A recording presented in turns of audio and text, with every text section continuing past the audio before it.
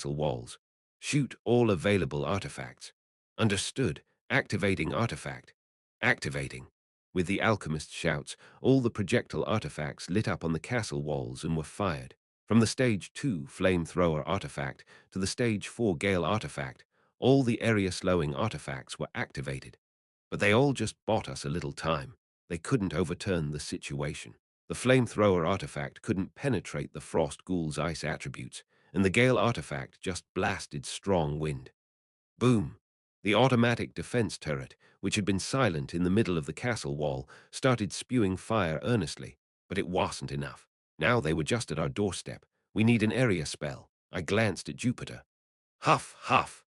Jupiter, who had been overexerted from the lightning spell, was trying to regain her breath with a pale face. Even though she looked fine, rapid firing was too much. I looked at the other side. I guess Yow'll have to step in, Junior. Junior, who had been standing by quietly, gave a fox-like smile. I thought it was about time for my turn, Your Majesty. Are you okay? Junior has an important role in the Great Vampire War. Would she be okay managing her condition if she used her strength now? All of the area mages are sick. Despite my worries, Junior just chuckled. There is no problem. Rather, I think I should warm up in advance so I can move properly later. I was about to ask you to let me go first. All right, understood. Then it happened. Your Majesty, Jupiter, who had noticed something, approached me hurriedly and opened her mouth. I was the one assigned to be the area attacker in this killing field. Why? You should recover, Jupiter. There's still a long battle ahead. But, Burnout, how much time till the next volley? I disregarded the outcry from the wounded veteran, turning to question the Shadow Squad instead.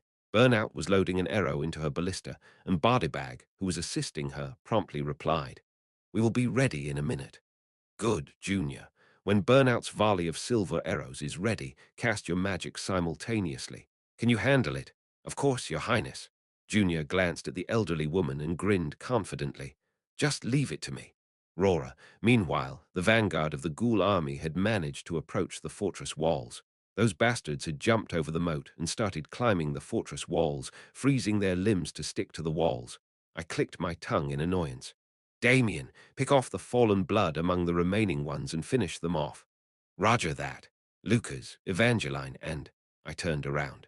Throughout the battle, 5 eager newcomers had been standing by, their eyes sparkling with anticipation. Dian Mercenary Group. What was so enjoyable about this hellish frontline? When I called them, broad smiles spread across the faces of the Dian Mercenary Group. It's a melee battle. Keep them from climbing up. It's finally our turn. We've been waiting for this. Well, teach these monster brats a lesson, I responded coldly. Stay cool-headed, focus on defending. Don't get hurt being overzealous. Deal with them systematically and take it slow. Understood? Roger that. Well, they sure knew how to answer. The greenhorn brats. The lead ghouls of the enemy squad began to climb the walls one by one. Heave-ho! Charge! Lucas and Evangeline rushed in first, knocking them back. 1, 2, 3. 1, 2, 3. The Dian mercenary group also diligently began pushing back the climbing ghouls one by one. Preparation for firing is complete. A heavy minute had passed, and just as the ghouls began swarming up the walls, the signal came. I immediately shouted, "Fire!" Instantly, Burnout's finger pulled the trigger. Thwack! Hundreds of silver arrows shot into the void, striking the heart of the ghoul army in the next moment. Boom! Simultaneously, Junior's hands began to gather magical elements. One was of water attribute, and the other was lightning. "I'll show you." Junior smiled at the stiffly frozen elderly woman. "How I wield the lightning." The water and lightning magic spheres gathered at Junior's fingertips disappeared. Whoosh! Immediately afterwards, a downpour fell from the sky. The ghouls, reeling from the barrage of silver arrows and the explosion, looked up at the sky in unison, perplexed. Rumble, and then flash. Above the heads of the drenched ghouls, a tremendously large bolt of lightning struck down. Chapter 135, the ghouls were annihilated all at once. They had fallen victim to a devastating combo of water and electric attributes. Those who fell like trash could not rise again. Heh. Junior grinned as if she had won a trophy. She was still dripping with sweat, but she had done a terrific job. This was the true potential of an elementalist who could wield multiple attributes simultaneously. Although not as powerful as a single attribute mage in their respective field, she could amplify her power by utilizing multiple attributes. In layman's terms, she could create her own combos, and it was awesome. Jupiter mumbled softly as she stared blankly at her granddaughter's feet. Well done. Ha! Junior looked at her grandmother, surprised. You just said. Cough, cough. Jupiter turned her head away, pretending to cough. Junior's eyes widened in surprise, and I could not help but chuckle. All you mages over there, save the family drama for later and focus on the defense. This was far from over. Gia-ra-ra-ra, ga, as if on cue, ghouls and fallen blood surged over the fortress walls. The ghouls that had charged the plains were taken down by the silver arrow plus water lightning combo just moments ago. But the ones climbing over the walls had been out of the magic attack range, and thus remained unharmed. Twilight Brigade, I called out to those behind me. The 300 archers who had been on standby simultaneously responded with yes and brandished their weapons. Of the regular soldiers, only 300 of the Twilight Brigade were arranged for melee combat, and the rest were positioned for ranged attacks. Ideally, I would not want to send regular soldiers into melee combat. If our soldiers die against the Blood Clan army, they steal our lives, and they use it to restore their own. In battles, regular soldiers have a much higher mortality rate than hero characters. Sending them into battle would inevitably result in casualties. That's why I wanted to conduct the melee combat using only hero characters. That's the pragmatic reason. To be honest, I didn't want to see anyone else die. Perhaps it was because we had too few casualties in the previous stages. I had become a cowardly commander who feared the death of his subordinates. However, I understand. There can't be a battlefront without sacrifice. Therefore, bring them down. I issued an attack command to them. Whoa! As if they were waiting for the order, the Twilight Brigade ran towards the end of the wall, screaming. Lucas and Evangeline, the Dian mercenary group, and the Twilight Brigade. The members of the melee combat group swung their weapons against the fallen blood and flung the ghouls back over the wall. The corpses of these creatures piled up like mountains below the walls. They stacked up gruesomely, almost reaching half the height of the walls. We've almost wiped out the fallen blood and the ghouls.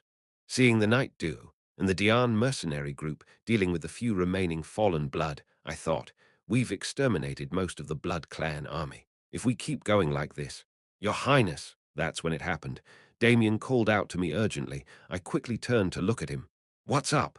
Look, Damien pointed at the southern plain, his face pale, and shouted, The Lord, he's moving. I clenched my teeth and looked in that direction. 7 vampires dressed in splendid armor and robes. Lord Celendian sitting alone on a magic chariot floating in the air. 2 vampire generals in maid and butler outfits standing side by side on the chariot. In total, 10 vampires were now finally beginning their march. I don't understand at all. I couldn't help but grimace inwardly. It's the rule of the game that they come one after another. But this is going too far. They hadn't moved an inch while the ghouls and even the fallen blood were annihilated. Now that 99% of their entire army had been killed, they were slowly crawling out. It was like this in the game, too. The Blood Clan army always behaved like this. Only after the fallen blood and the ghouls were completely destroyed on the battlefield did the vampires, who could be called the command center, belatedly move. Whether this foolish behavior was a show of confidence that they could win or something else, well, we can ask them when we cross swords. With a grim smile, I raised my hand high. If only those damned mosquitoes would come close enough for me to hit with my sword, I thrust my hand forward. Fire, yes, fire, let loose. Boom, crash, the cannons belched flame in unison. Dozens of shells precisely rained down on those vampiric bastards. Thanks to our previous experiences and training, our artillery's accuracy was top-notch. However, accuracy was not the issue with these vampire bastards. Swoosh! A vampire in a maid's outfit leapt up, kicking off the ground. In her hand was an axe that looked larger than her own body. Screech! Along with a deafening tinnitus, the maid vampire swung her axe toward the bombardment. Then, kaboom! As if she hit something in midair, the shells exploded prematurely. I widened my eyes in disbelief. She created a gust of wind by swinging her axe, deflecting our artillery fire. This was a baffling display of might. I gritted my teeth, looking at the vampire maid. I obviously knew who she was.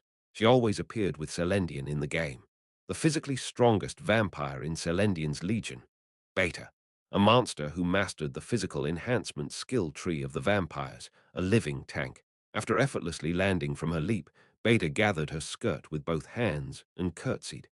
Celendian looked on this spectacle as if watching a child's antics, a satisfied smile on her face. Those goddamned. I gritted my teeth and turned around. Burnout, are you ready to fire? The initial artillery salvo was nothing more than a courtesy gesture. We knew they wouldn't take the bait, but this is different. Let's see how they react to our silver arrow volley. To my call, Bodybag, who had been helping Burnout load the cannon, quickly responded. Loading complete. We're ready to fire. The last 10 canisters of silver arrows. The rate at which we consumed arrows was truly absurd. But I never had any intention of sparing them. I shouted. Fire full power, Burnout.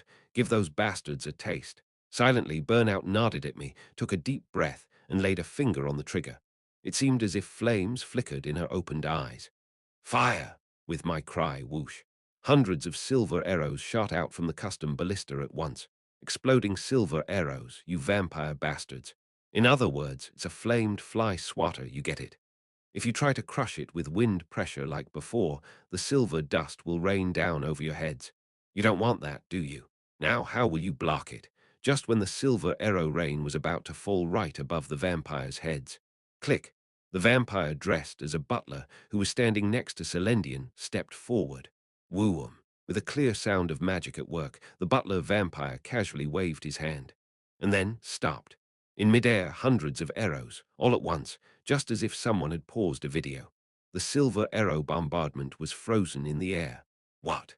In the face of this preposterous, truly magical sight, I was momentarily stunned. Swoosh, when the butler vampire swung his hand again, the frozen arrows in midair turned 180 degrees backward. And then they were launched. Thud, thud, thud, thud, eek, backward. The arrows were fired toward us, specifically toward Burnout the archer. What? This unexpected situation had me buffering for a moment. It was when the arrows were almost upon us that I finally regained my senses and cried out. It's exploding arrows. Everyone, shields up. And then the rain of silver arrows descended upon us. Kaboom, boom, boom, boom, my lord. Lucas, who had rushed to me in an instant, raised his sword in front of me in defense. Evangeline, who had also rushed over, put up her shield and protected the mages and archers around us. Boom, boom, boom. Arg, no. The falling silver arrows caused explosions all around. Soldiers caught in the blasts screamed in pain. After a while, the silver arrow bombardment finally ended. Those goddamn. Amidst the rising smoke and flames, I glared at the vampire dressed as a butler who had caused all this. The most powerful blood magician in Celendian's legion. Alpha, a damn monster who mastered the blood magic skill tree. No, but even though I would use my skills lavishly in the game, I certainly didn't do stuff like reflecting these arrows. Reality indeed makes magic application quite tasty. Vampire general entities, Alpha and Beta, one with power, one with magic. Not only did they block our bombardment, but they even threw it back at us. Each one of these bastards is just like a boss-tier entity. Gritting my teeth at their absurd power, I asked Lucas, what's the damage situation? We're assessing it now. However, it's not too extensive. Huh, why? I scanned the fortress walls. There were quite a few casualties, and several cannons and ballistas were torched, but the damage from the silver arrow bombardment was less severe than expected. And there was a reason for that. Ah, the situation was so urgent. I just activated it to see. SR-grade defensive artifact, anti-missile barrier. One of the best defensive artifacts for localized battles, slowing enemy projectiles and reducing their damage. Next to that artifact stood Lily, with a flustered expression on her face. In her urgency to return the enemy's arrows, Lily had hastily activated the artifact. Did I make a mistake, Your Majesty? I shook my head fiercely, giving a thumbs up. You did great, Lily. If that alpha bastard had spread the arrow reflection across our entire fortress, the damage would have been uncontrollable. Thanks to them attacking us at pinpoint locations, we were able to mitigate the damage with the artifact. Of course, that didn't mean there were no casualties. Gah, ugh. The custom ballista of Burnout, who was the focus of the enemy's concentrated fire, was completely destroyed, and Burnout herself was not unscathed. Godhand was pulling out an arrow lodged in Burnout with a stern face. I'll send the injured to the rear. At Godhand's words, I nodded and shouted out, Margarita. At my call, Saintess Margarita and her party members rushed over. Yes, Your Majesty. Escort the wounded and heal them, especially focus on treating this archer friend. She may need to return to the front line. Nodding her head, Margarita gathered a white magic power in her hands and spread it out around her. As the area healing magic spread out, relief washed over the faces of the soldiers who had suffered minor injuries. Bring the wounded this way. Those who can help, please assist. Immediately after casting the area magic, Margarita started helping the heavily injured soldiers to the rear of the wall. Watching the scene of Burnout and the soldiers being escorted one by one, I turned my eyes south again. Thump, thump, thump. The vampire bastards were approaching. walking leisurely as if they were taking a stroll on a spring day. Chapter 136. The shattered remains of ghouls were strewn across the field like weeds. Everywhere on the land swept by the bombardment, fires were ignited, spewing thick smoke up into the air. On the road of this scorched battlefield, 10 vampires were leisurely walking as if they were out for a stroll. They were still distant, but clearly visible to the naked eye. They were laughing. These monstrous bastards, walking through the corpses of our allies scattered in all directions, were laughing. I had learned that normal shelling and sniping were meaningless to them, so I didn't give the order to shoot. The vampires quickly approached. When they were close enough for our voices to reach each other, I shouted, "May I ask you something, Vampire King?" Then all the vampires stopped at once. Seated on the palanquin, looking up at me, Selendian smiled faintly. His innocent, boy-like face emanated the scent of blood. "Ask away, Ash. Why did you send your ghouls first to die?" At my words, Selendian tilted his head. "I don't understand what you're saying. I'm asking why you vampires just watched from behind while your ghouls and fallen blood minions were annihilated. Even though Selendian and Alpha Beta were the bosses, wasn't it worthwhile to send ordinary vampires mixed into the waves? I couldn't understand this tactic from a strategic point of view. But you're speaking strangely, human." His answer to my question was truly unexpected. "Do you dine with your pets?" "What? What the hell does that mean?" "The ghouls and minions that died earlier are, to us vampires, they're like hunting dogs we raise," Selendian calmly explained. "Of course, we cherish and love them, even to the extent of giving up our own lives for them. They are my loyal and brave army, fighting the enemy alongside us. But they are dogs. You wouldn't dine at the same table with them, would you?" Snap. My teeth clenched together. "You're dining.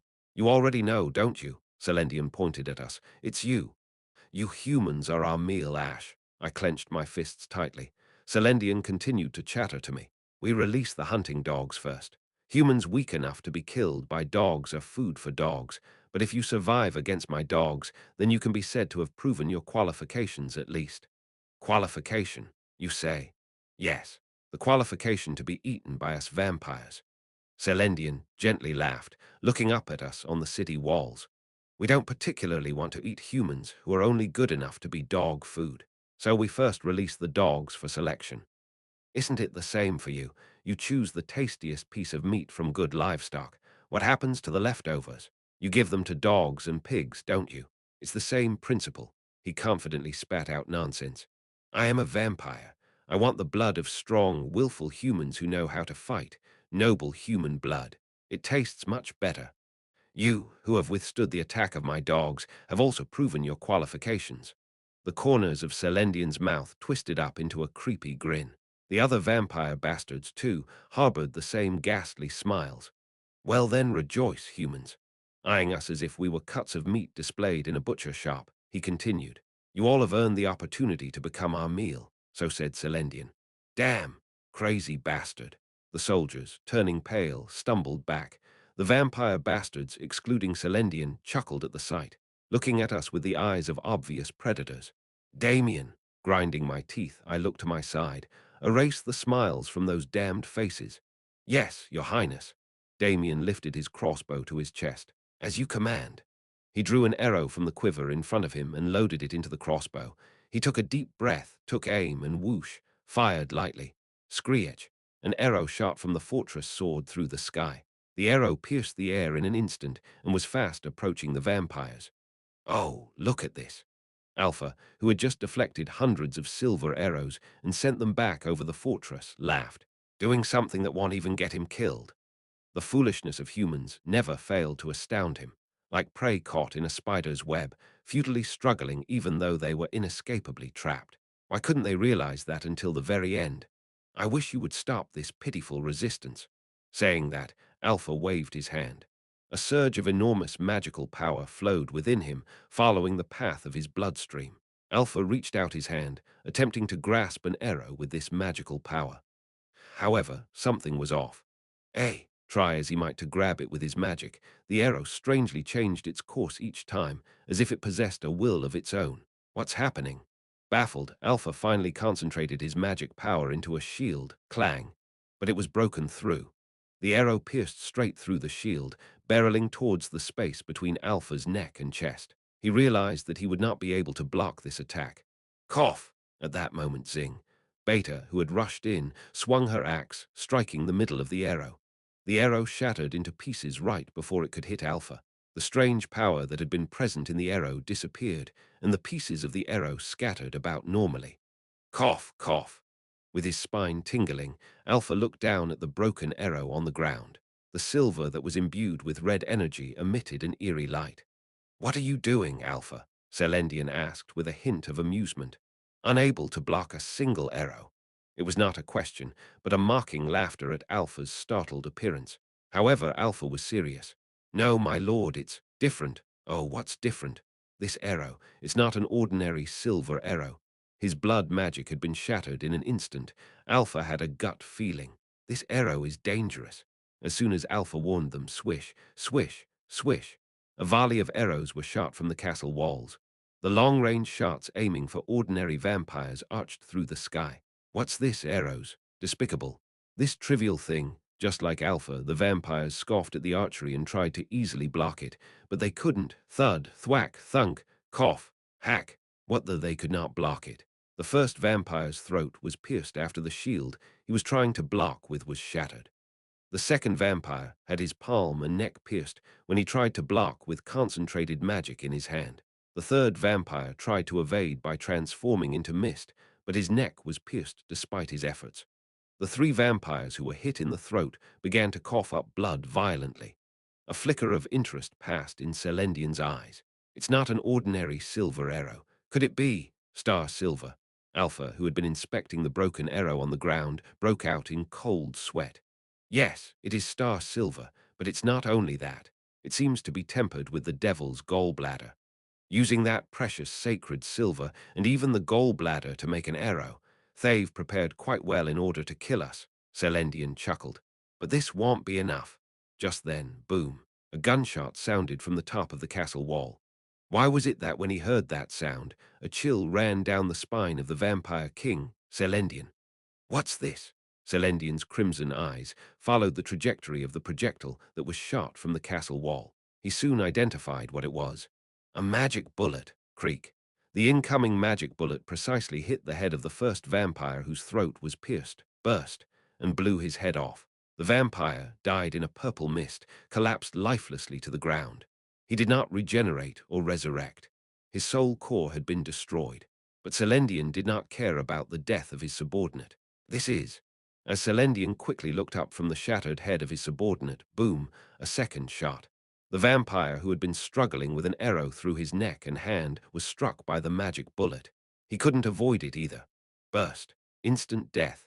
Watching the head of his subordinate explode, Selendian laughed. "This magic bullet." Boom. A third shot.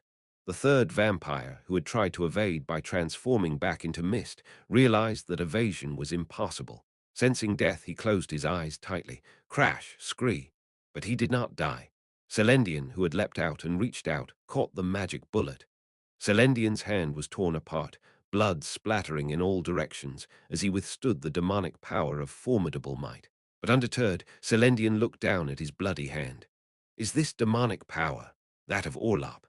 If so, the magic gun that had fired this demonic power must have been cast with the Orlop's magic core.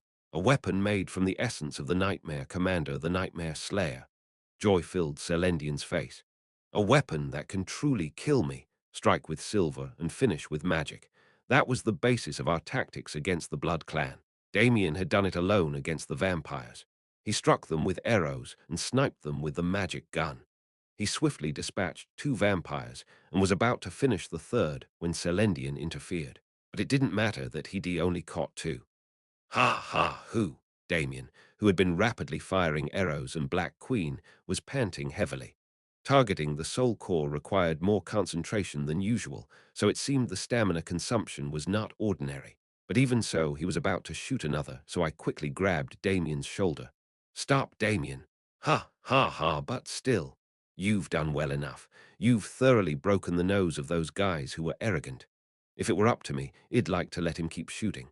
But Selendian had already started blocking. Shooting more would be a waste of ammunition and stamina. "Rest a bit and recover. We still have things to do." "Okay." Damien leaned against the wall and began to catch his breath. I looked to the south. As our attack stopped, the vampires began to advance again. Leaving behind the bodies of their fallen comrades, they still moved with light steps. They were really close now, close enough to see the wrinkles on their faces. And Selendian was laughing. Ha ha ha ha ha ha, fight humans, prove your worth, with an even more vicious smile than before, as if he was ecstatic. Whether Yao'll become the prey of livestock, the meal of us vampires, or whether Yao'll kill me and survive. Ha, it's about fighting. Keep fighting. Chapter 137. Then, my lord. The castle walls were close enough. Deciding this, Alpha bent his waist to Selendian. I will pave a path over their castle walls. Do so. Selendian nodded with a smile. Go forth, Alpha. Beta. Yes, my lord. Alpha once again deeply bowed, and Beta also quietly held her hand to her chest in salute. Then the two vampire generals turned around, whoosh. Like bullets, they began to charge towards the castle walls. At the forefront was Beta, with her maid frills and skirt fluttering like a cloak, and her giant axe in the water waving like a feather from side to side. Beta sprinted. Whoosh, whoosh. A few archers on the castle walls used their skills to fire silver arrows, but thump, thump, thump. Useless. As she swung her axe like a fan, the swarm of silver arrows shattered in the air like chaff. Like I would be affected by these pitiful attacks. A smirk slid across the lips of the vampire with the face of a maid lady. If you're going to shoot, bring something at least like the holy arrow that sniper shot earlier. But that sniper from a moment ago was no longer in sight on the front lines. Then there would be no more formidable attacks. All that was left was to take down the castle walls. Thump, thump, thump. Beta reached the bottom of the castle walls in an instant and squatted down, feet together on the ground. Thud, thump. Beta's slender thighs and calves transformed in an instant into muscular forms, swelling as if they would burst. Whoosh.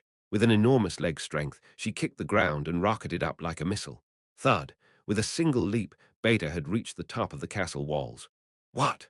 No way. The humans on the castle walls spat out their words as they met her gaze, their faces turning pale. Now sharing an eye level with the monster, all sorts of emotions that had not been apparent before began to surface from the humans. Disbelief, surprise, horror, and fear, a primal fear of death. Ah, Beta stroked her neck with her left hand. The pale neck where a long scar was etched horizontally. If only my neck was intact, I could have taunted you. The joy of tormenting humans lay in the blood sucked dry and the bone marrow extracted. It would also be in mocking the trembling humans in fear and tasting the tears shed when they begged for their lives. Sadly, Beta had lost her language when she was beheaded in the distant past. But this is enough for now. Beta smiled with her red lips. The war had only just begun. There would be plenty of time to taste the blood and bone marrow of humans and their tears. So now, it was time to be faithful to the task at hand. Beta swung her axe overhead. The deafening noise was sharp enough to tear the eardrums. In the next moment, the axe was buried in the castle wall rumble. A huge vibration erupted, followed by a cloud of dust. The entire castle wall shook with a formidable force. Ugh!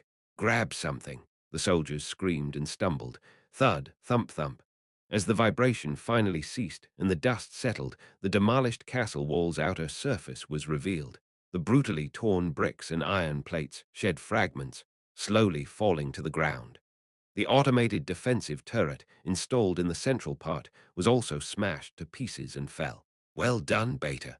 At the same time, Alpha, a vampire butler who had reached the bottom of the castle walls, grinned. Now it's my turn. Alpha waved his hands vigorously, as if conducting an orchestra. Crack, crackle. The corpses of the frost ghoul piled up to form a hill below the castle walls began to freeze all at once. Not only that, the corpses scattered around began to gather layer by layer, forming a path, from the castle walls down below to the center of the castle walls, wide open from Beta's axe. Alpha gingerly climbed up the path made of frozen ghouls. The soldiers watching from the castle walls opened their mouths wide. He's making a path, with corpses. In an instant, a path of ice and corpses connecting from the bottom to the top of the castle walls was completed. Alpha, who reached the top of the castle walls, looked around at the humans and grinned. Move aside, vermin, he said coldly. The king is on his way. And so it was. Thud, thud, thud. Accompanied by 5 ordinary vampires, Selendian, seated in a palanquin, stood in front of the path of ice and corpses. "Beautiful, my domineering one."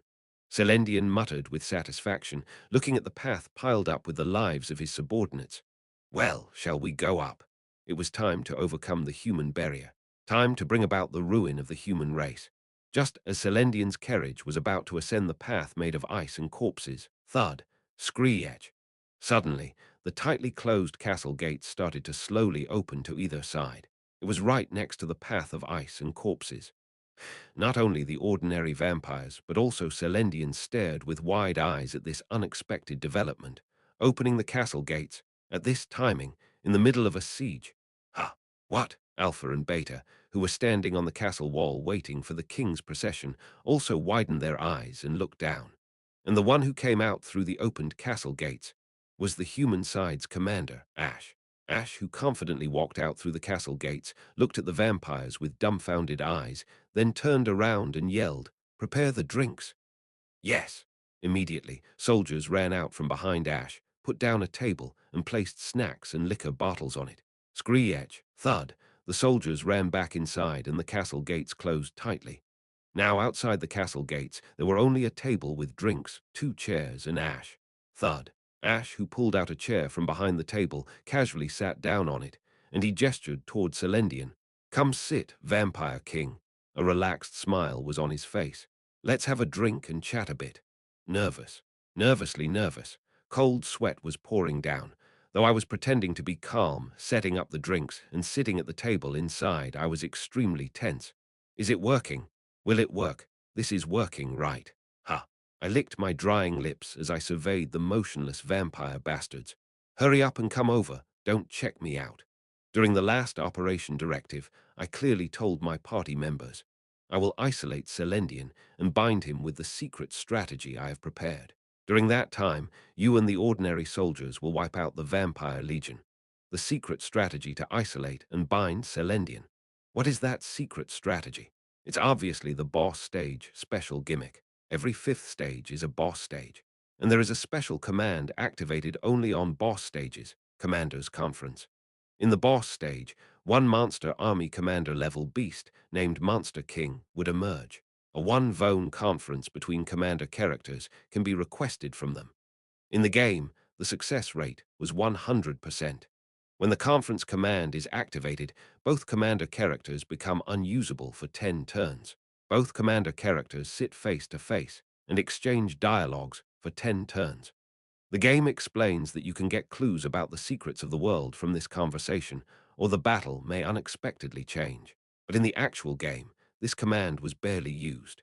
After all, on our side in the game, the commander character was Lucas. Even if there's an effect of binding the enemy boss for 10 turns, our side also loses an SSR grade knight character from the front line. That void is immense. So it was treated as a non-existent gimmick. But now I am the commander.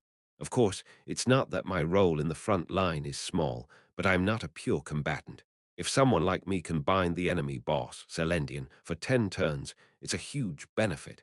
In the game, 1 turn is about 3 minutes in reality. So 10 turns are 30 minutes. It can keep the Vampire King away from the front line for 30 minutes.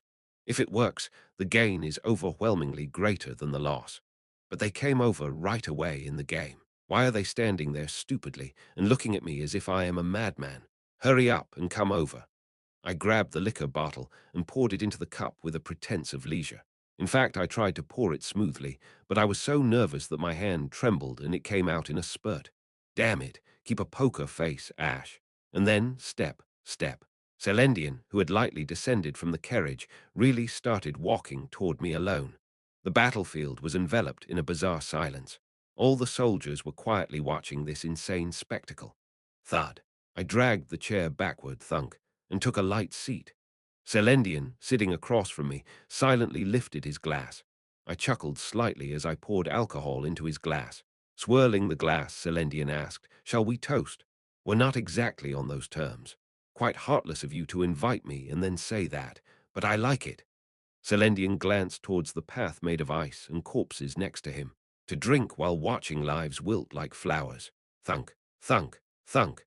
The remaining vampires began to march up the path. Watching his subordinates advance, Selendian lifted his glass to his lips. It has quite a mood. I agree. I too snorted and lifted my glass to my lips. There's nothing as delicious as drinking while watching your monstrous underlings dying. Who? With a smug smile, Selendian turned towards me. You seem to trust your army quite a bit. Of course, that's why I'm sitting here drinking, right? My subordinates can easily turn your monster underlings into blood puddles even without me. Shall we make a bet? What kind of bet? Isn't it obvious? By the time this bottle is empty, who will be the victor atop that castle wall? That's the bet. I frowned. What's the stake? If you win, I'll spare you. Selendian didn't lose his smile, and let you watch until the last moment as humanity is annihilated. So what's that? Even if his subordinates are annihilated, he's confident he can destroy the world alone. Is that what he just implied? Taken aback, I glared at him for a while, then asked slowly, "And if you win, can't we take our time deciding that? After all, we'll have plenty of time." I pointed my index finger at Selendian, who was savoring the aroma of the wine in his mouth. "Let's see how long that nonchalant attitude of yours lasts." Selendian, filled with sincerity and hope, I shouted, "My subordinates are strong, strong enough to kill all of your subordinates and even pluck your feathers." "So weak," one of the vampires carelessly muttered. In his hand was a severed human neck. It was Diane's neck. Whoosh, clank, roll. The casually tossed neck rolled on the castle wall, splattering blood. Licking the blood off his hands, the vampire grumbled discontentedly. Tasteless. Chapter 138, Protect the Empire, is a brutal game. Not only because one couldn't undo their mistakes, but also because it assigned ranks to humans. Rankings. They classified a human's worth as SSRSRRN. The resources of this game are limited. Equipment, items, experience points, they are unequivocally finite. To clear the game, one must distribute them efficiently. Ultimately, higher-ranking characters possessing superior talents get the concentration of resources. They receive the best equipment, gain priority in item acquisition, and scoop up the experience points. A disparity is created. Between higher-ranking and lower-ranking characters, an unbridgeable gap forms. The difference in talent is real. It's an indisputable fact. However, what makes this difference crucial is, ultimately, the player's choice. While high-ranking characters become the protagonists on stage, hailed as the world's saviors, the majority of the low-rankers, particularly the lowest-ranking N-rank characters, are used and discarded as meat shields, cannon fodder, bullet sponges, without even a decent opportunity. They exit to the backstage from the shadows lonely, after death, injury, or in even worse states. That is but one facet of the countless brutalities this game possesses. Therefore, N-rank must prove themselves. They get only one chance. High-ranking characters may fail repeatedly and still receive opportunities, but such favors do not extend to N-ranks. The moment they are thrown onto the battlefield, they must seize that first and last chance. Their usefulness, their value, their worth of life, they must show it. They have to show the whole world that they are not just meat shields, cannon fodder, or bullet sponges, to move out of the shadows and into the light, because everyone wants to be in the spotlight. Everyone wants to be the protagonist. Everyone harbors such dreams while living. In the grand battle against vampires, the number of humans is meaningless. Rather, they simply become the means for the monsters to replenish their health. It's better to face them with a small, elite group rather than general soldiers.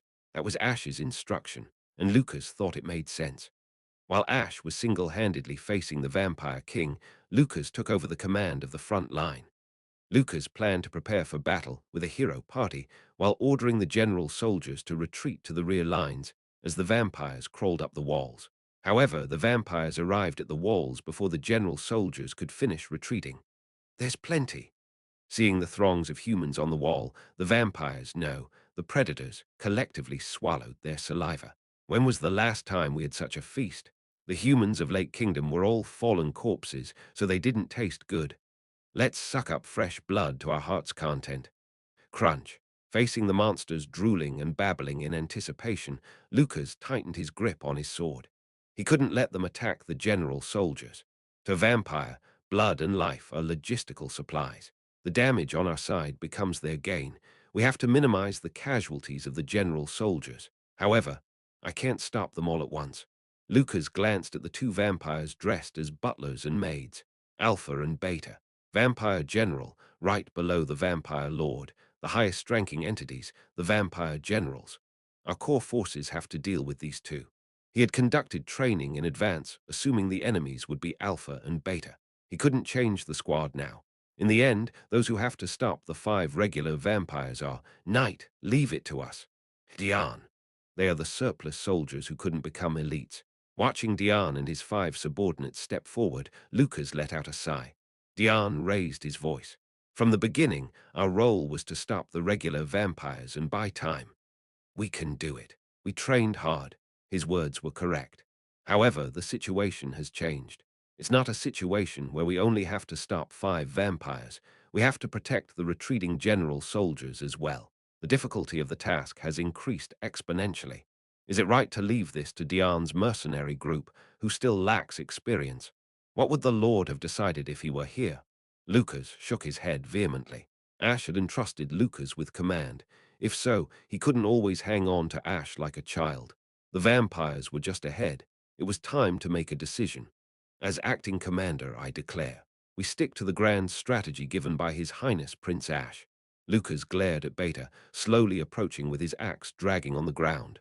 First, ill deal with that monster maid. Next to him, Alpha was following along, casting blood magic. Evangeline, you hold off that butler blood magician. Just leave it to me, Evangeline, who clutched her shield, gave a small smile. Guardhand, Bodybag, assist us. Guardhand and Bodybag simply nodded with stern faces. Jupiter, Junior, Damien, Old Girl, Skull, you're the attack team. Choose and attack the optimal target on the fly. The 2 wizards and 3 snipers were grouped as the attack team.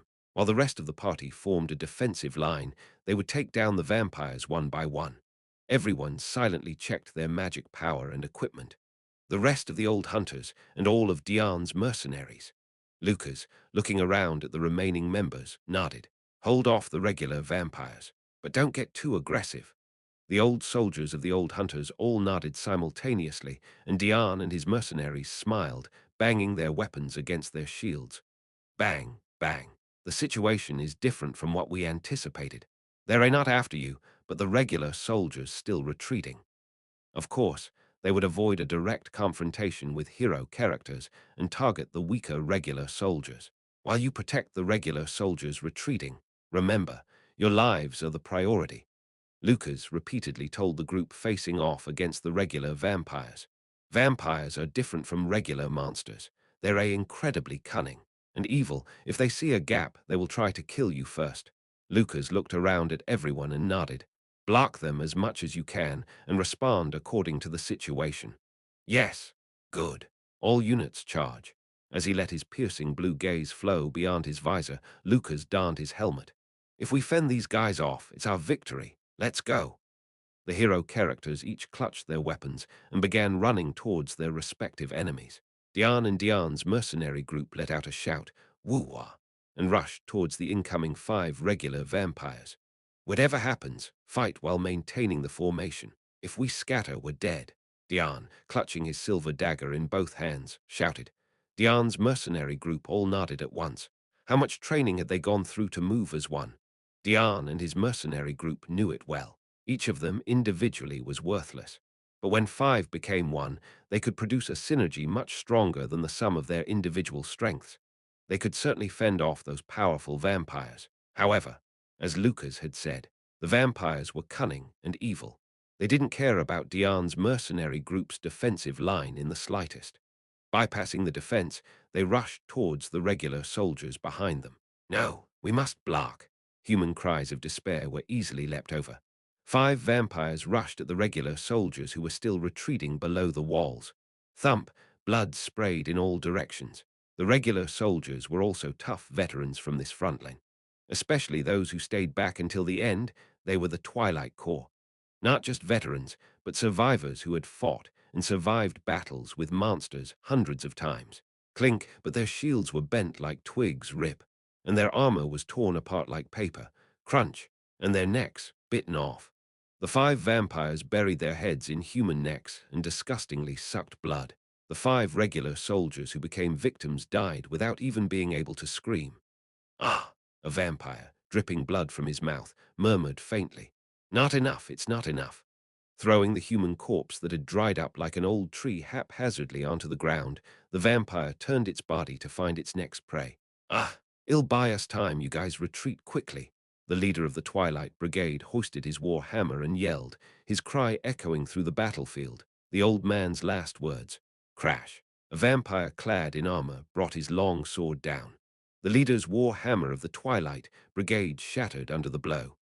Not just that, from shoulder to waist was sliced in a diagonal sweep. Cough, hack, for the old soldier who joined at stage 2 and had directed the regular troops through 4 defenses, his end was both hollow and cruel. His severed body fell backward. The vampire that killed the old soldier bent down and greedily swallowed the fresh blood. Damn you! These damn monsters dare to. Our captain. Seeing this, the other old soldiers of the Twilight Brigade's eyes flared in rage. Soldiers who were retreating simultaneously drew their weapons and turned back. This is not the time. Retreat. We need to retreat. Damn it, you all! Dion yelled till his throat was raw. Retreat! But his cries fell on deaf ears. Enraged by their captain's death, the soldiers abandoned their retreat and rushed at the vampires. Of course, the old soldiers knew. They had been through countless battles and knew well there was no chance of winning if they charged the vampires. But in the face of their lifelong captain's death, to turn their eyes from death and run toward life, they were simply too old for that. And they had to pay the price. Thump, thud, thump. A massacre ensued. For decades, these old soldiers who had stained the walls of this place with monster blood now stained it with their own. In no time, the top of the wall turned into a field of corpses. Above it, the vampires held their feast. Blood, flesh, greedily swallowing and chewing, they indulged. This is. In front of the death of those they had been so close to just yesterday, even the cold-heartedness of Dion's mercenaries was evaporating. Hessen, the warrior who was in charge of the vanguard, was the first to lose his reason to rage. You damn, blood-sucking bastards. No, Hessen, if you go alone. Hessen kicked the ground and charged at the nearest vampire. Hold the line. Keep calm, damn it, Hessen. Dion reached out to grab the back of Hessen's head, but it was too late. Ah! With his silver sword in hand, Hessen charged forward and brought his sword down on the vampire before him. Hessen's level was 25. He had cut down countless monsters in that dungeon which was akin to hell. Perhaps he was confident deep down. No matter if the enemy was a vampire, he believed he could at least land one hit. Clang! But his sword struck not the vampire, but the empty ground. Ha! As a puzzled Hessen lifted his head. The vampires surrounded him as though they had been waiting for him. Yes, no other expression would have been more accurate. They surrounded him, waiting for him to charge out, and then they grinned, revealing their sharp, blood-stained fangs. Damn shit! Thump, thud. The swords and claws of the vampires pierced through the gaps in Hessen's armor. Coughing blood from his mouth, Hessen turned his head to Dion and his comrades with great difficulty, murmuring weakly, I'm sorry, guys.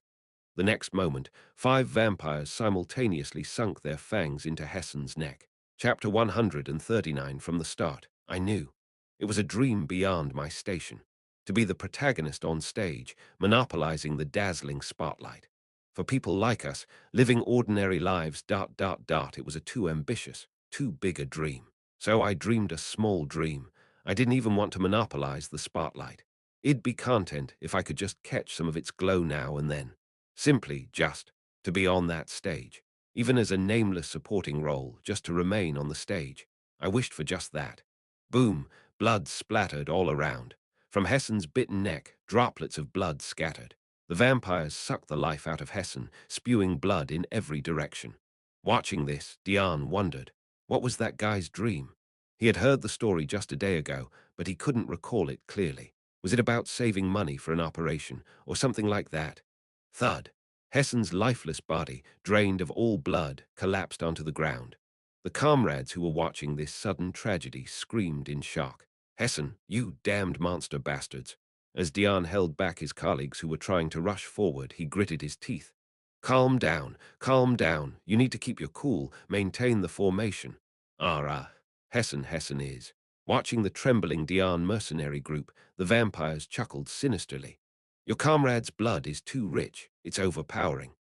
A vampire, wiping the blood-stained corner of his mouth with his hand, flashed a dreadful smile. I prefer something lighter. This one really spoiled my taste. The vampire spat blood-mixed saliva onto Hessen's corpse. Seeing this, the last thread of sanity broke. We will kill these bastards. Whoosh. The party's star, thief Ayla, leaped forward. Ayla, no, damn it. An exasperated Diane eventually gave the attack order. We can't be divided anymore. We move together. I've been waiting for that, Diane. Let's make these mosquito bastards pay for killing Hessen. Whoosh. All four members of the Diane mercenary group charged forward in unison.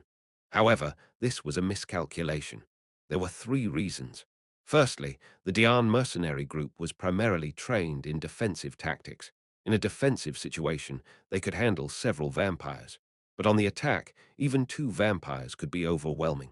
Secondly, until now, the Diane mercenary group consisted of 5 members. With a stable composition of 3 tanks and 2 dealers, their synergies could face any enemy. But now, 1 tank was missing. There was a world of difference between 5 and 4. Lastly, the dealer Ayla was not in the backline but at the very front. These small factors combined and created a chain reaction. Thunk, boom, thud, in a pathetic and horrifying manner. The Diane mercenary group met their annihilation in an instant. Ayla, who had charged ahead first, stabbed her silver dagger into the enemy vampire's stomach.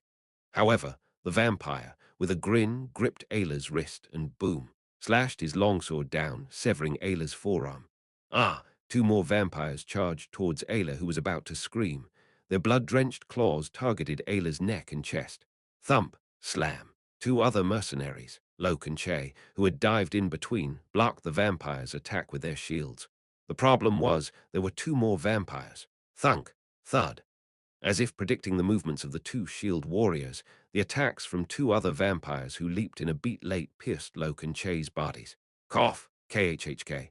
At the struggling pair, the other 2 vampires, whose attacks were blocked by their shields, raised their claws with a laugh. Humans must be so weary, being so sensitive about the life and death of their comrades. For us immortals, who live as long as our Lord does, it's hard to understand this. Ha-ha! The vampire's claws fell towards the 2 warriors' necks. The 2 shield warriors made a last-ditch attempt to swing their held silver swords in retaliation, but the counterattack was weak. Thunk! Thump! The 2 silver swords were lodged into the vampire's arms, but they, unfazed, swung their claws and decapitated the 2 warriors. Blood splattered in all directions. Loke, Che, no. Roaring in defiance, Diane charged forward, gritting his teeth. He was desperate to save even a barely alive Ayla. Vampires blocked his path, laughing at his efforts. Clink, clink, clink. Diane swung the silver daggers in his hands with reckless abandon. Their claws clashed with his daggers, and a fierce battle ensued in the blink of an eye. Even as the young leader of a small mercenary band and the leader of the party, Diane managed to stand his ground against the vampires with his agile swordplay. But that was it. The vampires, laughing, successfully parried Diane's attacks, and Diane was the first one to run out of stamina. Ha heck, ha heck. Stumbling back, Diane watched the vampires grinning as they grabbed Ayla by her hair and paraded her in front of him. If your comrade is so dear to you, well, give her back. Thump! In the next moment, a vampire's longsword pierced through Ayla's back, protruding from her abdomen. We didn't say we'd give her back alive, did we? Kicking the whimpering Ayla, the vampire sent her rolling towards Diane, covered in blood. Ayla, Diane rushed to her side. Sorry, Diane. Ayla, vomiting blood from her mouth and belly, looked at Diane with empty eyes. I did wrong, Sorry for running ahead. No, for pushing you to become a mercenary. What's the point of ambition in the end? My mistake. Diane gave a small nod, forcing a smile. No, tight. You didn't do anything wrong. Gripping the rapidly cooling hand of Ayla, Diane gritted his teeth. We didn't do anything wrong. Was their dream too lofty? The money to buy new gear for marriage, to send home, to raise a younger sibling, just to earn that. Was this modest dream, this petty wish, too much to ask for? No, it can't be. They had long given up on the dream of being the protagonist. They merely wished to remain on stage, even if as nameless supporting actors. This couldn't be too much to ask. We were born as humans. Diane, unable to let go of Ayla's lifeless hand, hung his head. We should be allowed to dream as long as we're alive. Childhood. The stars seen from the well were beautiful. But they were too high, too far, so they gave up. They turned their eyes towards a lower, closer light, a nearby flame that seemed within reach. But were they to be burned even by such a modest flame? Were not moths, were humans. Dian gritted his teeth, glaring at the vampires closing in on him. There's nothing wrong with dreaming. It was then.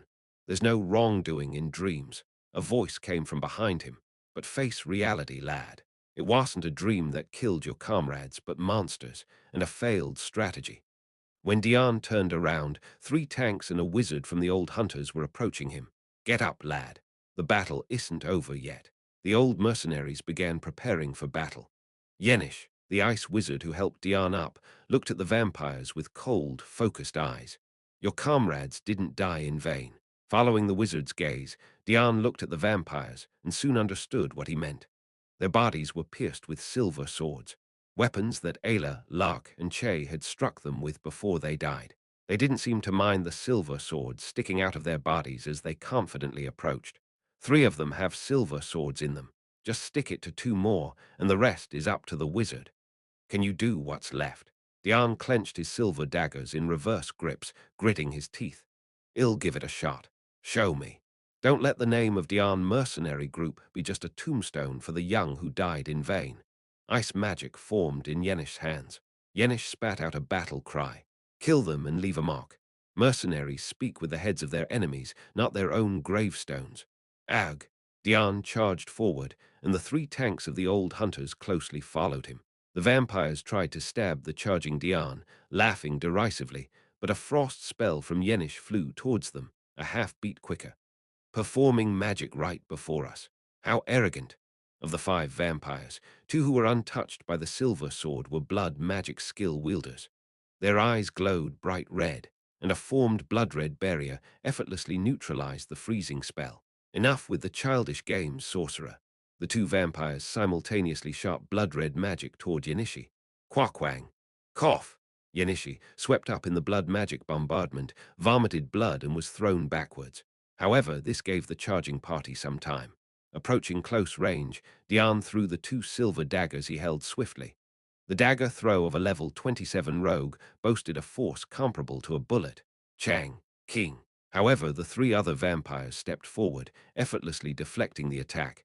Then they lunged their swords and claws toward Dian, whose hands were now empty. Puck, Tuhuk. The attack was intercepted by the tanks from the old hunters, who had charged out from behind Dian. However, the vampires' attacks were not ordinary, and the old hunter's tanks couldn't escape unscathed. A sword broke through a shield and pierced a shoulder, a claw caused an arm, and a side was penetrated. It doesn't matter. Dian's eyes bulged.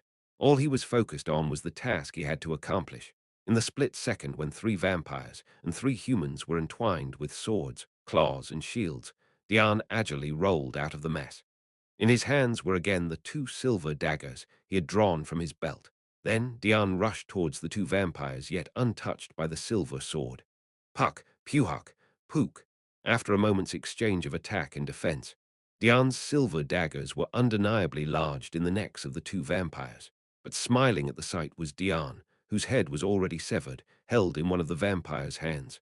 Having lost his head, Dian's body staggered a few more steps, then powerlessly collapsed onto the ground. Thud. Weak! The vampire indifferently gazed at Dian's head in his hand, then flippantly threw it away. Wish Chialpiak. Degura. Dian's head rolled across the top of the wall, splattering blood. Tasteless. The vampire grumbled discontentedly as he licked the blood smeared on his hand. Let's finish off the remaining bastards quickly and kill the humans inside the castle. That sounds good. I feel like eating until my belly bursts. The 5 vampires slowly advanced to finish off the old hunter's mercenaries who were still breathing. That's when it happened. Karung, Karung. Suddenly, the sound of thunder echoed. Dark clouds suddenly crowded the clear sky, and blue lightning began to flash. Chapter 140. The 5 vampires slowly approached the still-breathing mercenaries of old hunters, intending to finish them off. Heh heh heh. Yenishi, whose limbs were torn apart by blood magic bombardment, let out a chuckle at the approaching villains. The other downed tanks joined in the laughter, causing one of the vampires to scowl. Why are you laughing, human? Aren't you scared of death? Of course, dying is scary, but you mosquito bastards. Rumble, rumble, thunder echoed in the sky. Even the vampires were surprised by this and looked up at the sky. Yanishi burst into laughter. You should also fear lightning. Rumble. With a vicious thunderclap, a flash of light illuminated the area, and phew! At the far end of the rampart, the figure of an old mage was revealed in the light.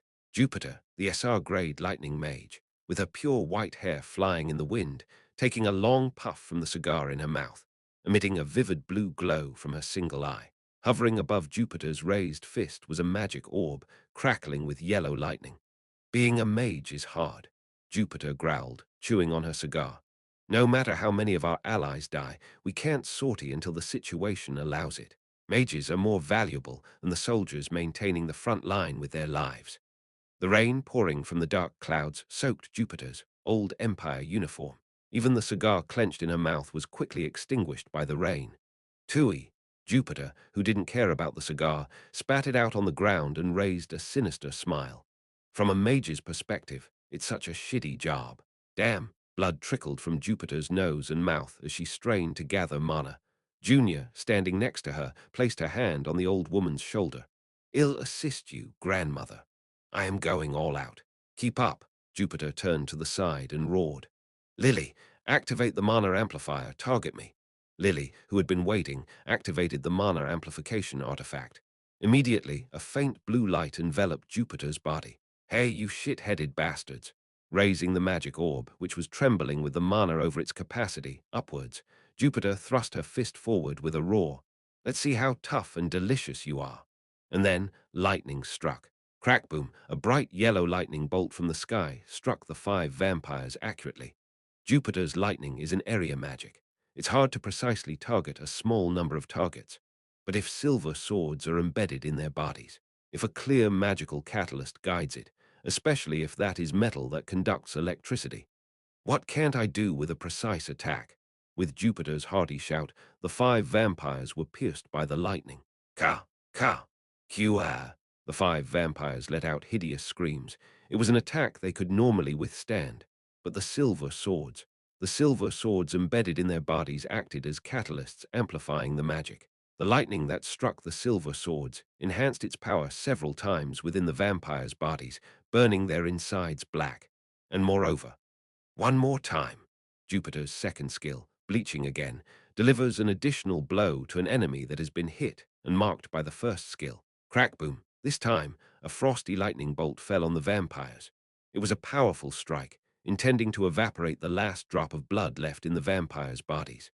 As a result, the vampires' normally unstable soul cores solidified and clearly appeared in places like their chests or heads, and the snipers didn't miss it. Got it. Damien, who had been waiting, fired his crossbow. Whiz, whiz, whiz, the flying arrows accurately penetrated the soul cores of 3 vampires. The 3 vampires, with their soul cores torn apart, instantly died without even letting out a decent scream. Ah, KHH. These little bastards. The remaining 2 vampires, quickly regenerating their bodies, tried to crawl out of the firing line. That's not going to happen. We've been waiting. Old Girl and Skull were already standing in their escape route. In their hands were the magic guns, the woodpecker and the Cerberus, lent by Damien. Ag, you insect-like bastards. Soon the Lord will. Rat-a-tat-a-tat. Bang, bang, bang. Skull and Old Girl rained down magical bullets towards the souls of those who were trying to babble on. The magic guns, difficult to handle without Damien's transcendent targeting ability, were the woodpecker and Cerberus. Their grades were low and their size small, enabling the 2 women to use them effortlessly. A moment later, as the hazy smoke cleared, 2 vampires, reduced to rags by the barrage of magical bullets, came into view. 5 ordinary vampires, their soul destruction confirmed. From afar, Damien confirmed the death of the 5 vampires, then looked at the bodies of their comrades and clenched his teeth. And the casualties on our side are. Enough, Damien, don't look anymore. Jupiter reached out and covered Damien's eyes. There's more work to be done. The deaths of our comrades are not for you to bear, so rest your eyes and join the battlefield over there. Yes. Damien obediently shut his mouth and turned to the side. Then, holding back tears, he slowly moved toward the side where the other party members were fighting the vampire general. Yes, the task of clearing The guilt of our fallen comrades is not yours to bear. Swallowing the bile that rose from within, Jupiter walked towards the mountain of fallen comrades' bodies. That's a job for old folks like me. Junior hurried over to Jupiter. Grandma, come here. I'll help you with the magic operation. Having just helped Jupiter with her magic operation, Junior understood Jupiter's physical condition and was filled with worry. But Jupiter vehemently shook her head. Don't worry about me, you should go. Move with Damien. But Grandma, your body is. These guys are just piranhas. The real monsters are there, and the battle is just beginning. Jupiter grabbed Junior's shoulder and gently pushed her back. And you are needed in that battle. Go now. Junior's hesitation was brief. See you later, Grandma. Nodding, Junior turned around and quickly ran towards the battlefield. Huff! Clutching her chest as it began to ache, Jupiter walked between the bodies of her comrades. Those who had fallen first had also been swept up in Jupiter's lightning and were burnt black. There seemed to be no survivors. The same was true for the old hunters, Jupiter's party. Yenishi. Looking down at her comrade, who had been battered by blood magic, Jupiter called out his name. Yenishi's limbs were torn apart. There was no way he could survive such an injury. With a pale face, Yenishi gave a feeble laugh. Don't look at me like that. You knew this would happen when you gathered us, Jupiter. The 4 mercenaries of the old hunters Jupiter had gathered were all individuals who bore grudges against the vampires. That's why they had answered Jupiter's call so quickly, at the news of facing vampires. I was glad to be able to take a shot at those vampire bastards one last time. Yenishi, who had been faintly smiling, slowly turned his head. But at the end of his gaze lay the brutally killed bodies of the Dian mercenary group. It's a bit regretful that these young folks died. Creaked quietly, Jupiter put a cigar in her mouth, lit it, and passed it to Yenishi. Yenishi, who had quietly sucked in the smoke, coughed and grunted. The Dian mercenary group, it's their achievement. They almost ruined everything, but in the end, they sacrificed their lives to do it. The credit for damaging these vampires belongs to them. What good is the credit when they're dead? The young people who were cheerfully laughing just a few minutes ago were now gone. Only cold, dismembered corpses remained. This front line will be able to advance a step further thanks to these kids' deaths. But what good is that? Jupiter covered her face with her gloved hand. To Jupiter, the death of the Dian mercenary group didn't just seem to belong to them. All the young people, and the death of her granddaughter that would inevitably come one day, they all overlapped. What's the point of all this achievement? All their dreams, ambitions, all disappeared for nothing. You shouldn't say such things, Jupiter. We're mercenaries, aren't we? Yenishi grumbled in a fading voice. In our hard-earned major, there's value. Isn't the life of moths like us, praying for meaning in the light we barely touched by burning our whole bodies? Yenishi could no longer draw on his cigar and coughed. Jupiter, who took the cigar from his mouth, tried to remain calm. May there be meaning in that death, in the death of those young ones, and in our death as well. The chuckling voice of Yenishi faded away. Our era, the era of the veterans, is coming to an end. Now it's a new era to be ushered in by those young ones. May there be light in their future, Yenishi murmured with his eyes closed. Young children, bloom your flowers. Soon after, Yenishi's breath stopped. Jupiter didn't agree with everything Yenishi said, but one thing he resonated with deeply. The era of the veterans was coming to an end.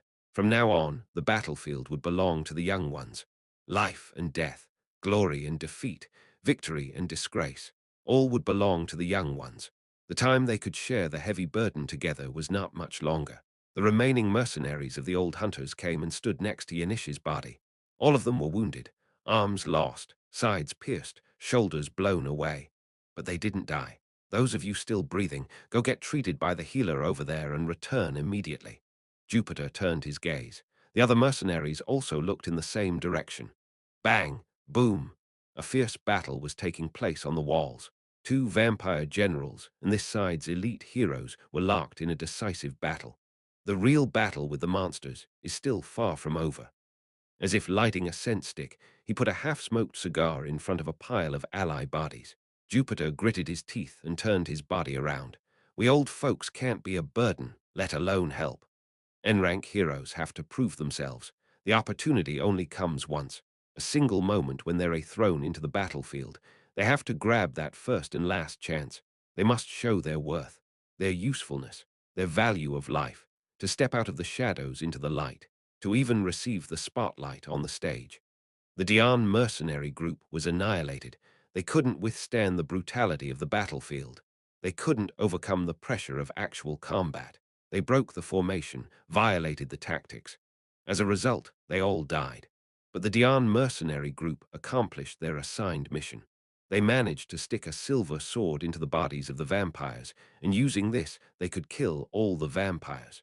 They got the opportunity and proved their usefulness, but they died in the end, and they could never get a second chance. The dreams they had harbored cooled down along with their cold corpses. I will never forget their names.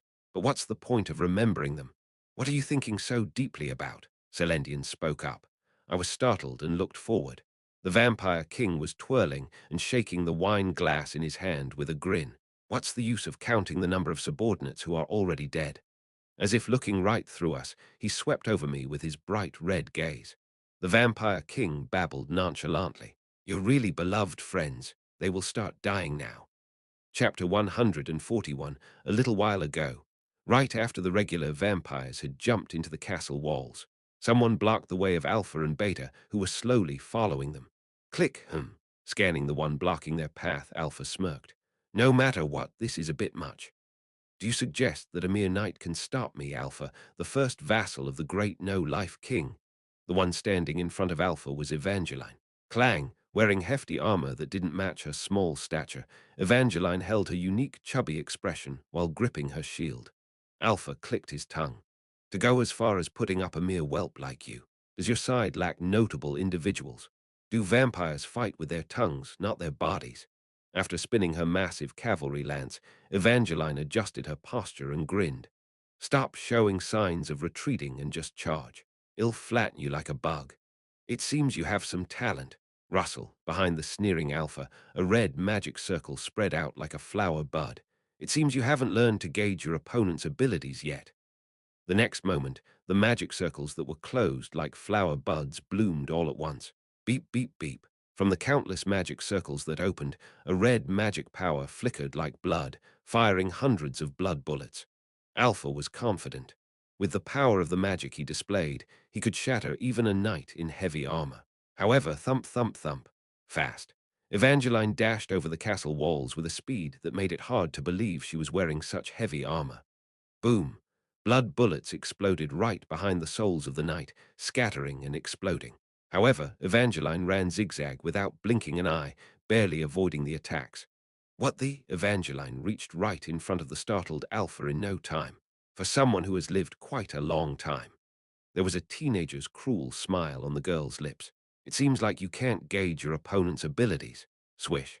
The lance coated with sacred power cut through the air and thrust forward. But just before the lance could touch him, Alpha spread a blood magic shield in front of him. The shield shattered and bought time. Alpha managed to roll his body to the side and evade it. Annoying. Alpha, who had rolled on the ground, gritted his teeth. Evangeline swished her mouth as if it was a pity and shook off the tip of her lance. Tesk, this armor is sturdy, which is good, but it slows down my weapons swinging. Evangeline's armor, the golem armor, was a double-edged sword. It had exceptional physical and magical defenses, but imposed penalties on attack speed and movement speed. However, Evangeline ignored the movement speed penalty with her unique attribute, unstoppable, maintaining her swift movement speed like a flying squirrel. However, the attack speed penalty was unavoidable, so the speed of the cavalry lance was significantly slower than usual. Alpha could easily realize this. The female knight was much more agile than she seemed. Then I just have to reduce the power of the blood magic and increase the firing speed. Again, blood magic circles spread out behind Alpha. Beep, beep, beep. Again, hundreds of blood bullets were fired. This time, each bullet's power was reduced, but their speed was significantly increased. However, whoosh. This time, Evangeline raised her shield and bravely charged straight forward. What? The blood bullets that poured out like rain exploded like fireworks on the shield. Through the dense blood mist created by the exploding blood bullets, Evangeline advanced like a tank. From behind the shield, Evangeline showed a grin. If you reduce the power, I can simply block it. Damage reduction through the shield for the first time, offsetting secondary damage with the high magic defense of the golem armor. and absorbing the incoming damage with her first skill, damage save. Because Alpha had lowered the individual damage of the blood bullets, she was able to receive hundreds of shots comfortably due to the damage reduction and offsetting by the shield and armor. It was good that you tried to be cunning, but you're just a mosquito, old man. She charged towards Alpha again. Evangeline's spear tip glowed white hot as she thrust it forward. That's the wrong answer, thrust. The damage she had accumulated by taking hundreds of hits was redirected back at Alpha through Evangeline's second skill, damage payback. On the opposite rampart, whoosh, a chilling wind blew amidst the tense standoff between Lucas and Beta. Lucas had his double-handed longsword lowered, and Beta, likewise, held her axe low with both hands. The knight and the monster stood still about 10 paces apart, each measuring the other's fighting spirit. There were no weak points. The stances of the human who had trained his body to its limits and the vampire were near perfect. They both refrained from making the first move, as the one to attack first would be at a disadvantage. HRMM. The first one to break the silence was Beta. What she found unbearable was Luca's cold and dignified face, similar to a statue, an inferior human being. The audacity of him standing his ground in front of her, a warrior of equal standing. She wanted to trample on that clean-cut face as soon as possible, Beta thought, and a seasoned warrior's body moves with the mind. Thrust. Beta's thigh muscles swelled like balloons, and with a powerful leap, she charged forward like a ray of light. The distance of 10 paces was reduced to 1 in an instant. Screech. A gust of wind wrapped around her screaming axe. The muscles in Beta's arms, holding the axe, bulged, threatening to burst through her maid uniform. She brought the axe down with all her might. Crash! Her axe struck the rampart, shattering the fortification. Solid bricks turned to sand, metal plates were ripped apart, and iron bars were twisted like candy canes. The impact was enormous, akin to being hit by a siege weapon. But the axe hitting the rampart meant the knight had evaded the attack. Looking at the place where her axe had landed, Beta's red eyes swiftly moved to the side. Lucas was still standing there, expressionless. He was just one step, a single step, away from the impact zone, having evaded Beta's attack. And with the same emotionless face, he looked down on Beta. His gaze was full of disdain, as if he was looking at a bug. HMPH. Beta furrowed her brows. It was irksome. This human knight, who was supposed to be the bug, was looking down on her. She wanted to gouge out those insolent blue eyes. Screech. So she swung her axe horizontally towards the knight's face. There was no wind-up, just a horizontal slash with tremendous speed, powered by her overwhelming physical strength. However, he evaded it. Lucas moved like a feather, narrowly avoiding Beta's axe. Despite Beta launching over 5 attacks in a flash, Lucas had managed to dodge them all with the minimal movement necessary. And then, ching. For the first time, he brought his sword against Beta's axe. With a precise strike to the side of the axe, he deflected its course. Lucas hadn't even moved his feet, and Beta's axe, thrown off course, embedded into the ground beside his foot. You're slow, much slower than your king. Lucas muttered impassively at the wide-eyed Beta. You need more training. It'd ask you to be faster. Beta hissed, baring her fangs. Staring at the infuriated monster, Lucas squinted. Oh, is that all you got? The light clusters unique to skill use began to form around the longsword held by the knight. It was his first skill strike of will. The number of monsters he had slain with this skill already exceeded 100. As a stacking type skill that grows stronger with every monster slain, the might of 100-stack strike of will was Yowl die. It was not inferior to that of the monster. Crash. Lucca's sword swung down from above, and the bricks on the rampart all simultaneously shot towards the sky. Evangeline's eyes widened. Her thrown spear tip was hanging in midair. Ha! When she came to, Evangeline felt as though she was bound in webs of spider silk, unable to move an inch. She was still in the position of having swung her spear. What the hell is this? What's going on? Evangeline hurriedly looked around and saw a dense fog of blood surrounding her. It was a blood mist, caused by the exploded blood bullet that she had blocked, spreading all around. The battle often starts with laying the groundwork, young human. Alpha mocked her, taking steps towards the immobilized Evangeline. The vampire's long fangs glistened. You thought I scattered the blood bullet without a purpose? How naive. Hey, Stowe, let me go. I may not fancy sucking the blood of a child, but Alpha's hand went up to the armored portion of Evangeline's neck. His fingers began to glow red, preparing to disintegrate the armor. Taking the life of a talented human, that's quite enjoyable. Thud! With a direct hit from the blood magic, the neck guard was blasted away in an instant. Evangeline's slender, pale neck was revealed between the armor pieces. "You'll have a good meal, your life." After whetting his appetite, Alpha drove his fangs into Evangeline's neck. Splat! Blood spurted out. Immediately after swinging his sword, Lucas shuddered. From the thick smoke caused by his own sword strike, the sword wouldn't budge. What? A moment later, as the smoke cleared, Lucas saw why. Beta had caught it. Beta was holding Lucas' sword in her left hand. Well, to be precise, caught was hardly the right term. Lucas' sword was lodged in Beta's hand, having torn through it and burrowed into her forearm. But she was regenerating. Lucas' longsword was the undying fortress longsword, forged with the devil's bone marrow. The healing reduction rate applied to this weapon, a natural enemy of vampires, was a whopping 75%. Yet Beta's immense regenerative power, her natural healing coupled with physical enhancement, was recovering her severed arm with just the remaining 25%. So it was stuck. Between the muscular bulge inside Beta's forearm, Luca's longsword was trapped. Hee. Beta grinned, her mouth stretching monstrously on both sides. She then mouthed silently. Lucas was able to read her lips clearly. "You can't dodge. Now, splat." The axe in Beta's right hand cleaved Lucas' chest. Chapter 142 Vampires had two major skill trees, physical enhancement and blood magic. They appeared to be completely different skill trees, but in fact, their principles were the same. Vampires used the essence of life stolen from others as fuel. That fuel was combusted inside the body to enhance physical strength or combusted outside to cast magic. It was merely a difference of whether to channel energy into the body or into magic. They both used the life force stolen from others as the source. Therefore, vampires inevitably possessed a fundamental weakness. If they couldn't replenish their blood by killing enemies on the battlefield, their power, which was highly consumptive, would eventually run out, sooner or later. That's why vampires always tried to suck the blood of their opponents whenever possible. The pattern to be targeted was exactly this. P-whoosh, blood splattered. A cavalry lance pierced under the jaw of Alpha, who was trying to bite into Evangeline's neck. The lance penetrated the jaw, skewered the tongue, and got stuck in the palate. Q! Alpha let out a filthy sound. Normally, he would automatically transform into a mist to avoid the attack. However, this lance was a demon-breaking weapon, coated with holy energy. Evasion didn't work, and Alpha, who was trying to seize the opportunity and suck blood, ended up with his jaw skewered. Startled, Alpha glared at his opponent. Evangeline was leisurely chuckling.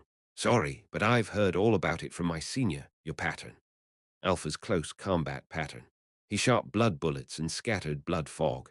Just with the blood bullets, most opponents would be annihilated, and those who survived the blood bullet baptism would be bound by the blood fog left after the explosion of the blood bullet, and then Alpha would safely absorb the blood of the bound enemy. However, Evangeline's trait Unstoppable was completely immune to all movement-hindering status effects. The binding by blood fog didn't work in the first place. She had just pretended to be hit. Who are you to touch the neck of a blossoming 16-year-old? I'll only let my loved one touch it. Evangeline caressed her pale neck with her gauntlet-covered hand and smirked mischievously. Alpha growled strenuously with his jaw still skewered. "How did you know? My battle style." "Ha! Our Legion's invasion of the human race hasn't happened in hundreds of years. Blood bullet rain, blood fog deployment, and blood sucking. Even during the wars with ancient kingdoms, when Selendian's legion was thriving, enemies hardly knew of this close combat tactic. How did she know about this and prepare to counter it in advance? Well, our commander is a bit frighteningly competent." Evangeline shrugged her shoulders as she praised Ash. "Very thoughtful, takes good care of us, cooks great late-night snacks, and risks his life to save his subordinates." Shortly after, Evangeline stroked her neck thoughtfully as if she was deeply absorbed in some idea. Hmm. No, it can't be. No, Tot." Taking advantage of this moment, Alpha pulled his jaw off the lance and rolled his body backwards. "Oh, he got away." Evangeline, seemingly unconcerned, gripped her lance tightly. "Ka-Kuhuk." His jaw, penetrated by a holy weapon, was slow to recover. While catching his dripping blood in his hand, Alpha gritted his teeth. You bastard, a mere human. You guys are funny, always saying mere humans, inferior humans and stuff. Evangeline chuckled and prepared for another charge. So what does that make you, who live by sucking our blood? Shut up, you insect-like. Peep, peep, peep, peep, peep, peep. Behind Alpha, an array of magical circles, far more than before, spread out like wings. This time it wasn't blood bullets. The origin of the Celendian Legion, the ice attribute, and blood magic combined, creating a bloody blizzard that burst out from the magic circles. Quara! The pouring bloody blizzard devastated the fortress wall. Alpha may have taken his pride back, but he was a veteran of countless battles. He could accurately assess an opponent's capabilities after a brief skirmish. Alpha clearly knew the extent of Evangeline's defensive capabilities. With this level of attack, no matter how excellent her defensive skills are, she will die. However, there was one thing Alpha overlooked. It was technology that humanity had developed over the past hundreds of years. Swish, Evangeline soared through the blizzard. What?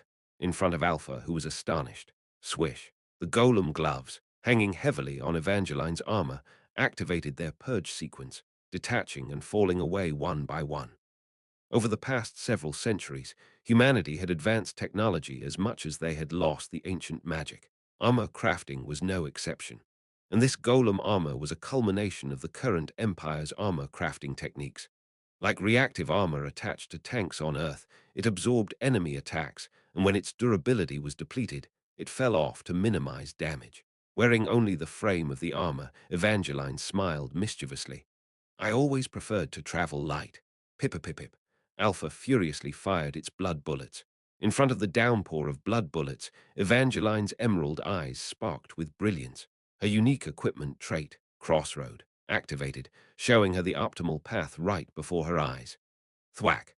Avoiding or deflecting the blood bullets fired furiously by Alpha with her shield, Evangeline quickly closed the distance between them. Such audacity, you little blood clot. Do you not look in the mirror? The blood clot here is you. Also, you always act so high and mighty. Evangeline thrust her spear forward with force. You youngsters nowadays have quite the nerve. Whoosh! The Silver Knight's spear accurately pierced through Alpha's chest. Curslash! Beta's axe seemed to cut through Luca's chest, or so it seemed. Confusion flickered across Beta's face. There was no sensation in the axe. It definitely cut the opponent accurately. Luca's body was definitely there, but it had become transparent like a ghost, avoiding Beta's attack. Spectralization. It was a trait attached to Luca's armor, phantom armor, forged from a magic core obtained from defeating the Stage 1 boss, the Phantom Knight. The effect was to become a spectral state, neither receiving nor delivering attacks for 5 seconds. I've practiced a lot, but this is my first time using it in a real fight. 5 seconds later, Lucas, who became solid again after his spectral state ended, swept his hand across his chest. Since his equipment had also entered a spectral state and was free from physical interference, he had even recovered his sword that was stuck in Beta's arm. However, I can't just depend on the item's performance. Lucas looked at Beta with cold eyes. I must strengthen myself. Beta looked at Lucas, who suddenly started speaking with confusion. Last time I faced your king, I was powerless. Lucas remembered the events on the path of the losers. Due to Celendian's surprise attack, the main party members couldn't respond and had fallen. After that, my comrades each found and researched ways to confront your king using their unique skills. But I didn't have such a thing. Clasp. Lucas' hand holding the sword tightened. Once again, if I met your king, it'd have no way to protect my lord. Grrrr. There was no need to listen to the enemy's growling. Beta no longer listened and charged forward with his axe. I worried and worried. What can I do? What should I change in order to protect my lord? I stayed up all night training and thinking. Without paying any attention to Beta, Lucas closed his eyes and talked to himself. I've found one, after focusing without considering the means and the method. The next moment, Lucas opened his eyes wide. His clear blue eyes were burning like a beast's. Give up being human, I can do it. Clang. Beta's bulging eyes widened even further. Beta's axe and Lucas' longsword were interlocked in midair. Until now, Lucas had only deflected or sidetracked Beta's axe. He was always pushed back when he confronted force with force. However, this time he received it head-on, the power of Lucas' sword. It implied it matched Beta's axe in strength. A mere human. How? How can he have the same strength as me? In front of the shocked Beta, Lucas was no longer the same as before. The whirlwind caused by the clash of the sword, and the axe messed up his always neatly arranged blonde hair. The robust body, which was always standing straight maintaining the correct posture, was now crouching on all fours, blowing out hot breath in a wolf-like posture. Hair! Long strands of golden hair shrouded Lucas' azure eyes, which glinted dangerously, animal-like. The hidden attribute forbidden to all players in the growth tree of the SSR grade protagonist character, Lucas McGregor, beast transformation. Lucas was the only one who had discovered and accepted this. Zing! Zing! In front of the unidentifiable aggression radiating from the young human, Beta, feeling overwhelmed for some reason, took a step back unknowingly. Something was wrong. This night, something had gone awry. In order to protect what was precious, he had abandoned something more precious. Come at me with all your might, vampire. The ordinarily docile young man, akin to a golden retriever, was nowhere to be seen. I need to see if I can hold up against your king. You'll have to be the one I use to test myself. In his place stood a wolf, armed with a bloodlust ready to tear anything to shreds. Alpha and Beta had fallen, pierced through the heart by Evangeline's lance, ripped apart by Lucas' longsword. Phew! Having confirmed Alpha's fall, Evangeline wiped the sweat from her forehead and looked towards Lucas. We're done over here. How are you holding up, Lucas? Lucas, are you okay? From the distance, Lucas' condition was not clearly visible. Evangeline narrowed her eyes. Had he been injured? Lucas stood still in front of the dismembered corpse of Beta. The heat bursting from his back distorted the surroundings like a heat mirage. Evangeline intuitively realized that Lucas had entered that state from their last final battle. That looks a bit dangerous, but right now the enemy was too strong. If a little danger could bring down the enemy, wouldn't that be okay? Evangeline thought. Guard hand, body bag. With Lucas falling silent when he should have been issuing commands, Evangeline took the initiative to call the party members. Your turn, get ready. Guard hand and body bag, who had been waiting at the rear, immediately dashed forward. In front of Guard hand was the silver chest he had received before. Clunk! As Guard hand opened the chest, Kaya, Alpha and Beta each let out a monstrous scream and rose. The punctured holes in their chests filled in, and their torn bodies stuck back together. Second phase. The vampire general entities could revive through full blood even after their spirit cores were destroyed. Although they lost their minds, their physical specs actually increase. I don't know why even non-boss monsters have a second phase. Evangeline looked towards Guardhand and Bodybag. Guardhand nodded, and Bodybag gave a thumbs up. When she turned around, Damien and Junior were standing there, preparing their sniping and magic respectively. Evangeline grinned broadly. Well, if we've made it this far, we've pretty much got this in the bag. Chapter 143, Nightmares Come Often, Don't They, Ash? As the battlefield was drawing to a close, Selendian abruptly posed the question. Upon turning, he was still standing there, calmly smiling, despite his subordinates dropping dead around him. I didn't like it. However, it was my role to delay Selendian's entry into the battlefield as much as possible while his subordinates were being annihilated. I decided to pretend to listen attentively to whatever nonsense he was about to spout. Nightmares. Yes, nightmares. Do people even exist who don't have nightmares? Selendian's smile deepened. This bastard, who seemed so cold and innocent when we first met, let his guard down too much as the battlefield approached. As if he was thoroughly enjoying the war, the death. Honestly, it was slightly terrifying to witness these monsters showing their true nature. Nightmares reflect the deepest fears inside a person. They materialize what one fears the most. I frowned. He was suddenly mumbling about psychology related to dreams. I wished I could give him a book written by Freud or Jung from Earth. But imagine this. What if that nightmare doesn't remain in dreams and comes to reality? What if it emerges from the other side as a monster with a clear form, alive and breathing, and stands before your eyes? Selendian stared intently at the wine glass in his hand. How would you feel then? What nonsense is this? Nightmares aren't simply dreams. They are connected to something deeper. Selendian drained the wine glass in one gulp. The wine bottle was already empty, and that was the last of the wine left. If you truly aim to annihilate us and save humanity, you better think about this point. Whether this was some nonsensical play or a hint to help clear the game. I was left puzzled, unable to figure out which one it was. Thud. Selendian, placing the empty wine glass on the table, squinted his bloodshot eyes like the moon. Now, young one, let me ask once again, do you have nightmares often? What do you fear the most? What do I fear the most? Without realizing, I got lost in thought. It was. I hope it's not something too horrifying. Slowly, Selendian shifted his gaze towards the fortress. Because, whatever it is, if you look too deep into it, it may become reality. Kira. The mid-boss battle of Alpha and Beta. Phase 2. The two vampires, whose cores were destroyed and had fallen, stood up again as fallen blood vampires. They lost their reasoning, but their respective combat abilities had only increased. Alpha rained down even more blood magic than before, and Beta, her whole body covered in muscles, had grown twice as big. Alpha and Beta were squeezing out every last drop of their life force from their source. Even if the duration was short, a surge in their specs was unnatural. Hiek, we can't withstand this, Kugwaquaquack.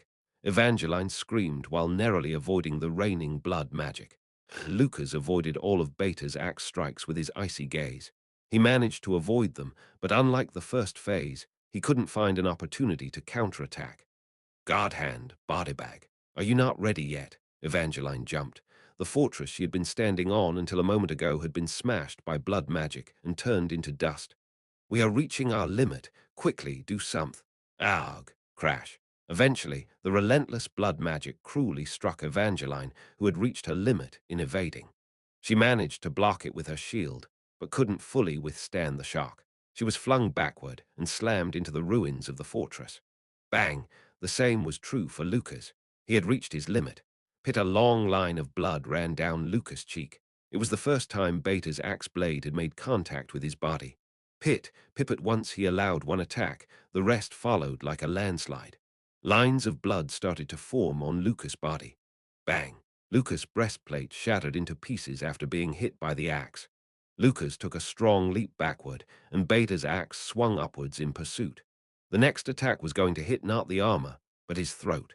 Just at that moment, when Alpha and Beta took another step towards Evangeline and Lucas, who had been cornered, a light chuckle came forth. Wow! Evangeline, her face covered in dust and bruises, smirked. Leading them sure is a pain. Damn monsters. Swoosh. A net made of silver sprang up from underneath Alpha and Beta's feet. It was conjured by Godhand using gathered silver nuggets. As a metalmancer capable of freely manipulating metal, fine craftsmanship wasn't his forte. He could only create simple, crude shapes. However, as long as it took the form of a net, it could serve its function to bind vampires. Bodybag moved and adjusted the net that Godhand conjured, and at the crucial moment, she used it to bind the enemies. Kaya! Kaya! Upon seeing the monsters struggle in the silver net, Evangeline squawked out. Why did it take so long? We almost died. In the distance, a sweaty Godhand was trying to catch his breath. Godhand swallowed repeatedly, his face conveying utter exhaustion.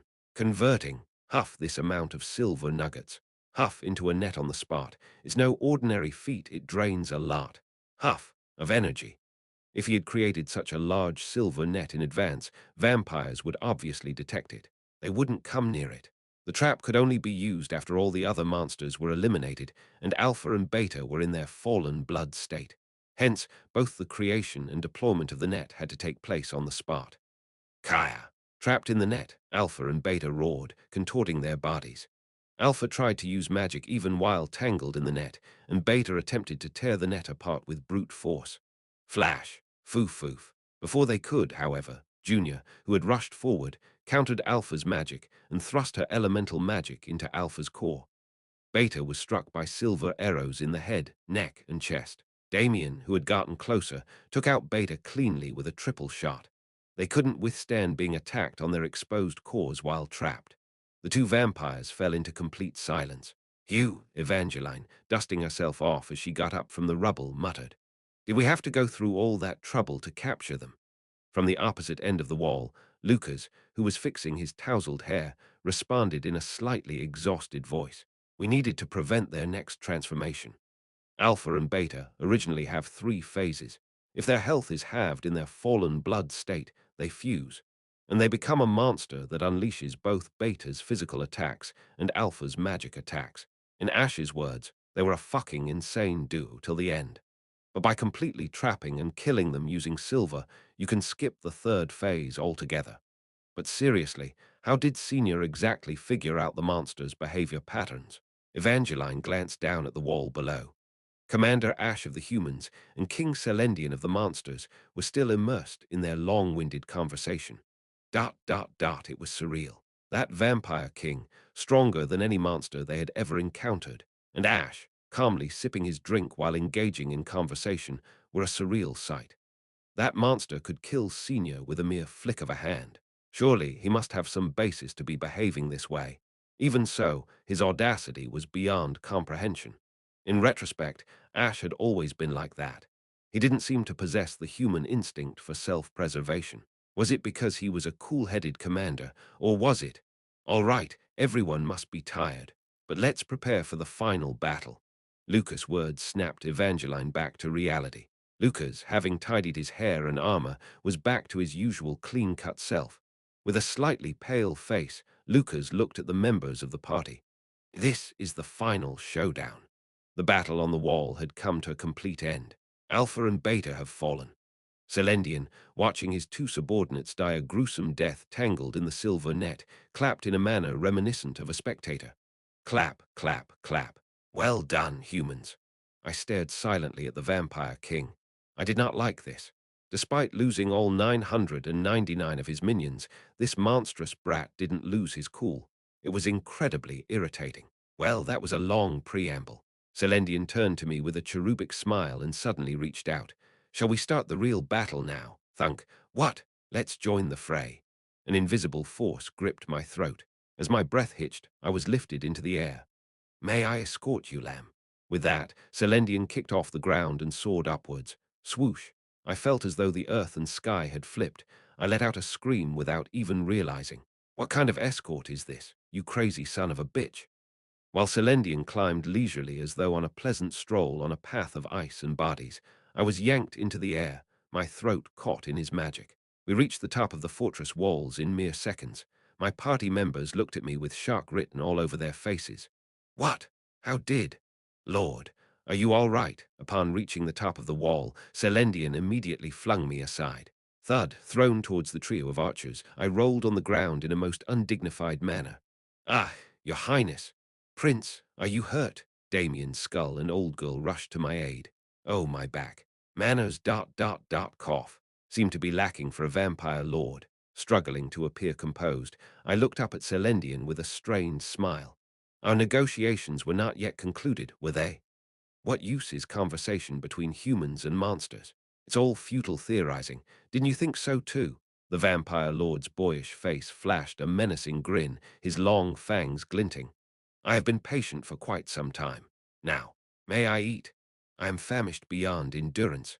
Rora, the atmosphere around us roared, and a nauseating scent of blood began to pulse. Stage 5 boss, the Lord of the Bloodline, Lord of Crimson, No-Life King, Nosferatu. Dracula, the named monster, vampire Lord Selendian, known by dozens of aliases, radiated a terrifying bloodlust from his crimson eyes. Creak, creak, creak. My party members stepped forward in unison to block Selendian's path. A long sneer spread across the vampire lord's lips. I have watched your battles and pondered, who among you is the most threatening adversary? The slender finger of the boyish vampire pointed at each of my party members in turn. The sniper, the mage, the knight. You all have potential, however. His finger finally landed on me. You are the most dangerous, Ash. Not only did you lead the front lines here, but you also kept your sanity despite confronting me alone. Naturally, normal humans would lose their minds from prolonged exposure to the evil aura exuded by boss monsters, especially in a one-on-one situation. But I was unaffected, thanks to my passive skill unyielding commander. You remind me of great humans I have faced in the past. I admit it, you pose a threat on my king's path. I appreciate the overestimation. So what now? So I will take your life first.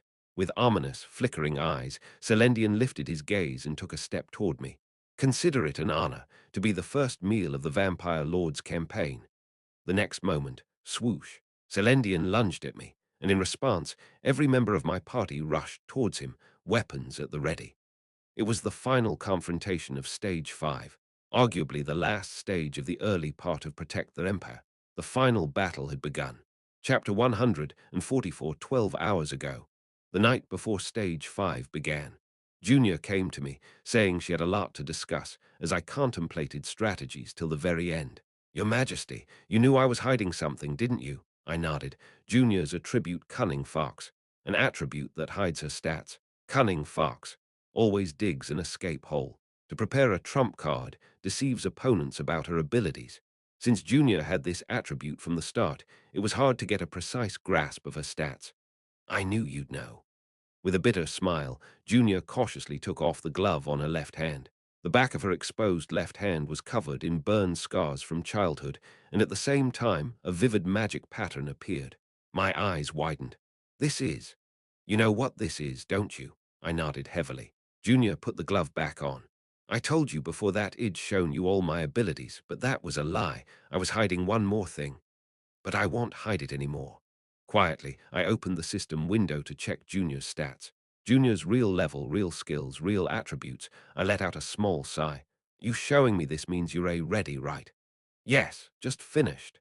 Junior gave a faint smile. The skill to hit the Vampire King and my readiness. Everything.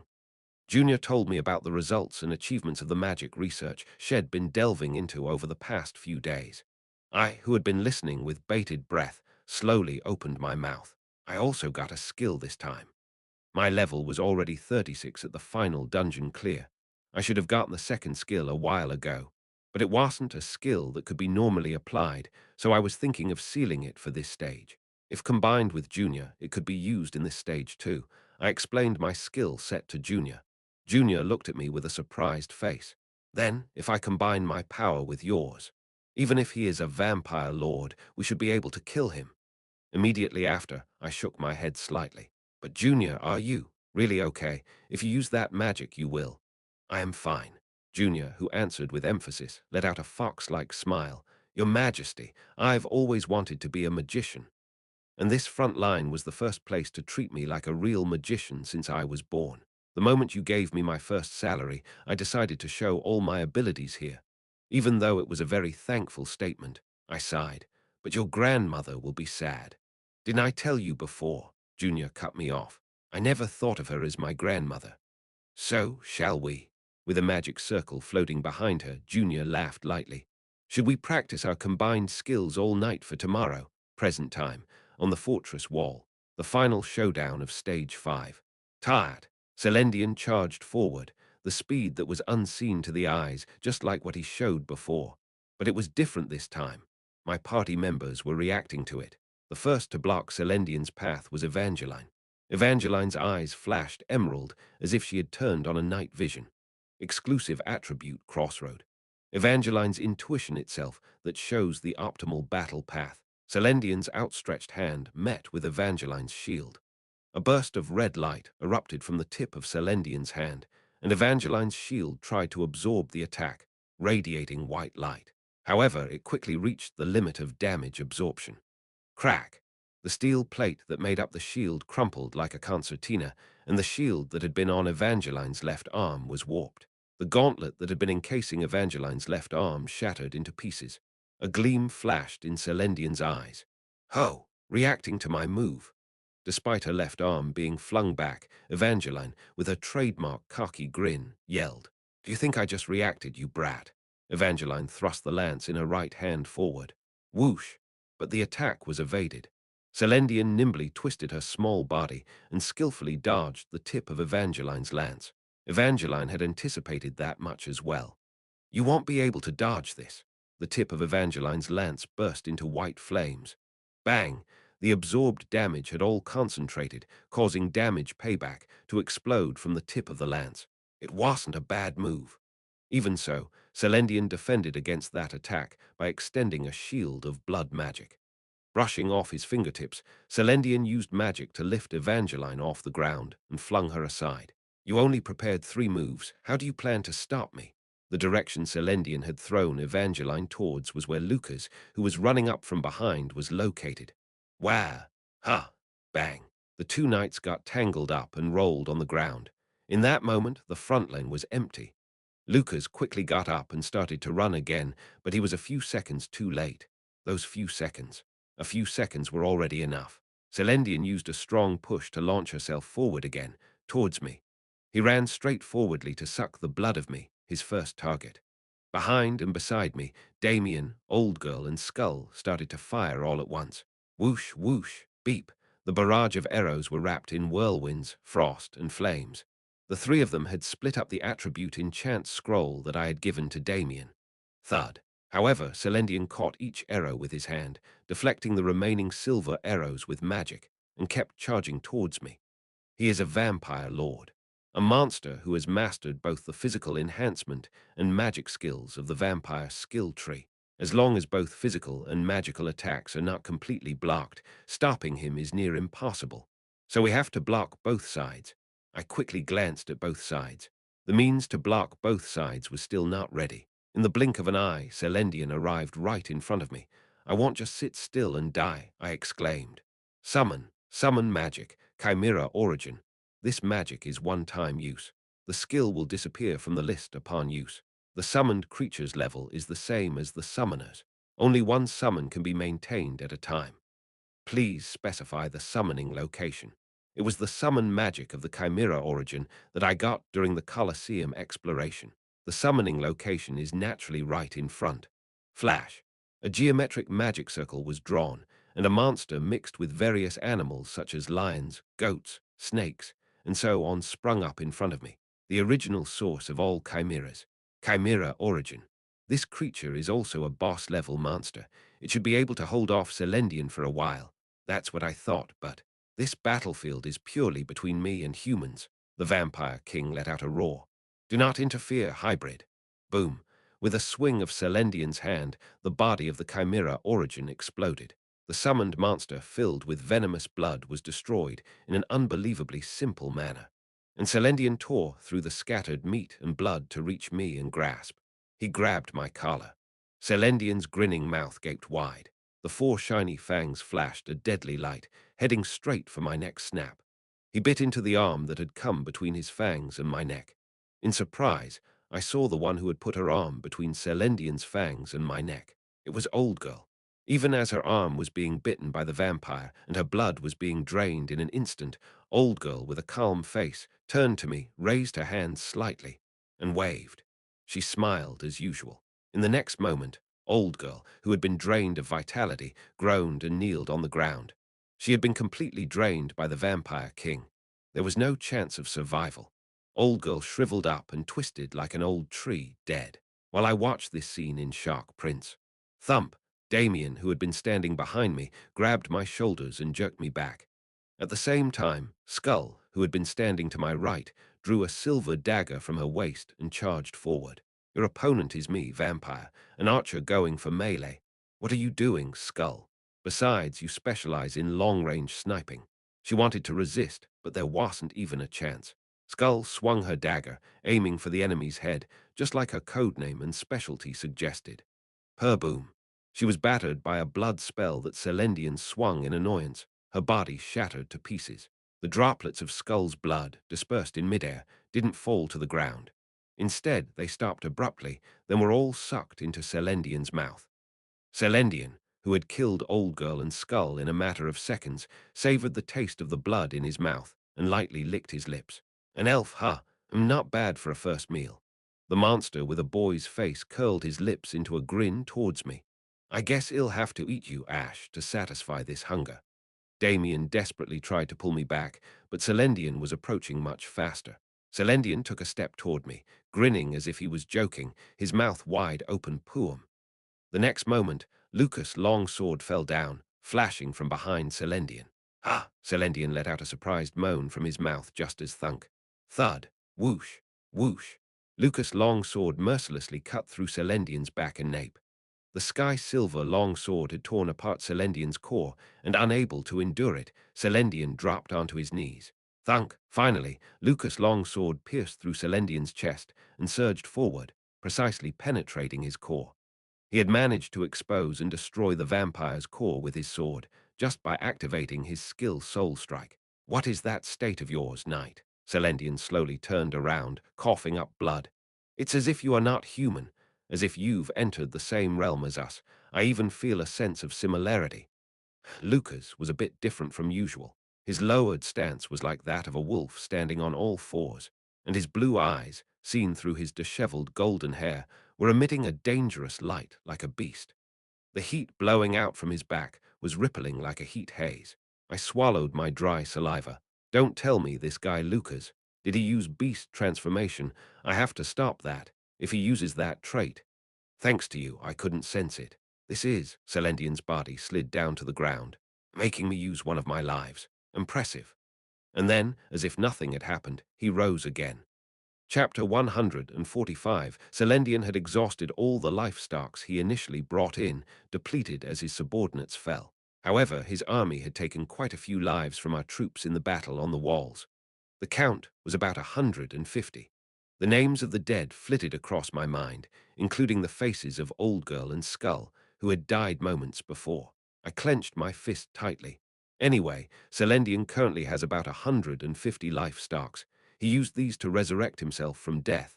It's been a long time since I visited the underworld. Suddenly, there wasn't a scratch left on him. Selendian eased his body with a series of stretches. I always want to return to the place I miss, but as you can see, I can't easily fall due to this body. Stop spoiling the afterlife for now. While he casually resurrected and recomposed himself, we also finished our reorganization. Lucas and Evangeline stood firm in front of me again, and Damien had finished preparing for the shot, laying crossbows and magic guns on the ground. The bodies of our fallen comrades came into view on both sides. I gritted my teeth. For those who died for me, I cannot lose. I have a question, Vampire King.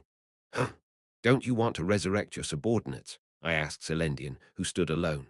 If you look at the number of lives you currently have, it should be possible to resurrect your subordinates. The current number of lives remaining for me is 153. As if checking how much stock is left in the warehouse, as if writing an income and expenditure report on an Excel sheet. He was indifferent while discussing the lives of the people he had taken. I could resurrect them, but the cost-benefit analysis doesn't seem right. Above all, they were too weak.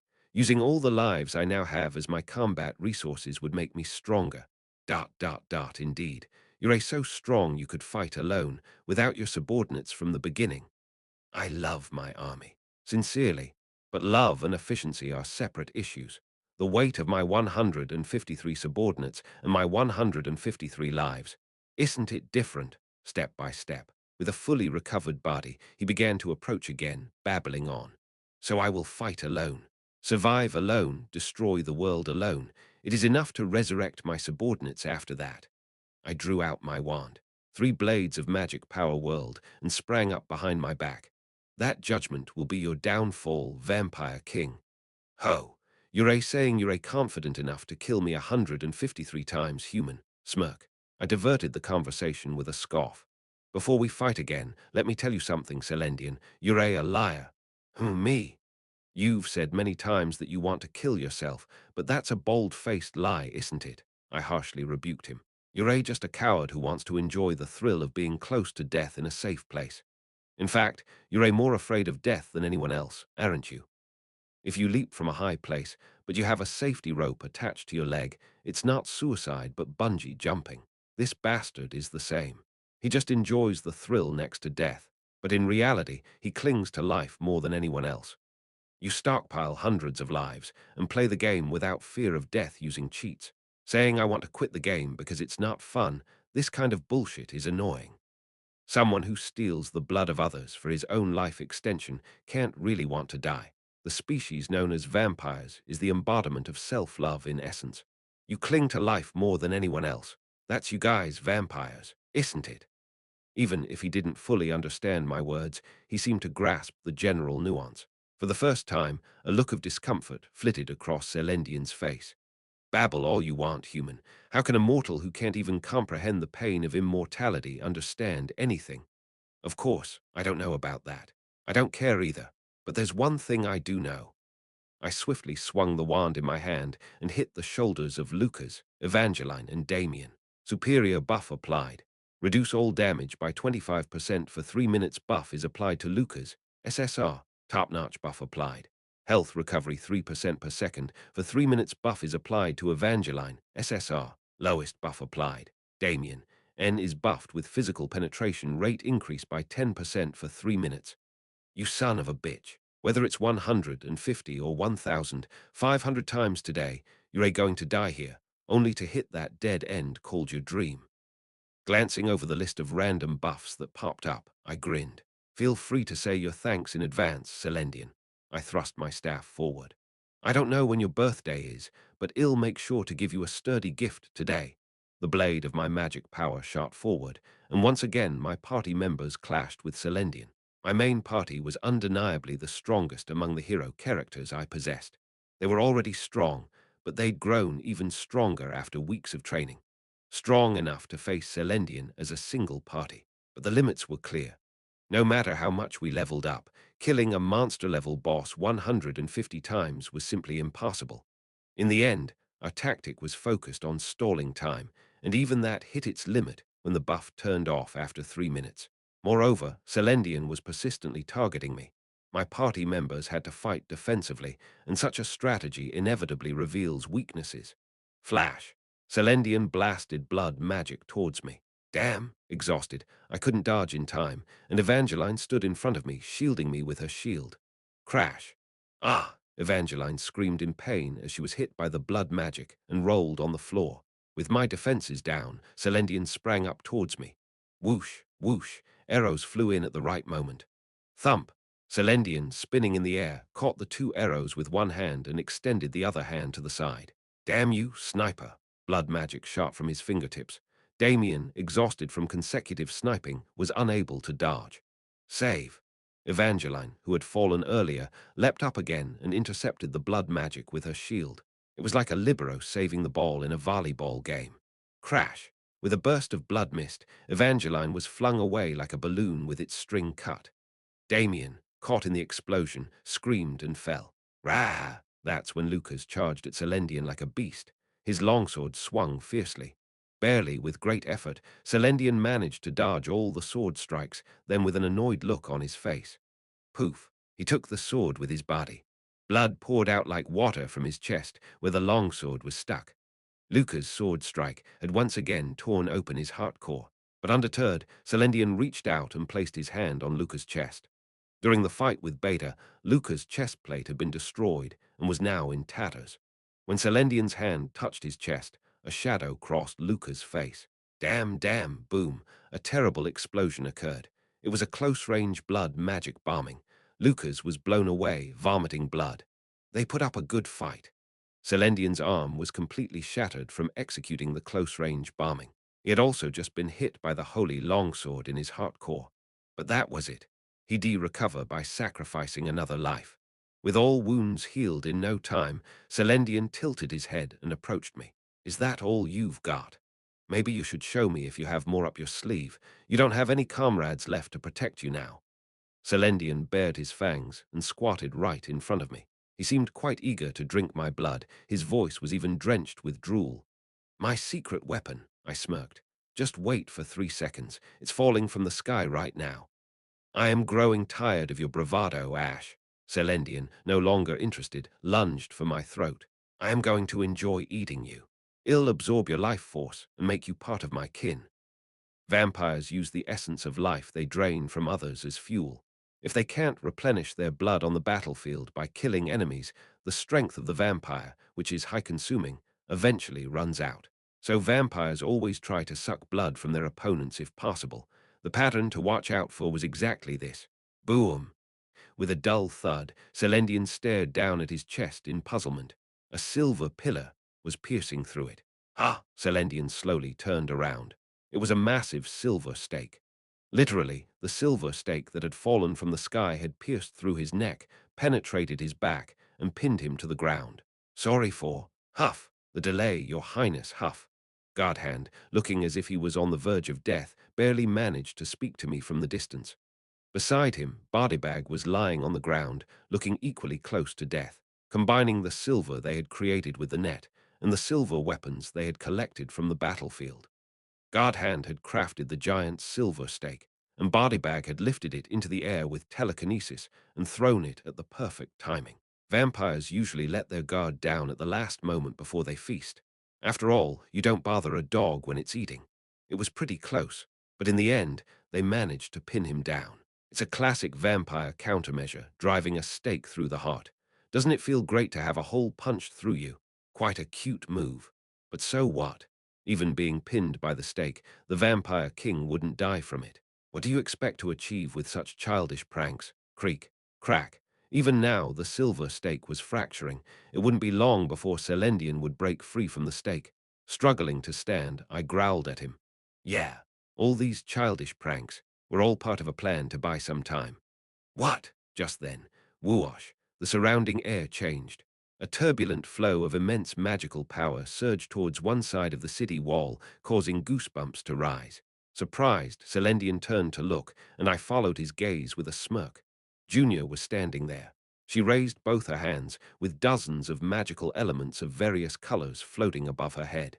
Junior, I yelled out. I've been waiting so long it's not even funny. Are we there yet? ... It's almost ready, Your Highness. 30 more seconds. The spell was so complex that just looking at the formula intertwined in midair made my eyes spin. As she was nearing the completion of the magic, Junior nodded. In 30 seconds, I can finish off that monster. Seemingly realizing the nature of the magic, Selendian's eyes widened in shock for the first time. That magic is... Infuriated, Selendian roared out. ... It's mine, isn't it? Junior readily nodded in response. After I fell victim to your magic backlash that day, I've been working on how to make it mine. After countless attempts, I finally perfected it. I haven't registered it with the Continental Magic Association yet, but I'm planning to soon. Selendian's face contorted fiercely. You mere human. How dare you steal our clan's secret technique? Yes, it's not an homage, it's plagiarism, but I've got to say this. Even as she spewed blood from her mouth and nose, Junior gave a fox-like grin. Your magic was pretty kick-ass, you bloodsucker. Selendian's mouth fell open in shock. Chapter 146. Junior, having unlocked the hidden feature Foxhole, no longer hid her abilities. Her stats were as follows. Jupiter Junior SSR. Level 50. Title None Profession.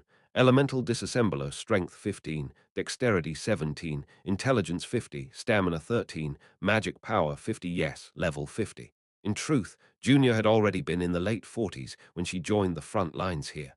Her achievements were considerable given that she studied magic on her own. Her talent was much greater than I had thought, and she reached level 50 during the final dungeon clear. Through her ultimate third advancement, she obtained her unique profession, Elemental Disassembler, and at the same time she awakened her ultimate skill. Owned skills, passive. Elemental Conductor, Skill 1. Elemental Eruption, Skill 2. Elemental Fusion, Ultimate. Elemental Disassembly, the ultimate skill that Junior awakened, is Elemental Disassembly, after being harshly taken down by Selendian's magic formula. Inspired by it, Junior shifted her focus from adding to her magic to subtracting from it. She disassembled the formula, taking out its components, reversing the casting order of the magic, having subtracted and subtracted until she reached yin from yang, beyond emptiness to the void, or so they say. I don't really know what that means, but anyway, the effect of the ultimate skill is as follows. Elemental Disassembly, Jupiter Junior's exclusive ultimate skill, interferes with all magical elements around the target and forcibly disassembles their bonds. The target loses control of magical elements. The magic power stat of one target drops to 0 or below, up to -99. It's a crazy debuff magic that reduces the target's magic power stat to negative. The magic power stat determines the maximum MP and magical defense. So if Junior's ultimate skill hits, it not only drains the enemy's MP bar to the bottom, but can also reduce their magical defense to negative. When the MP bar is empty, it automatically falls into a silent state. Of course, what skills can you use without MP? Magic and skills are all sealed. If the magic defense drops to 0 or below, we inflict true damage plus additional damage on all our magical attacks. It's a debuff skill designed specifically for boss fights. I had originally planned the Selendian raid in a much more complicated and cumbersome way, but the story became much simpler when Junior brought this skill. All we have to do is buy time until Junior uses this skill. But that time was hanging by a thread, and the last thing Junior was hiding was equip traits 3/3, Cunning Fox Gold Fever, cannot be removed, time limited life, cannot be removed, exactly this. Negative trait, time limited life, time limited life. Your life is not long. Time remaining. Less than 1 year, the remaining days decrease whenever strain is placed on the body. Less than 1 year. Junior will die within a year. Moreover, the days decrease when she pushes herself. Skills that are as taxing as her ultimate skill will only shorten her life. Yet, Quara, Junior was casting her ultimate skill. I could only look on with a mix of pride and sorrow. Who? Junior opened her eyes that she had closed. Characters reaching level 50, also known as Awakeners, get a unique mark somewhere on their bodies, and they manifest their ultimate skill from that mark. Junior's mark appeared on the back of her left hand. She lifted her left arm as if to show off the burn scar, her hair swept by the wind, revealing her left face to the world. You said you wanted to die, Vampire King. Junior was emitting her awakened ultimate skill. Because you live forever, because life is boring. Hey, seriously, stop the bullshit. The time-limited life wizard rebuked the monster that enjoyed eternal life. I want to live, even 1 day longer in this world. But if I just lie in my room waiting for the day to die, what changes? Even while coughing up blood from her mouth and nose, Junior smiled like a fox. So I made up my mind. If life is short, it'll burn till the very last moment. Life is like a flame, even if I vomited blood and drowned in a pool of it, even if not just my left face, but my entire body was covered in burns, even if everything burned and only a mound of ash remained. That's fine. I choose death over living. I'll die to prove to the world that I was alive. Living was a painful thing. Living fiercely was an even more painful thing. But the pain of magic eating away at her body was proof of Junior's life. Therefore, she lit her own life on fire, creating the ultimate magic while laughing brightly. Hey, Vampire King, are you slurping down others' blood just to prolong your pathetic life? Ah, I'll prove it even if I have to vomit up every last drop of blood in my body, that the magician, Jupiter Jr., was here, and that I lived a very short and thick life. Flash, the magic was about to be complete. Junior gritted her teeth and cried out with all her might. And this is proof of my life. Watching Junior's ultimate technique being completed in midair, Celendian gritted her teeth. Stop joking. Celendian hadn't been idle all this time. His specialty, blood magic, was capable of neutralizing the enemy's magic through reverse calculations. By merely observing, he could comprehend the enemy's magic and neutralized it. He had been constantly attempting this. However, the elemental disassembly that Junior was casting was a magic that utilized the principle of reverse calculation to its limit. Celendian's reverse calculation itself wouldn't work. After realizing this, Celendian hastily stretched out his left arm. How could I, Celendian, be outdone by a magic of my own principles? Although he was impaled on a silver stake, he could still cast attack magic. A magic circle of blood magic rose at the fingertips of Celendian. A frigid, bloody torrent erupted from the Vampire King's fingertips. Roar! Watching this, the human commander, Ash, screamed, "Block it! Protect Junior by all means!" The first to obey this order and block Celendian's blood magic with her body was Evangeline. Forward! Despite her injuries, Evangeline willingly threw her body in front of the storm of blood magic. Her own shield was already worn out, so she hastily picked up another soldier's shield from the ground. Kuarang! Ah! She managed to hold out for a moment, but the shield quickly exploded. Evangeline, who was knocked away, rolled dozens of times on the castle floor before crashing into a corner of the wall. Lucas blocked the subsequent outpour of blood magic. Huff! He ran in holding his breath, stretching out his sword. Kiing, a sound like clashing swords rang out. The tip of the sword cut through the blood magic to both sides. Lucas gritted his teeth and held on, blocking the bloody dust with his whole body. But a longsword is not a defensive equipment. It's impossible to block the enemy's magic continuously. Eventually, the bloody torrent engulfed the longsword and Lucas. Quaquang! Ah! After enduring nearly lethal damage, Lucas rolled his body to the side and escaped. The passive skill Man of Steel that helped survive one-hit attacks allowed him to do this. Flash! Whoosh! Whoosh! At that moment, Ash's magical blade and Damien's arrow flew towards Celendian simultaneously. Blood splattered as Celendian's left arm was chopped into pieces. There was no time to regenerate. Gritting his teeth, Celendian stretched out his right arm. "It's not over yet, Roar." The magic circle unfolded again, and a bloody torrent gushed out. Celendian's blood magic was first aimed at Ash and Damien. Ash quickly tried to block it by summoning an automatic defense tower, but the tower was blown to pieces while being summoned. Huarang, Ash and Damien were swept away by the explosion without being able to scream.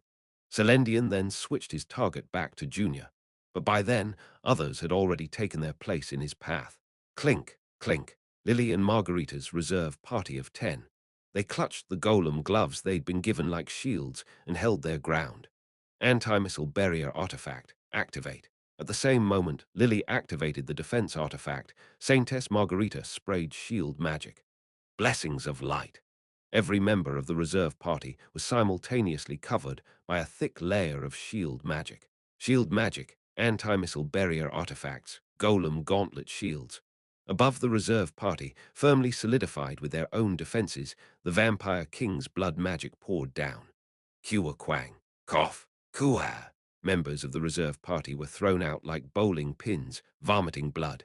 After the dense blood mist cleared, all remaining personnel lay fallen, with only Lily standing, her arms stretched out in front of her. In front of Lily was a flame shield, faintly flickering, barely holding on. Only once. Thud, but soon after, Lily too lost consciousness and collapsed forward. Junior's magic was now less than 10 seconds from completion. Creak, creak, Celendian, half breaking the silver stake, stood up again and prepared to fire magic with his right arm. At that moment, "We've been waiting for this moment, Vampire." 3 tanks from old hunters who had been waiting for an opportunity rushed in, throwing themselves at Celendian. These were veterans injured in previous battles. Celendian attempted to ignore them. However, upon seeing the equipment in the 3's hands, he had to block them. In the hands of the 3 tanks from old hunters were a turquoise silver dagger, turquoise flames, and an ancient stone tablet inscribed with ancient language. "Recognize this monster. It's moonsilver, flames that purify corruption, and ancient magic glyphs. We came prepared to kill you." These were weapons used by ancient humans against vampires, the very weapons Celendian had been wary of when he first saw the walls of Crossroad. Old hunters were mercenaries, each having a grudge against vampires. They came prepared with these weapons from the start. CK, with no other option, Celendian had to swing the magic concentrated in his right hand towards them. Pervburbang. With a terrible explosion, the 3 tanks from old hunters were ripped apart. Celendian spun his eyes. Junior's magic was now just a few seconds from completion. I can stop it. He couldn't waste a second. Celendian bulged his eyes and cast a magic circle in front of him. Churlorok. In less than a second, dozens of blood magic circles appeared in front of Celendian, and immediately hundreds of blood bullets were fired forward. There was no one left to defend Junior. No defenders left to shield Junior. Believing he had seized the opportunity, Celendian laughed. Gold fever chases shiny things, and so Jupiter charged forward, because the most radiant thing in the world was there. "My gold!" Chak. Jupiter, blocking in front of Junior, unleashed a thunderbolt with a shout. "Do not touch with your filthy hands." Hua Quang. Hundreds of blood bullets collided with the thunderbolt, causing a massive explosion. Chapter 147, 15 years ago. "You forgot your name." Jupiter gazed down at the girl before her with desolate eyes. She was in the middle of learning about the orphan's shed taken in. A girl who had burns on the left side of her body couldn't remember her own name. Had the shock of that day been too much? She couldn't recall her past, let alone her name. Jupiter was worried that the girl might have amnesia due to what she had experienced that day. "You need a name, so I can call you." Jupiter tried to smile and crouched down in front of the girl, meeting her eyes. The girl quietly looked back at Jupiter. "What should I call you?" The girl hesitated for a moment, then lifted her small finger and pointed at Jupiter. Jupiter blinked her only eye and pointed at herself. "Me? No, my name," the girl nodded. "My name is Jupiter. Do you want to have this name too?" Nod. Seeing the girl nodding her head so eagerly, Jupiter was taken aback. "Great, wonderful. My name being passed down, what could be better than that?" Jupiter gently tousled the girl's hair. "From today on, you are Jupiter Junior. From now on, I'll call you Junior." Nod. Before the girl, who seemed to agree, nodding her head, Jupiter suddenly felt puzzled. But why do you want my name? Without answering, the girl smiled bashfully. She didn't say it was because she wanted to be like Jupiter. She wanted to become a great magician like her. And above all, she wanted to become a responsible adult like her. Someone who doesn't run away when they make a mistake, doesn't regret carrying sins, and lives resiliently. She wanted to resemble that image. The girl didn't say anything. She just inherited that person's name and quietly followed her. The present, quag. Hundreds of blood bullets and lightning collided, causing a thick explosion. Jupiter's full-power lightning evaporated most of the hundreds of blood bullets. But she couldn't stop the last few, and they flew straight at her. Jupiter did not dodge, because right behind her was the child who had inherited her name. Parek. The blood bullets buried themselves into Jupiter's body with a dull sound. Even as she fell, hit and wounded, Jupiter smiled. To Junior, who looked at her with surprised eyes, Jupiter cried out heartily, "Blast it away, Junior." Junior's left hand glowed white as she clenched her teeth. Then the magic was completed. Flash! Jupiter Junior's ultimate move, Elemental Disassembly, was activated. Above Celendian's head, a halo-like circle that resembled an angel's ring rose, shone white, and a bright cluster of light shone all around. Jing! The next moment, a crack appeared in the air as if a mirror had cracked, changrang, and it shattered into pieces. At the same time, all the magic elements around Celendian's body were disassembled all at once. Such a thing. Feeling his own magic being completely extinguished, Celendian spat out in a hollow voice. I to be done in by my own spell. Now, Celendian could not move at all. Magic and skills could not be used while elemental disassembly was active, and his body was still impaled on the stake. A vampire who had both blood magic and physical enhancement sealed could only be repelled by humans. Juck. One by one, the surviving humans gathered around Celendian. All were injured, but their eyes were fierce. Some even chuckled. Cuke. Unwittingly, Celendian swallowed his dry saliva. He had been defeated before. He had died. He had even been annihilated once, but he had never been in such a helpless situation. Now, we have to kill this bastard over 150 times more. Ash, who was in the center, looked around at everyone and asked, "Who wants to go first?" Whack. All the party members raised their hands. Ash shrugged his shoulders. Well, this bastard has enough lives for us all to take turns. As soon as his words fell, all the humans raised their weapons. The silver weapons, filled with bloodlust, gave off an ominous glow. Celendian's complexion turned deathly pale. It's time to repay the life you borrowed, you fucking delinquent customer. Swirling his staff in his hand, Ash spoke ominously. Give them back, my subordinates lives. Jupiter was held in Junior's arms, bleeding profusely from her chest. Every bullet wound was fatal, but the chest wound was the worst. The bullets had ruthlessly torn through Jupiter's magic circuit, already burning from magic power overload. Soon, the remaining magic power within her body would incinerate her from within, following her broken magic circuit. Saintess Margarita hastily ran over, but Jupiter stopped her with a hand.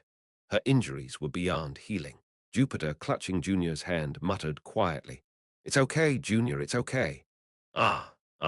Holding Jupiter, Junior was lost and dazed. She knew this was a fatal injury. As a mage, there was no survival. Jupiter was going to die soon, so should say something. But she couldn't find the words. No, she didn't even know what to call this woman now. I've never thought of her as my grandmother. Indeed, Junior had never, not even once, thought of Jupiter as her grandmother. This woman had slaughtered her entire village, killed her parents, inflicted scars that would never fully heal on half her body, thwarted her dreams, her ambition to become a mage. And yet she had raised her, applied ointment to her burns, cooked dinner with her side by side, fallen asleep together after reading a storybook. After tearing through the burning village to rescue her, she had cradled her wounds and wept for her. So, because of all that, Junior had never, not even once, thought of Jupiter as her grandmother. The woman she hated and despised, yet loved and wanted to emulate. Junior finally gathered the courage and called out, "Mom!" Jupiter looked up at the teary-eyed Junior, her eyes wide with shock. "What did you say? What's so hard about it? You're my mom." Junior, wiping away her tears, cautiously asked, "Is it not okay to call you Mom? All this time I've wanted to call you Mom." Despite the dire situation, unable to contain her joy, Jupiter smiled brightly. Can I really be your mom? I haven't done anything for you. I've only taken from you. Do you know that's what I was going to say? Wiping her tear-streaked face with the back of her hand, Junior also smiled as if it were ridiculous. Can I really be your daughter?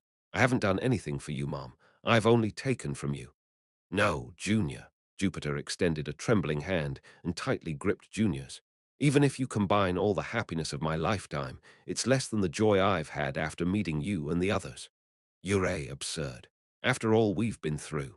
For a while, the two just stared at each other. There are moments when words are unnecessary and a look is enough. It was one of those moments for the two. Mother and daughter gazed at each other, laughing and crying. Can you help me stand? Jupiter murmured in a fading voice. I'd like to meet my end befitting a mage. Yes, Mom. Gently, Junior lifted Jupiter into her arms. Do whatever you want. Thank you, my dear. Standing upright, blood streamed from her chest. Despite several bouts of coughing up blood, Jupiter defiantly held herself up. She then shouted towards the party surrounding Celendian. Your Majesty. Turning around, Ash met Jupiter's faint smile. May I take the first shot? Ash nodded heartily. Of course, Dame Jupiter. The party members stepped back from Celendian. Jupiter slowly raised her right hand. Rumble, rumble, a faint sound of thunder echoed from the sky. With the last of her magic power gathered, Jupiter winked at Junior. Daughter, could you light me a cigarette? Even at the very end, you're a incorrigible, Mom. Junior grumbled, but she found a cigarette in Jupiter's pocket, placed it in her mouth, and lit it. Then Junior placed a hand on Jupiter's shoulder, aiding in the casting of Jupiter's final spell. Who? Taking a long drag, Jupiter savored the last puff of her life. Immediately afterward, she opened her only eye wide. The veteran's grim eyes shone brightly, unbelievably radiant for someone on the brink of death. Hey, Vampire King, recognize the glory. Jupiter, shouting with laughter, thrust her right fist forward forcefully. It's Jupiter's final lightning strike. Flash, crackling thunder. A small, sharp bolt of lightning struck down from the sky, landing squarely on Celendian's head. It wasn't her usual bright yellow or blue lightning. It was a pure, brilliant white. The output was just a tenth of its usual power, but Celendian was in a state where her magical defenses had been slashed down to the negatives. Arag. True damage, with additional damage. A magic attack hitting in a situation where magic defense had been reduced to the negatives brought about enormous pain. A vile scream erupted from the mouth of the Vampire King. Clink! Celendian's life core shattered to pieces. Jupiter's lightning had undoubtedly killed Celendian once. Ha! That was refreshing. Jupiter, who had been laughing, suddenly collapsed. Junior quickly embraced the fallen Jupiter and gently laid her on the ground. Lying quietly, Jupiter looked up at Junior with her now fading eyes. Live long and happy, Junior. My only wish is that. Junior tightly held Jupiter's hand. I'll live like you, Mom. That's my dream. Junior, don't live like me. A smile hung at the corner of Jupiter's lips. Or maybe not. Having a wonderful daughter like you, life might have been pretty good after all. The sky was blue, just like the sea they had seen together that day. A wind blew from somewhere. It smelled faintly of the sea. Children's laughter could be heard. Jupiter slowly closed her eyes.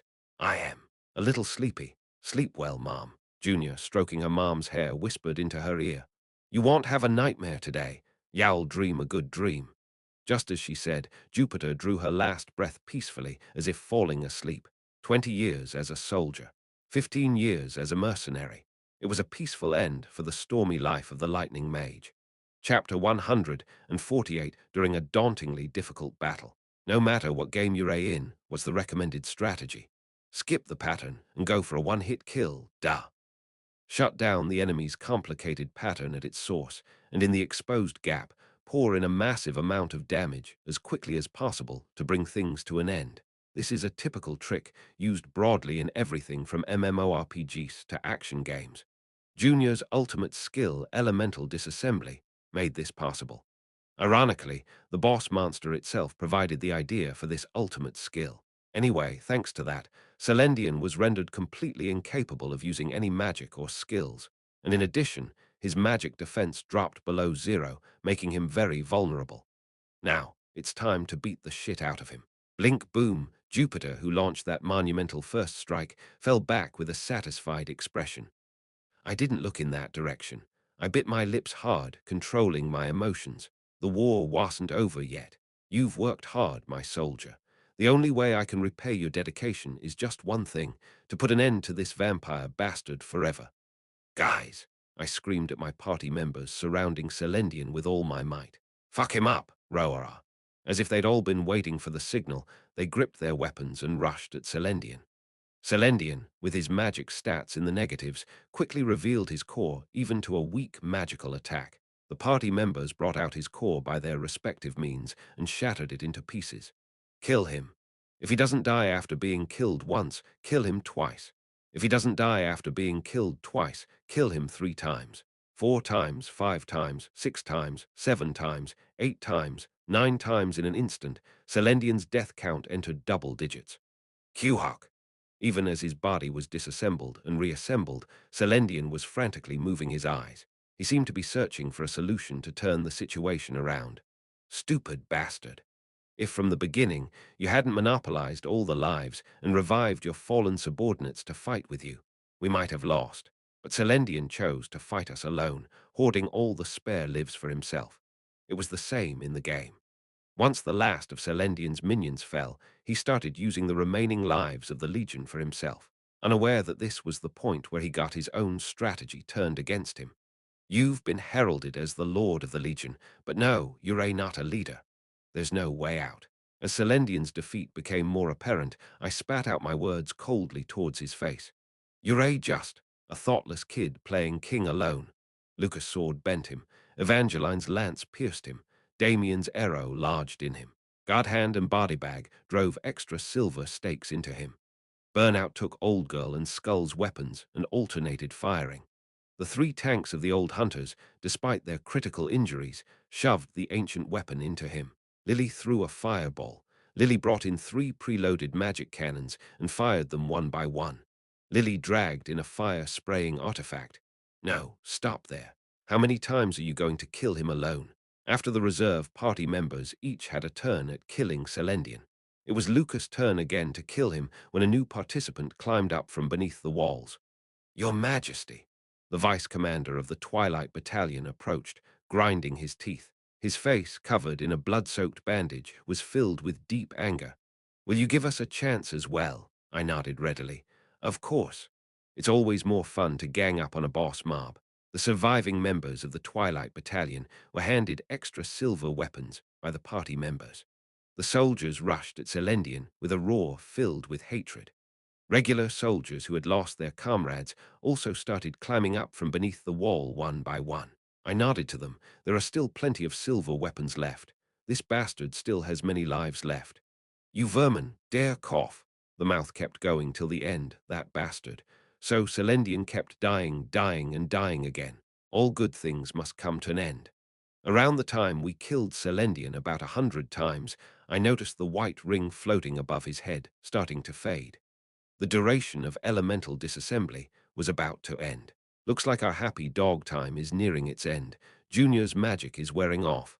At my words, Lucas looked at me with a perplexed expression. Hey, but we haven't killed that bastard yet.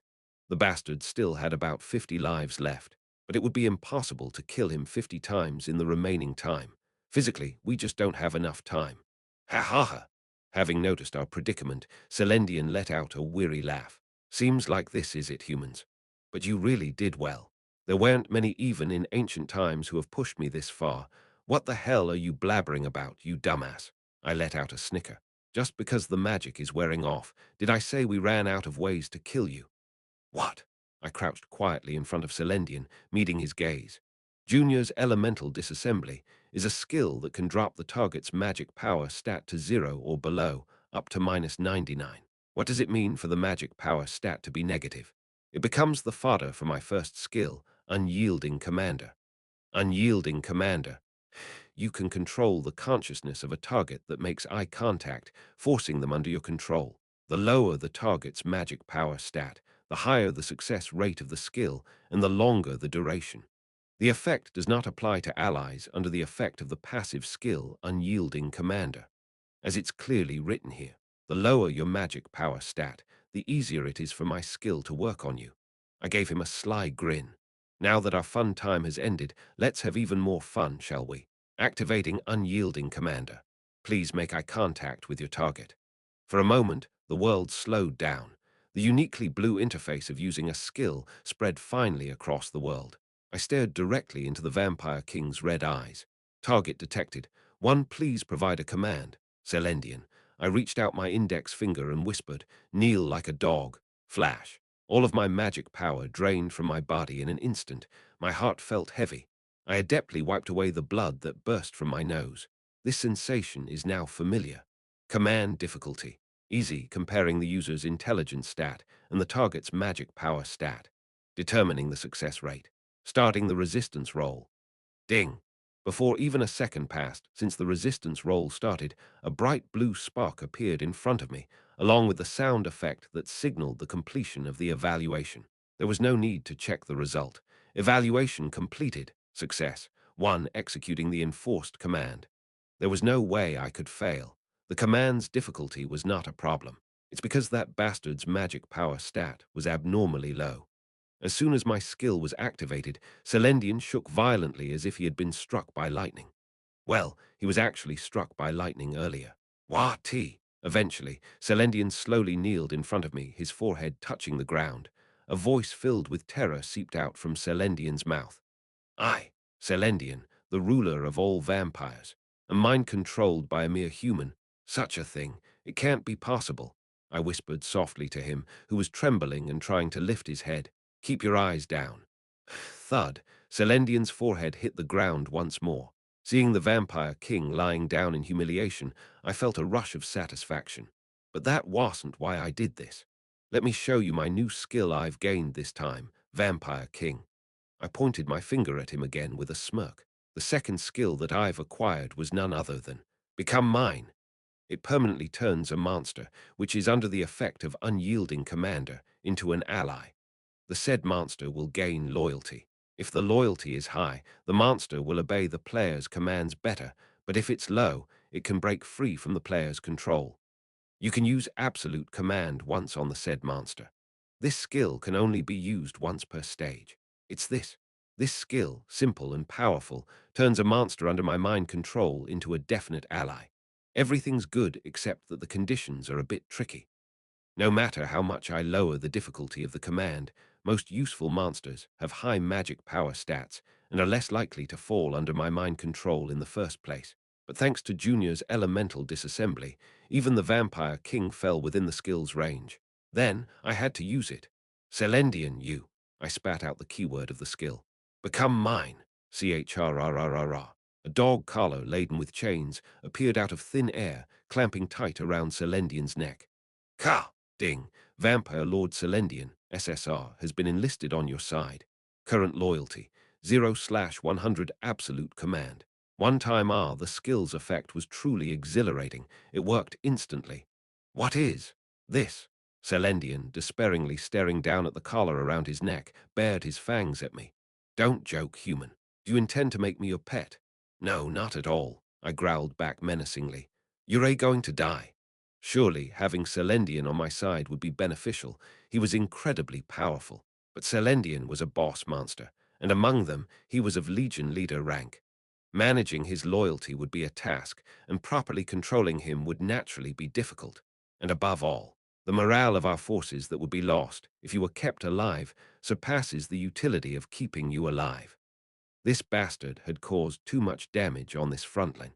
I couldn't even count how many of my heroes had been killed by him and his legion. It was the same in the game.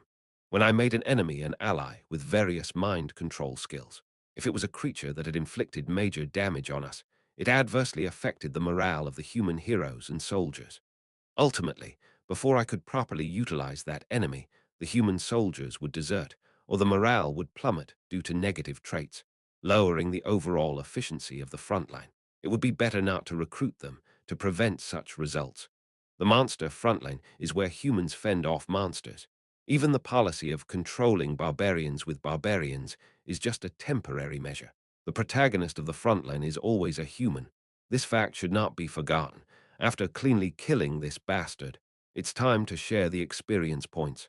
Actually, this was crucial. If you enlist him, there's no boss kill experience points. Do you know how many levels we could gain by killing you? I slowly rose and stretched out my hand, giving the order. Commander of the Empire's southern frontline, ash-born hater Everblack, pronounces an immediate judgment on the vampire Lord Selendian, who surrendered like a dog in humiliation. I never surrender. Shut up. Selendian, you, was the most appropriate punishment for a mosquito that disturbs sleep by sucking blood on a summer night. Of course, there's only one. Death penalty, I yelled it out loud. Death penalty, death penalty, death penalty, death penalty. Turning pale, Selendian was subject to my use of absolute command. Commit suicide, Selendian, until your last life, all of it. Chapter 149, of course, the suicide I ordered was not simply physical destruction. It was a command for real death, to shatter his own soul core. Ah, irk! Pain-filled groans slipped out of Selendian's mouth. He was in the midst of destroying his own soul core, having torn out his own heart. Ka-ah! The absolute command gives an absolute order, as the name suggests. Selendian faithfully followed my command, severing his own life to the very end. Everyone watched silently as the vampire king met such an end, surrounded by them. Some wore triumphant expressions, while others harbored a trace of pity. Some bulged their eyes, not wanting to miss a single moment, while others couldn't bear to watch and turned away. When only 10 lives were left in Selendian, he coughed up blood and cried out, "Please stop, just kill me with your own hands. Please, with the demonic gun. Shoot my heart with the nightmare slayer," Selendian cried out to Damien. But Damien turned his head away. "A holy weapon is fine too. Cut my neck, or shred my flesh without leaving anything. A holy weapon has the right to do so," he pleaded to Lucas and Evangeline, but the two knights simply stared at the monster expressionlessly. "If so, just a silver weapon. No, anything else is fine. Humans, kill me with your own hands." At Selendian's outcry, the soldiers flinched, but no one stepped forward. "That's because I ordered them to just watch. Absolutely do not touch him. Let him die on his own." While being reduced to a mere spectacle, Selendian continued to commit suicide, crying out miserably, "Please, I am asking for an honorable death." "You talk of honor, you blood-sucking scum," I replied coldly. "You're ready to die like a monster, like vermin." A deep despair cast over Selendian's face. 10, 9, 8, 7, 6. As his remaining lives dwindled, Selendian's face aged rapidly, turning into a complete old man's face by the time he had 5 lives left. The panic gradually disappeared from his face. Whether he had given up, his voice sank heavily. Every morning in my mansion deep within the Lake Kingdom, I tried to commit suicide. Looking at his own soul core shattering in his hands, Selendian laughed grimly. But now I realize that was just a game. Because I knew I wouldn't really die at that level, I could play that game, just confirming that I was alive. "You might be right, human." He looked up at me with a wrinkled old face. Maybe I was just bored with a long life, numb to everything, so I sought new stimulation. 4. In front of real death, I'm scared now. 3. But because this feeling of fear is novel, because real death is before my eyes, I finally realized. 2. At this moment, I really realized that I am alive. 1. Thank you, human. No, thank you, Ash, for killing me. Ure blabbering to the end. I clenched my teeth. Fall into hell, monster. After reviving with his last life, Selendian destroyed his soul core for the last time. Clang! A sound like a glass art piece shattering echoed. Ah! Selendian looked into the void and muttered softly. "Finally, it's the end." Thud. Selendian crumbled to the floor like a straw doll. "As a word of thanks for killing me, I'll give you some advice." Looking at the void with relaxed eyes amidst the sea of blood, he muttered slowly, "The king of nightmares knows everything. He is a higher dimensional existence. So don't try too hard to oppose him." Selendian's bloody eyes slowly closed. "It's futile after all." "What the hell are you?" I tried to question him, but I stopped. The collapsed Selendian no longer moved. I quietly looked down at him. He was a vampire lord, a commander of monsters, and the stage 5 boss monster. Selendian, the worst enemy of all the monsters we've ever faced, had died like this. Phew! I let out a parched sigh and slowly looked around. I saw heroes and soldiers covered in blood and wounds. They were all looking at me with faces that didn't know what to do now. As the hatred for the enemy cooled down and the adrenaline left, They all felt too late. The wounds left on us, the death of a comrade scattered around. It's heavy, it's too heavy, but this is the weight a frontline commander must bear. Clasping my fists tightly, gritting my teeth, I slowly opened my mouth. Collect the bodies of our allies. Make a roll of honor for the fallen. Assess the damage to the walls and the fortification equipment. I allocate the mechanical, obvious tasks to be done. Retrieve the magic stones from the enemy's bodies and gather the spoils. When there are tasks at hand, people don't collapse. So I issued commands. Then, as I always did after every defensive battle, I tried to recite a hopeful speech. I stopped. Instead, I spat out shortly. The war is over. I didn't say we won. No, I couldn't. We lost too much. It was a victory, but it was a victory full of wounds. Looking at the walls smeared with blood and horribly destroyed, and the cruelly fallen bodies of our allies, I gritted my teeth and spat out once more. The war is over. The recovery of our allies' bodies began on the walls. I forced strength into my wobbly, energy-drained legs and slowly walked on top of the walls. Junior was quietly weeping next to Jupiter's body. Please come to the crossroad branch of the Continental Mercenaries Guild, Your Highness. I passed by them. Bodybag and Burnout were wailing next to the bodies of Old Girl and Skull, and Godhand kept his head down with his mouth tightly shut. Is the third prince a good person? Is he good? He seems like a good person. He saved us in the first place. Even if he has ulterior motives, we have to acknowledge that I passed by them. The 3 tankers from the old hunters were helping with the recovery of our allies' bodies despite their severe injuries. Reluctant priests forcibly loaded them onto vehicles and escorted them to the temple. I stopped in front of the bodies they had recovered. Old hunter's magician, Yenishi, and the bodies of the 5 Dian mercenaries. Dian's face, who looked like he died a peaceful death, unlike his cruel one, could be seen. Send us to the front lines. We'll show you that we can do our bit. I passed by them. The vice-captain of the Twilight Brigade was sitting quietly beside the body of the captain, with his knees bent. The veteran soldier was blankly staring at the face of his comrade he'd spent his life with. There are no more monsters coming from the south, so there's no need to keep the firewall. I passed by them. The soldiers' bodies were neatly lined up. Those who were burnt, shattered into pieces, swept away by explosions, and couldn't even find a trace were also there. The soldiers wept as they recovered the bodies of their dead comrades. The prince is here. Lord, Lord, Lord, the best commander in the south. A man born to kill monsters. I passed by them. I won't collapse. I can't collapse, because I am the commander. Because it's natural for people to die on the front lines. Because we've lost before, and will lose again. So, even if everyone else cries, I alone have to be firm. There was a temporary outpost in the watchtower at the corner of the wall. When I entered, Lucas, Evangeline, and Damien were waiting there. The roll of honor has been completed, Your Highness. Lucas extended the documents he was holding. I took them without a word. Is it because I am tired? I can't read the letters. As I'm trying to focus and read the contents, Lucas cautiously called me. Your Highness. It's just us here. Looking up, Lucas was giving me a faint smile with a pallid face. You can be at ease. Evangeline and Damien also gave me a gentle smile. Sure, Senior, it's just us. There's no need to hold back. We're in the same party, Prince. My legs gave out. My party members caught me as I swayed, about to collapse, and set me down in a chair. We could have saved more. I hid my face behind my trembling hands. If only I was more thorough, we could have avoided their deaths. Master, if I had planned the free exploration route more rigorously, if I had farmed gear to the limit to equip them, if I found a way to bring reinforcements from the city, I knew. If I had retreated the regular troops earlier, if I had trained the Dian mercenaries more thoroughly, if I had been more alert when buying time from Selendian, if I had perfectly protected Junior so that Jupiter didn't have to step in, I knew all right. There was no better way. There was no better strategy. There was nothing more foolish than mulling over what could have been done in the past. But someone had died. A comrade had died.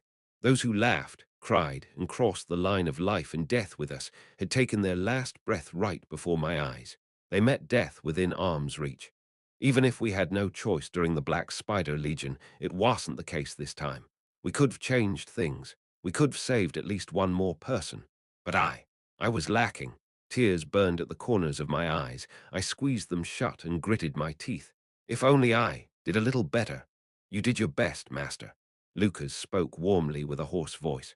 Everyone knows that. Damien and Evangeline gently patted my shoulder. So please, don't blame yourself too much. With my face covered in my hands, I sobbed quietly. I cried for a long time, tears and snot streaming down my face. My party members cried with me. 9 heroes, 146 soldiers. Those were the numbers written on the list of casualties that day. Stage 5 clear. Stage MVP, Jupiter Jr., SSR. Ash X. Leveled up characters. Main party Ash X. LV41 5. Lucas, SSR. LV44 3. Evangeline, SSR. LV44 3. Jupiter Jr., SSR. LV53 3. Damien N. LV41 3. Subparty 1 Guardhand, SR. LV41 3. Bardebag R. LV36 3. Burnout, SR. LV34 5. Subparty 3 Free R. LV34 3. Sentence R. LV33 3. Vile R. LV33 3. Injured and killed characters Main party Ash X. Minor injury Lucas, SSR.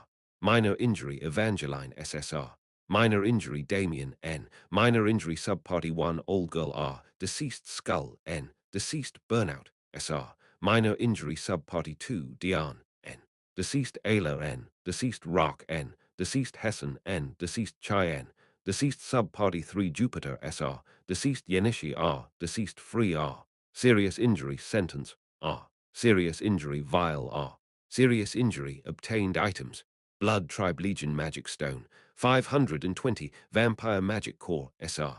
7 Vampire General Magic Core SSR. 2 Vampire Lord Magic Core SSR. 1 Stage Clear rewards have been distributed. Please check your inventory. R grade reward box. 5 SR grade reward box. 7 SSR grade reward box. 3 Get ready for the next stage. Stage 6. Begins. Chapter 153 days later. A funeral was held in the cemetery west of Crossroad. Since there had been no casualties in Stage 3 and Stage 4, it had been quite some time since the last funeral. I wish we never had to hold another one. As the procession of coffins moved in, that was what I thought to myself. Such an event. It would have been better if it never had to be held again. The coffins were each placed at their respective burial spots. Over all of them, the flag of the Everblack Empire was draped. With a trace of resentment, I glared at that flag. In the center of the flag, the royal crest of a sword and a rose was depicted. If only the royal family had sent reinforcements. If they had, priests began to sprinkle holy water on each coffin and started their prayers. Following them, the choir began to sing a funeral song. There were quite a number of the deceased, so it took some time. I went to each newly made grave, bowed my head in respect. After every coffin had been placed in its position and all the rites were completed, it was finally my turn to give a speech. Never have I felt so reluctant to stand in front of others, but this was my duty. I didn't run away, I stepped onto the stage. The citizens of Crossroad and my subordinates, the hero characters and soldiers, all looked at me clearly. After quietly looking around at them, I slowly opened my mouth. The monsters we fought this time were bloodkin. Inside the city walls, to the ordinary citizens who probably hadn't even seen the faces of the monsters, I explained softly. They were vampires and cannibals that craved human flesh and blood. They consume others' flesh and blood, stealing others' lives, and they enjoy immortality. I gestured towards our soldiers. Our brave soldiers fought against these terrifying monsters. They weren't afraid of their flesh being torn apart. They stood against death. As a result, we were able to safely protect the city.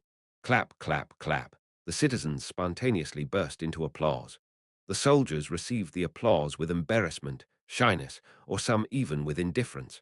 After waiting for the applause to die down, I continued. Unlike those monsters, we humans cannot enjoy immortality. We are short-lived. We bloom like flowers, but we also wither like flowers. I find this sad. I glanced at Junior. Junior, standing next to Jupiter's grave, was in a simple black dress, listening to my words. But as much as I find the shortness of life sad, I do not envy immortality. I raised my voice.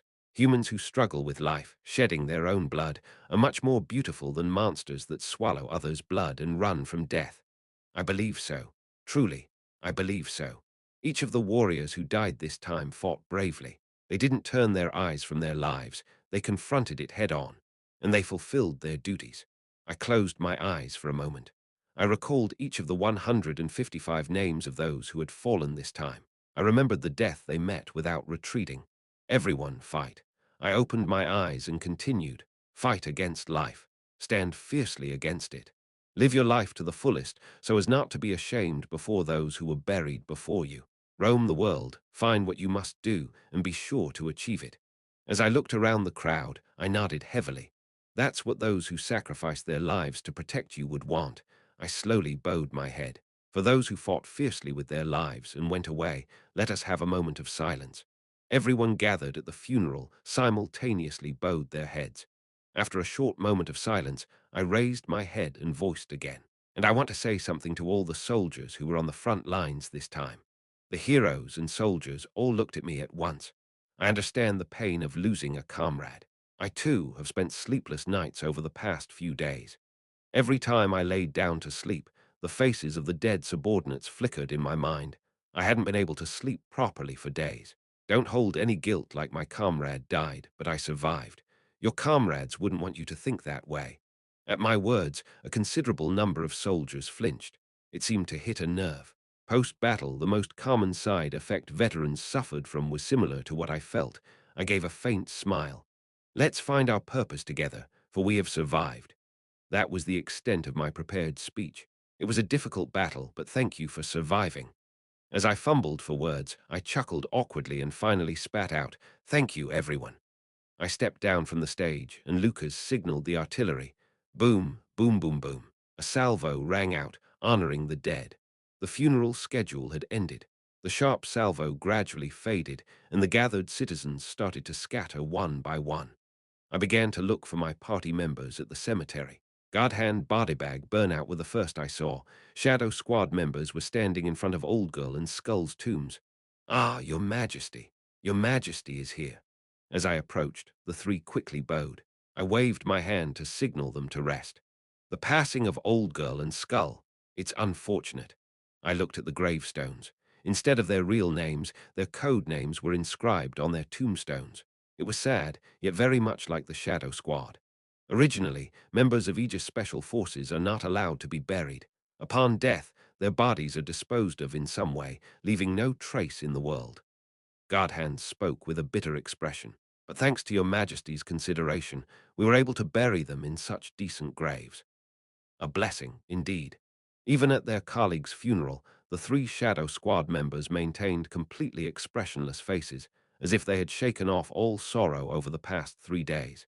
It's okay to grieve more. It felt regretful that they seemed to have forcibly cut off their sorrow. While sharing stories about Old Girl and Skull, I told them the reason I had come. Come to my mansion this evening. We have a meeting about the defense strategy. All three Shadow Squad members bowed simultaneously. We understand, Your Majesty. We'll see you this evening. All right. See you later. After paying my respects to the tombstones of Old Girl and Skull one last time, I left the scene.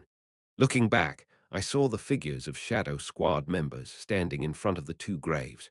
The sight of them, 2 out of the 5 party members who had moved as one, gone, was lonely. Very much so. Lucas, Evangeline, and Lily were in front of the Diane mercenary group's grave. The faces of Lucas and Lily were sad, but especially Evangeline's face was no joke. She was soaked in tears and snot. Wow! She was even making strange crying noises. Wow! You seem to be very upset, Evangeline. At my murmur, Lucas responded. Evangeline spent time with the Diane mercenary group in the dungeon. She must have grown quite fond of them. That's right. I had sent the Diane party on an independent exploration with Evangeline as a guide. At first, she didn't like the Diane party because they got ringed out during the duel, but she must have grown quite attached to them over time. While Evangeline was crying hysterically, Lily comforted her from the side. Watching them from behind, Lucas asked me, "By the way, Your Majesty, what brings you here? Shall we resume the escort duty?" Lucas had temporarily suspended my escort duty. He was greatly exhausted from the last battle, and I had spent a few days lying alone in my room. So I suggested we rest. So we had been doing our own thing until today. "No, let's resume the escort duty tomorrow. I came here today because of a meeting this evening. I informed them about the meeting for the future defense strategy that evening. Lucas nodded. I understand. Then I'll see you this evening. Where, I'll also calm Evangeline down and bring her. All right, please do, and bring Lily as well. After paying my final respects to the Dian mercenary group's grave and whispering their names one last time, I left the place. Damien and Margarita were tidying up after the funeral ceremony as priests. I approached them, who were cleaning up holy water and prayer items, and greeted them. You're working hard, priests. Damien gave a half smile and Margarita bowed respectfully. Oh, your highness. You're here, your majesty. Thank you for your efforts today. The reason I've come is... I cut to the chase. I told her that there was a meeting at the mansion tonight. I am to come as well. Saintess Margarita hesitated before asking. I nodded my head assertively. Of course, Saintess. You must absolutely come. It seemed she was still having trouble adjusting to the fact that she was part of my party. Did she not realize that once she had joined my party, she could never leave? Prince, should I invite these three as well? Damien pointed to the side. There, three tankers from the old hunters, who were in wheelchairs, were visible. In front of Jupiter's and Yenish's graves, the three tankers were quietly praying. I examined their injuries and slowly shook my head. No, let them rest in the temple. The three tankers had survived with their strong vitality, but their bodies were no longer capable of battle. They had been torn apart by the vampire's swords and claws, and had even taken Celendian's blood magic directly. They were sturdy people who had held on until the end of the battle, but permanent injuries were left on their bodies. Essentially, they were confirmed to be retired. I would guarantee their post-retirement life, even if I had to drain my savings, but they couldn't participate in defense battles anymore. Understood. Then I'll see you tonight. See you in a bit, Prince. I left the cemetery with Margarita and Damien's farewells. The last member to call, Junior, wasn't in front of Jupiter's grave. I turned my gaze outside the cemetery. I have an idea where she might be. Downtown Crossroad, Mercenary Guild. Junior was in the room Jupiter used to use. She was there to sort out the deceased's belongings. Junior sighed as she cleaned the empty room. There's not much to clean or sort out after all. Jupiter's possessions were minimal.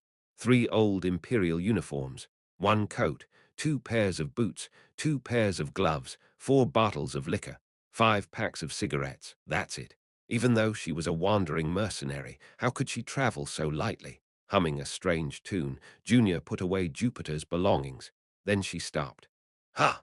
There was a leather document bag in the corner of the room. From the opened gap of the bag, a familiar piece of paper was poking out. This is... Junior carefully opened the bag and took out the contents. ... It's the letter I sent. When Jupiter sent living expenses, Junior would write a letter in reply. Such collected letters filled an entire document bag over a decade.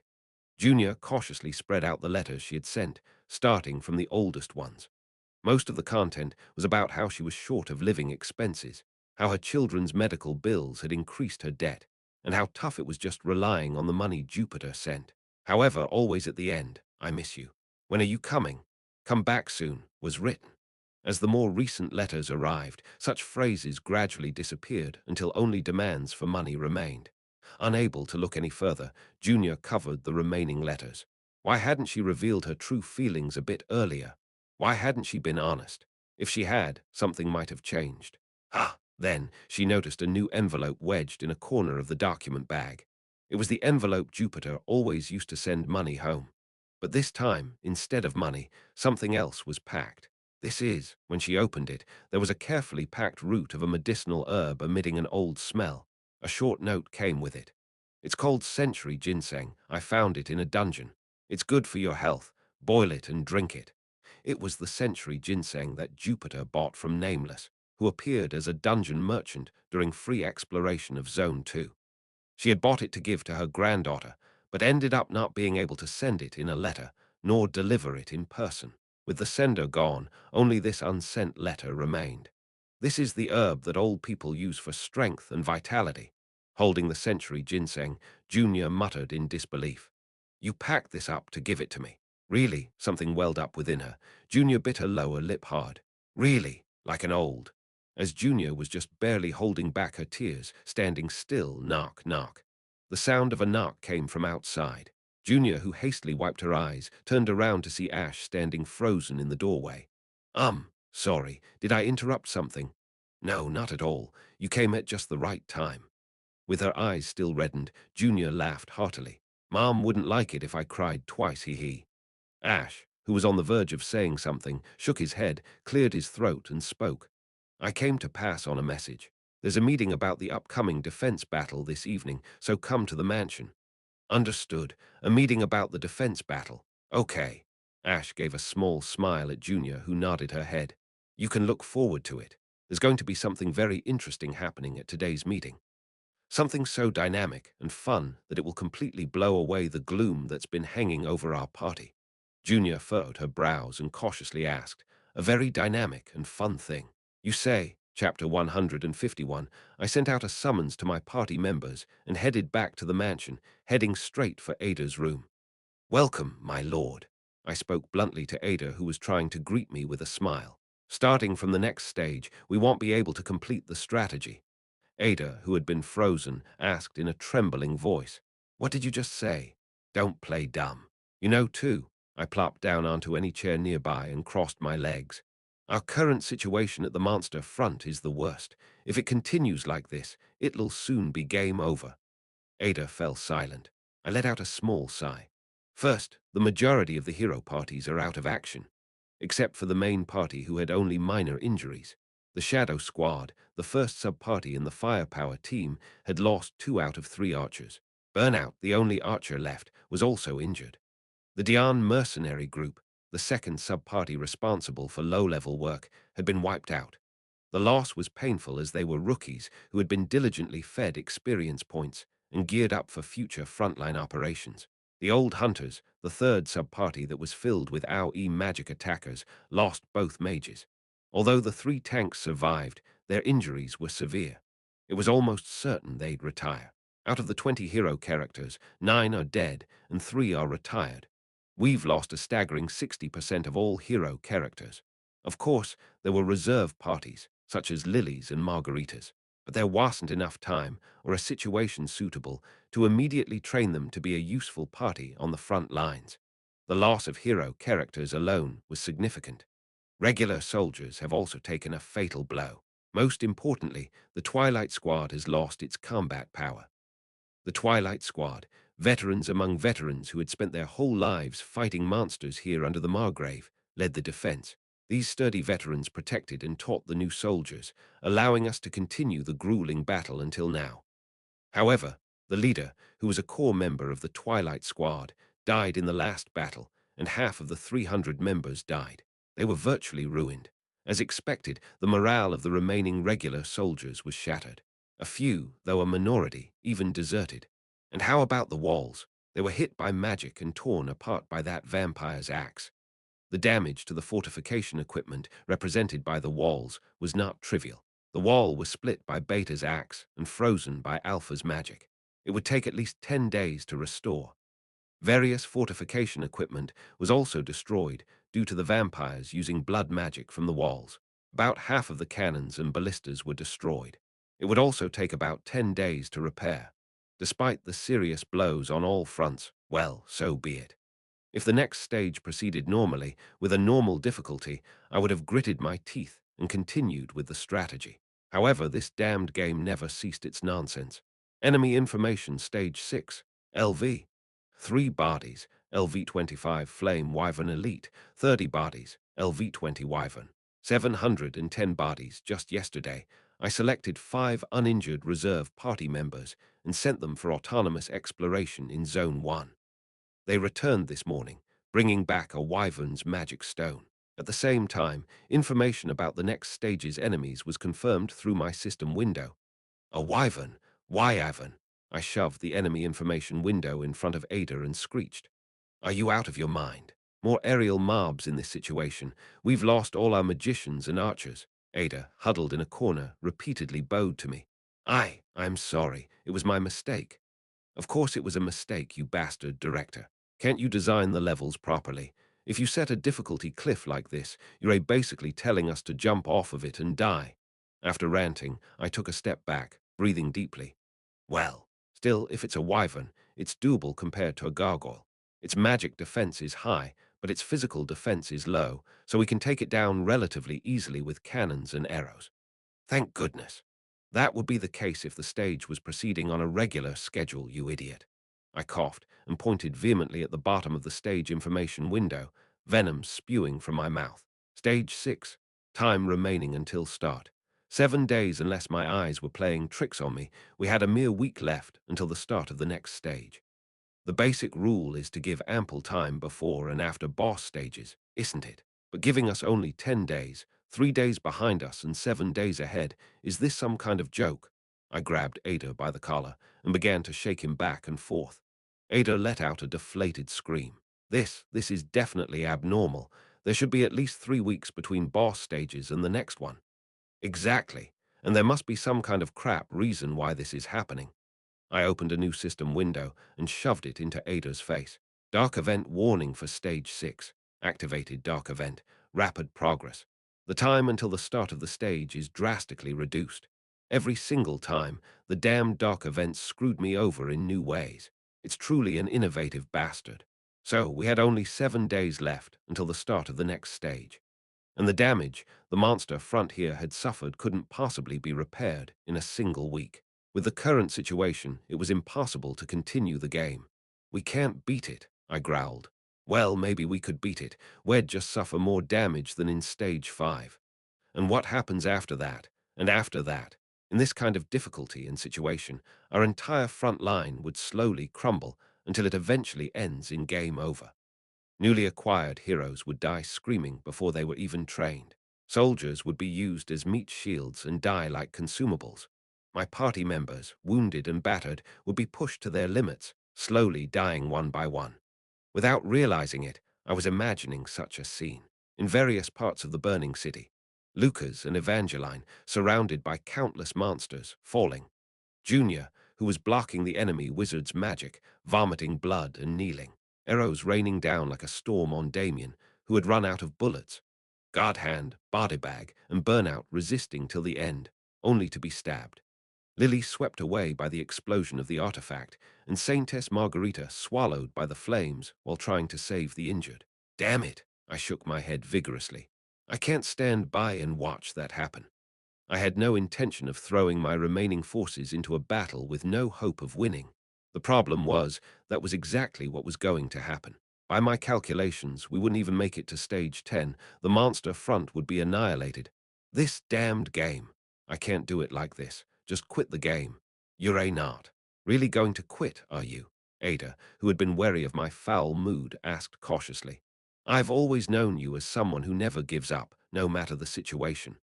Instead of giving up on a standard strategy, you find a different way. That's what you mean, right? Ha! I sighed and nodded along with Ada's words. That was exactly it. I wasn't giving up. All I was doing was looking for another way to prevent any more of my subordinates from dying. The way to solve this situation is simple. If they send reinforcements from the capital, it's over. If they could send elite forces from the imperial capital, it would instantly bring relief. Because the Empire's standing army was powerful, even the ordinary soldiers and the commanding officers, the knights, were top-tier hero characters. Even though they weren't permanently stationed on the monster front, but lent out on a temporary basis. Nonetheless, if they were to come, we would be able to breathe easy. By conducting defensive operations using these forces, I could buy time to properly train my heroes and soldiers. But the royal court kept ignoring my requests for help. So, we have no choice. We have to force them to send reinforcements. At my words, Ada tilted his head. How on earth are you going to force them to send reinforcements? Do you remember the content of the last letter I sent to the royal court asking for reinforcements? Ada, who had written the letter, nodded. Why, yes. I remember clearly, you said. If they don't send reinforcements this time, next time I will show them the greatest tantrum that the youngest prince can throw. Please convey this. You said that right. I wrote the letter as it is. I gave a devilish grin. Let's show them the best mess. A spectacular disaster, so big that the imperial palace would be so overjoyed that they would immediately deploy their forces. Die. Disaster, you say? Exactly. The third prince of the empire, Ash, was originally a crazy, reckless brat. Hadn't he been too sincere and good a commander all this while? It was time to return to his true, reckless self. Not just drinking a little, gambling and wasting money. This would be on a different level. Let's show them what a real mess looks like. What kind of disaster would require sending elite forces to this remote place, even if something happens in the Imperial Palace? With a smirk plastered across my face, I replied in a hushed voice to Ada, "That would be a rebellion." At my proclamation, everyone's movements froze. Evening, the Lord's mansion, reception room, a gathering where all party members had assembled as I had summoned. In front of each sofa where they were sitting, beverages and snacks were laid out. The time for late-night snacks that the party members had requested during the last battle was combined with this gathering. Lightening the somber mood brought by a comrade's death and funeral, party members were having a lively conversation over snacks. In the midst of this softened atmosphere, I dropped a bombshell. "Huh?" Evangeline asked, her eyes wide open in surprise. The snack she had been holding was now rolling on the floor. Senior, what did you just say?" "I said it's a rebellion, Evangeline." Evangeline's mouth gaped open. The drink she had been sipping flowed back into her cup. The rest of the party members' reactions were no different. Either they started coughing in surprise, pinched their cheeks, or started cleaning their ears as if they had heard something wrong. But I have a clear voice. They didn't hear wrong, my friends. I'll say it again. I plan to incite a rebellion. The word rebellion for the third time. Unable to deny the reality any longer, the party members looked at me, their eyes filled with horror. From today, the fortress city of Crossroad in the southern front of the Empire is leaving the Empire's jurisdiction. I declare the founding of an independent state, the Empire of Crossroad. I shrugged and pointed at myself. And of course I will be the Emperor. Chapter 152. And of course, I'll become the Emperor. From a declaration of rebellion to declaring oneself Emperor, the audience hall was blanketed in silence. Half of my party members were shocked and stupefied at my mad proclamation, while the other half instantly rose to their feet, ready to say something. "I won't be taking any questions," I yelled as I thrust my hand forward. "The only thing you must decide now is one thing. Will you stand with me or not?" I gave a faint smile. "Are you willing to die with me? That's all. Because the only path to survival lies within death. Would they walk the long road that lay ahead with me? That's what I was asking." Facing the party members who looked at me in despair, I spoke with a stern face. "I'll give you 1 hour. Consider freely within that hour. Will you stand with me, or will you leave?" After meeting the eyes of every party member, I nodded. "Let's meet here 1 hour later." Then I walked out of the audience hall without looking back. The party members were scattered around the mansion, deep in thought. Most remained in the audience hall, hotly debating my remarks, while a few strolled around the garden, lost in thought. And a few others left the mansion altogether. The second floor of the mansion, the Lord's office. I was standing by the window, watching the backs of the party members leaving the mansion when I heard a knock at the door. "Come in." Creak, the one who opened the door and entered, was Lucas. "My lord." "Lucas, I came to ask you a question." Without waiting for me to say anything, Lucas blurted out immediately after he entered and closed the door. "Is this rebellion a desperate measure to request reinforcements from the royal family?" I chuckled at Lucas' sharp point. Lucas continued. "You, my lord, are a legitimate successor to the royal family, inheriting the emperor's blood directly. If you declare rebellion, the royal family cannot sit idly by. They will dispatch troops to suppress the rebellion. Isn't your plan to use those troops to exterminate the monsters?" "Well done, Lucas. Reading my thoughts so accurately." I nodded my head. "You've guessed quite correctly. I haven't told the party members yet, but the next monster invasion is in a week. With the current situation here, there's no way we can fend them off. Hence, I decided to do this absurd show." Lucas, looking me in the eye, cautiously spoke up. "I understand your intention, my lord, but there are two problems with your plan." "Two problems. First, the distance between the royal capital and this southern front. Even if the messenger changes horses and races, it will take a week." Lucas quietly pointed out the errors in my plan. "It will take a week for news of the rebellion here to reach the royal capital, and another week for them to assemble and deploy troops. At the very least, it will take 2 weeks. In reality, it will probably take longer. You said the next defensive battle would be in a week. They can't arrive before it starts." I just listened with a smile. Lucas continued. Second, there's no way to prove this rebellion was a hoax. Um, Even if you explain it was a desperate measure to summon the royal troops, the royal family won't believe it. You will be arrested and charged with treason. As a royal, you won't be executed on the spot, but you will be transported to the royal capital. That's certainly true. As I was about to nod and accept Lucas' point, bang. Lucas, you're absolutely right. The platinum-haired female knight burst into the office. It was Evangeline. My eyes widened in surprise. How much of our conversation did you hear? Obviously, from the beginning. But that's not important. I get the whole reinforcement thing. But rebellion, really, senior. Almost crawling on the floor, Evangeline reached me and shouted out, "Please think again. That should be the absolute last resort. No, not even then. It's a method that should never be used. The Emperor shows no mercy to traitors. You should know better. Even if it's his own son, hell definitely kill him." Evangeline was pale with fear. That's not all.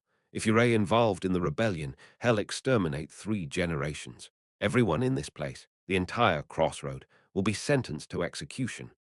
The reason Evangeline was so vehemently discouraging this was clearly because she was the successor to the Margrave's title. Crossroad was Evangeline's hometown, the land she would inherit and rule in the future. But to declare a rebellion here, you're going to turn your homeland, your domain, into a sea of fire. My decree was tantamount to that. Look at the war with the neighboring Bringer kingdom, senior. Evangeline spat out in a trembling voice as I remained silent. For the slightest discord, he's crushing a kingdom that has been loyal for hundreds of years. A small domain in such a remote place will undoubtedly be burned to the ground without a trace. Please, senior, there must be another way, just not a rebellion. Without answering, I looked outside the open office door. You two there, stop hiding and come in. Oh, cough. Then Damien and Junior, who were outside the door, awkwardly walked into the office. I gave them a slight smile. Shall we hear your opinions too? Damien and Junior glanced at each other. Damien nervously spoke first. Well, I am the prince's right-hand man. I have nowhere else to go anyway. I'll stand by the prince's side to the end, but rebellion, well, isn't it a bit dangerous? Damien, whose round eyes flickered at me, started trembling when he saw my quiet smile. I'll shoot at whoever if the prince commands it. Just leave it to me. Right. Thank you, Damien. After smiling at Damien once more, I turned my gaze to the wizard next to him. Your opinion, Junior.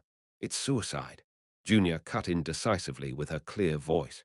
I heard there are dozens of magicians of my level in the Imperial magic troops. Setting aside all other forces, just comparing the wizards, it's like this. You said you're inciting a rebellion to call in reinforcements to stop the monsters, but it doesn't make sense. The troops sent by the Empire won't even care about the monsters, right? They might just turn us into ashes with magic bombing and return. Junior stressed once more. Declaring a rebellion to call in reinforcements is literally no different from setting your house on fire to catch a flea. Indeed, I nodded. I appreciate the valuable opinions. I looked around my main party members gathered around my office table. All of you have valid and reasonable opinions. But my declaration of rebellion was not just for the sake of calling for reinforcements. I'll tell you the real reason a bit later when everyone gathers in the reception room. So for now, calm down, cool your heads and wait for me. I pointed at the office door and waved my hand. Now out. The main party visited the office. As for the rest, when I checked what they were doing, the Shadow Squad trio was standing in the garden, chatting amongst themselves. With 30 minutes left until the reunion, I went down to the garden. Guard Hand, Burnout, Bodybag. As I approached, calling their code names, the Shadow Squad members all bowed to me. Your Highness, how is it? Have you made up your minds? As I asked with a smile, the 3 exchanged glances, and without any precedence, one by one they knelt before me. Don't you know, Your Highness, we were already sentenced to death in the capital. Guardhand, with his head bowed, spoke solemnly. You took us in, Your Highness. You already own our lives. The only one we will serve is you, Your Highness. Even if the path you choose is rebellion, we will gladly follow. Looking down at the 3 elves kneeling before me, their heads bowed in deference, I said, I appreciate your loyalty. I acknowledge it. Grinning, I added, thank you. Let's meet again in 30 minutes. Turning around, I left the garden. The three members of the Shadow Squad remained still, heads bowed, until they could no longer see me. Two members of our party had left the mansion, Margarita and Lily. Among them, Margarita returned 10 minutes before the assembly time. Standing at the mansion's entrance, waiting for the two, I greeted the first to return, Margarita, with a smile. "Where have you been, Saintess?" "I was at the temple, offering prayers to the goddess." Margarita sighed deeply, hands clasped in front of her chest. "I sought guidance from her for the path I should take." "Really? Did she give you a good answer? Have you made up your mind?" After a moment of silence, Margarita let out another sigh. From the moment I first came to this city, my mind was already made up." Clasping her trembling hands tightly, Margarita raised her head to meet my eyes. "My destiny lies with Crossroad. Are you saying that Yao'll join me in my rebellion, if that is the path Crossroad is meant to follow?" "Thank you." I gestured towards the interior of the mansion. "Please go to the parlor. I'll join you once Lily arrives." Unwavering, Margarita walked straight into the mansion. The last party member, Lily, only showed up 10 minutes after the scheduled assembly time. It seemed like she was coming from afar, dragging her wheelchair along with her, laden with various bags. A bag stuffed with clothes, another with various magical tools and alchemical potions. "Lily, what's with all this stuff?" On reaching the mansion's entrance, panting, Lily exclaimed, "Of course, it's the stuff I've gathered to leave this city. I may have lost the use of my legs serving this city, but I was okay with it. I've faced death multiple times, but I could bear that too." "But," Lily shook her head vehemently, "but I can't bear rebellion. This is really, really too much, Your Highness. I was once ready to lay my bones on the frontlines here, but to be labeled a traitor is beyond what I can tolerate. I am leaving." Glancing through the window at the other party members in the parlor, Lily seemed to soften a bit, her eyes trembling. But soon after, she slapped her cheek, regaining her composure, and waved at me. "I just came to bid you all a final farewell with a clear conscience. I'm going to run away now. Goodbye, good luck with the rebellion, and if it fails, don't mention my name." "Indeed," I nodded in agreement. "You're wise, Lily." "Ha! But running away like this won't do." I moved behind Lily, grabbed the handles of her wheelchair, and forcibly pulled her into the mansion. "Just hear me out one last time. After that, you can either run away or stay, as you please." "Wah, let go, you rebel. Treason is contagious. It's not my fault. I am really innocent." It was a lie. Back at the meeting with all the party members, I blurted out to the tense faces looking at me. The rebellion was a blatant lie. I had no intention of starting one. "What?" I leisurely smiled at the confused party members. "Of course, if a rebellion was instigated, we could forcibly bring in troops from the royal court. But as you all pointed out, while it may help hold off the monsters for a while, it would lead to everything burning in the aftermath. I would be arrested and executed. Crossroad would be burned to the ground. Staging a real rebellion was never a viable option. I never considered it. So, you must be wondering why I declared such a farcical rebellion to you." Ahem, clearing my throat, I let it out. "There's a spy in this city, a dog of the royal court, reporting our every move to the emperor. It was a show to catch that spy, and that friend bit my bait as expected. And so it happened. The bait of rebellion had been thrown, a potent trick from the start, aimed at smoking out the spy. Party members began to buzz with whispers. Lucas asked anxiously, "Where is this spy?" "Here." I stretched out my hand, lightly sweeping over the assembled party members in the reception room. "In this room, among you, sitting with a calm face." The stunned party members looked at each other. "Now," with a wide and kindly smile on my face, I asked quietly, "Do you know who it is?" Chapter 153, before the start of Stage 4. Just after recruiting Aegis Special Forces Team 8, who were there for guard hand, I had given an order to Ada. "Be on the lookout just in case, and report if anything happens." "Me?" Ada had asked in surprise. "Of course, you are the only free resource we have. We who are constantly caught up in defense battles and explorations can't do it." The Aegis Special Forces Team 8 was composed entirely of elves. All of them were convicts sent from the capital. The measure was taken as a precaution, as the existing party members were hesitant and uncomfortable with them. However, they were loyal, fought valiantly, and won the trust of everyone. Eventually, they integrated fully into this frontline against the monsters. They were no longer Aegis Special Forces Team 8, but my Shadow Squad. I had also come to completely trust the Shadow Squad. so much so that I had forgotten about assigning Ada to keep watch over them. But on the eve of Stage 5, Ada came to me with a trembling face. "Your Lordship, I think you need to look at this information." And what Ada showed me was a video, shot like CCTV footage. "After you ordered surveillance that day, I've been using the remaining system resources to monitor the Shadow Squad. This is what I caught today." On the screen, there was the Lord's mansion where the Shadow Squad was staying. It was the archery training ground behind the mansion. Guardhand was out there alone. "Coming to find me will cause trouble." With an awkward look around, Guardhand spoke softly. "If anyone sees us, they'll discover our connection. Everyone in the castle will be too busy preparing for tomorrow's defense. They won't even notice me. But what about this? What are you going to do about this?" The one who had come to find Guardhand and was saying these things was Saintess Margarita. "My assignment from the capital was only to monitor the dynamics of this fortress city. But now I've been made to stand on the front line. Isn't the inner reconnaissance of the front line your Aegis Special Forces job?" With these words, everything became clear. Guardhand and Margarita, both of them were spies for the royal family. As Margarita was hysterically screaming, Guardhand looked around and asked, "Did Prince Ash also request your participation in the battle?" "Yes. He said he wanted me to participate as a reserve. Damn it, this is not the mission I was given. I came to treat the sick, not to fight monsters." "Calm down, someone might hear." "Calm down, how can I? When I was first dispatched here from the capital, they said the monster invasion was dwindling and it would be safe. But not only is the invasion intensifying daily, now I am being placed directly on the wall." After venting for a while, Margarita seemed to calm down a little and took a deep breath. Guardhand, who had been listening quietly, nodded his head. "Don't worry, I will protect you." "Really?" "Yes, if that's something I can do." "No, that's not enough. I need to contact the capital directly. No more, that's when it happened." "Guardhand." From the direction of the mansion, Bodybag approached, her voice tinged with suspicion.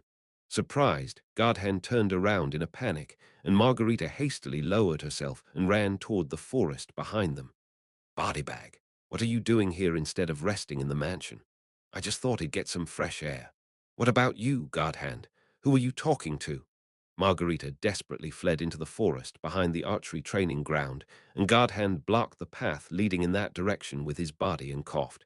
"Conversation. Ahem, I was alone. I was just talking to myself." Click. "That's all." Ada stopped the video and chuckled wryly. "Your lordship's insight in ordering the surveillance was accurate. I almost blindly trusted the Shadow Squad. They're such reliable fellows." "Forget about the Shadow Squad. What about Margarita?" "Ha! Did you stop surveilling Margarita after this?" Ada looked startled. "I shifted the target of the surveillance to Margarita after their conversation ended. But she's just been praying in the temple. She hasn't done anything else." "Show me." "Ha! That prayer. Show it to me." Ada turned the screen. In the central hall of the temple, Margarita knelt in prayer before the statue of the goddess. "I simply wish to be faithful to the task I've been given." Margarita gazed up at the statue of the goddess with a desperate look in her eyes. "What should I do now?" As if the statue of the goddess would actually respond. "Please, guide me." She crouched down and continued her prayers. Damien watched her from a distance, a puzzled look on his face captured on screen. At this point, Ada paused the video. From this point onwards, she just remains kneeling in front of the statue. I squinted my eyes, staring intensely at the screen. When she was talking with Guardhand, Margarita clearly said, "Yes, I must make direct contact with the Central." Ah, yes, she indeed said that. So that means Margarita has a way of communicating with the Central. But she's not contacting anyone, just offering up endless prayers. She hadn't sent a messenger. She hadn't written a letter. She was just praying before the statue of the goddess. I glared at the statue on the screen. Could it be? "Ada, can you continue to monitor Margarita? The system resources are limited, so I can only monitor one at a time." "Then from now on, only monitor Margarita. You can ignore the Shadow Squad." Thump, thump. I unclenched my fist and growled softly. "I'll have to hook Margarita soon." "Hook." Spread false information. Startled, Margarita will report to the Central immediately, and the Central will react to the false information. I twisted one corner of my mouth into a grin. Then it'll reveal itself. Both Margarita's means of contacting the Central and the true identity of this center.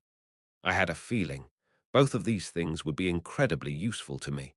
At present, in the Lord's mansion, reception room, Godhand and Margarita were on their knees in front of me, captured. Looking back, there were suspicious circumstances about you two from the beginning. Sitting in a chair with my legs crossed, I twirled the staff in my hand. Godhand, when you lost both arms in the Gargoyle Legion's defensive battle, you underwent surgery by Margarita. But you didn't really cut off both arms then, did you? You lost them before you arrived on this front line, when you earned the name Godhand. That day, outside Godhand's operating room, Bodybag said this. Godhand lost both hands in an operation 2 years ago. Both lost hands were replaced with metallic prosthetics. As a metallurgist, he had no problem manipulating the prosthetics like real hands. After replacing both hands with prosthetics, he changed his code name to Godhand. That day, the arm you lost and the one you cut off, both were not real arms but metal prosthetics. Margarita acted like you made a great sacrifice to win our trust. Isn't that right? Upon hearing my words, Lily looked at Godhand with a pale, shocked face. Is that true, Godhand?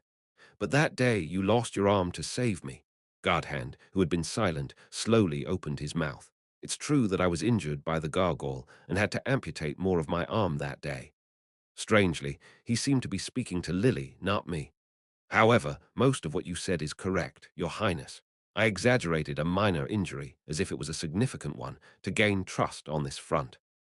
But Lily, everything I told you that night was true. Lily didn't wait to hear any more. She stormed out of the reception room.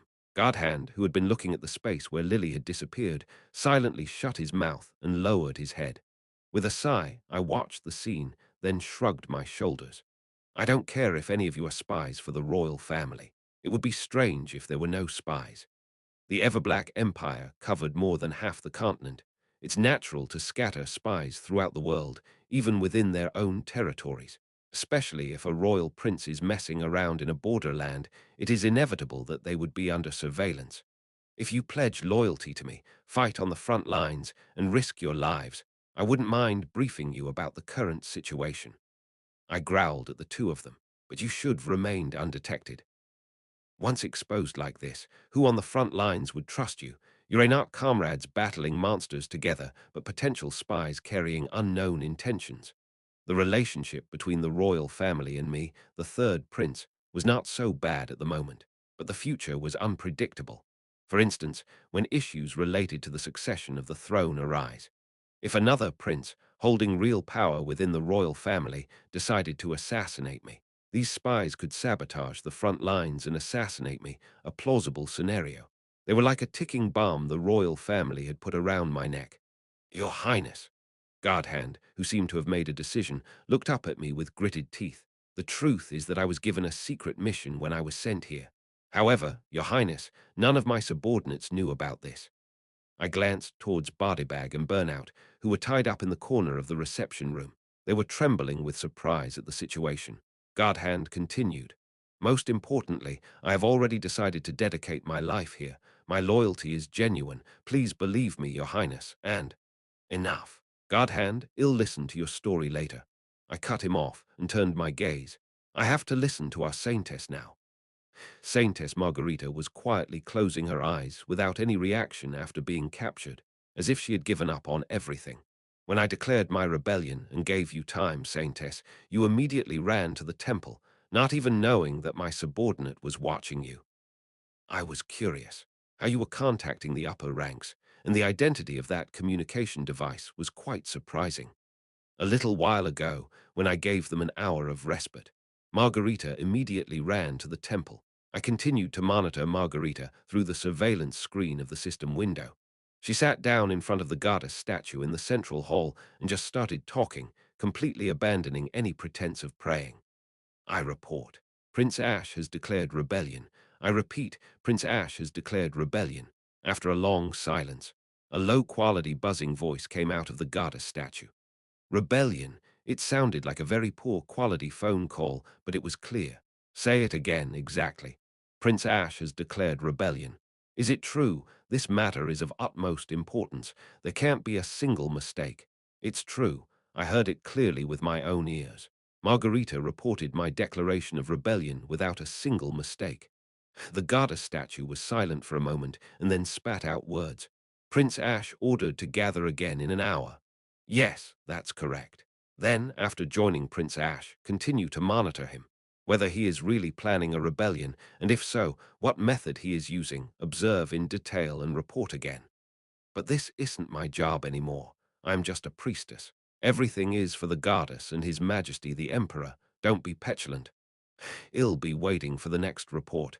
Contact me before midnight. That's it. The conversation ended. Margarita looked up at the goddess statue with resentment and left the temple. And then she returned to my mansion. I chuckled. I couldn't believe that there was a magic communication device capable of long-distance communication. Moreover, it was in the form of a goddess statue.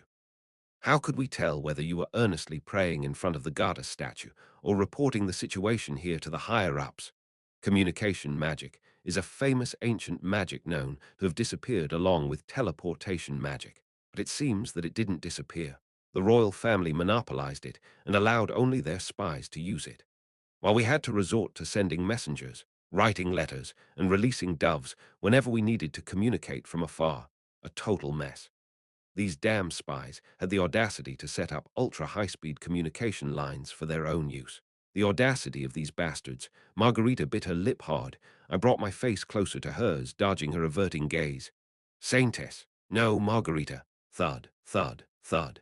Beating the palm of my other hand with a short cane, I murmured ominously, I don't doubt your faith, your dedication to treating the sick, your nobility in providing medical care in these remote regions. But you were a pawn of the royal family and a spy, and you hid that fact from me. You deceived me, the son of the emperor, the commander of the southern front, and the lord of this city. Thud. I gripped the cane resting on my palm as if to shatter it, and I smiled softly. You'll have to pay the price, right? Margarita slowly opened her mouth. Are you going to kill me? Chapter 154. Are you going to kill me? At Margarita's words, I readily nodded my head. I might. All your priests could be in on it. I might even hang you all for the audacity of bringing down the royal family. Margarita's complexion turned pale. Damien, who was listening from afar, also seemed surprised. But I smiled mischievously. I won't. Are you serious? Of course, I would want you and your colleagues to continue taking care of the wounded on the front line, just as sincerely as you have done until now. She swiftly put away the staff she was menacingly wielding. I just need a little cooperation. Looking into Margarita's eyes, I whispered softly, for this city, your temple, and ultimately for all of humanity, I need your cooperation. You'll do it right. Yes, spies can be useful, and spies that have turned from being an enemy to an ally are incredibly useful. I never intended to kill Guardhand or Margarita. I plan to bring them to my side, or in game terms, recruit them for my use. Your Highness, Margarita, who was looking at me with trembling eyes, reluctantly opened her mouth. What? What should I do for you? Temple. Lucas, Margarita and I were traversing the corridors of this place. I instructed Evangeline, Damien, and Jupiter to watch over the Shadow Squad. They should be comfortably gathered in the reception room of my mansion. Walking through the temple corridors, I thought about what Margarita had confessed on our way here, using priests as spies. What a remarkably efficient method. Since the goddess faith is the state religion of the empire, a temple of the goddess faith is mandatorily installed in every city of the empire. These temples perform the role of public health facilities. The priests who work here walk the city receiving everyone's respect. Without any suspicion, they see and hear everything in the city. These priests are the eyes and ears of the royal family. All the priests appointed directly by the emperor are doing this. I clicked my tongue inside. Considering it's the state religion, there would be a close connection between the top brass of the religious order and the royal family. I wonder when they started doing this. Thinking about this, I quickly arrived at the central hall.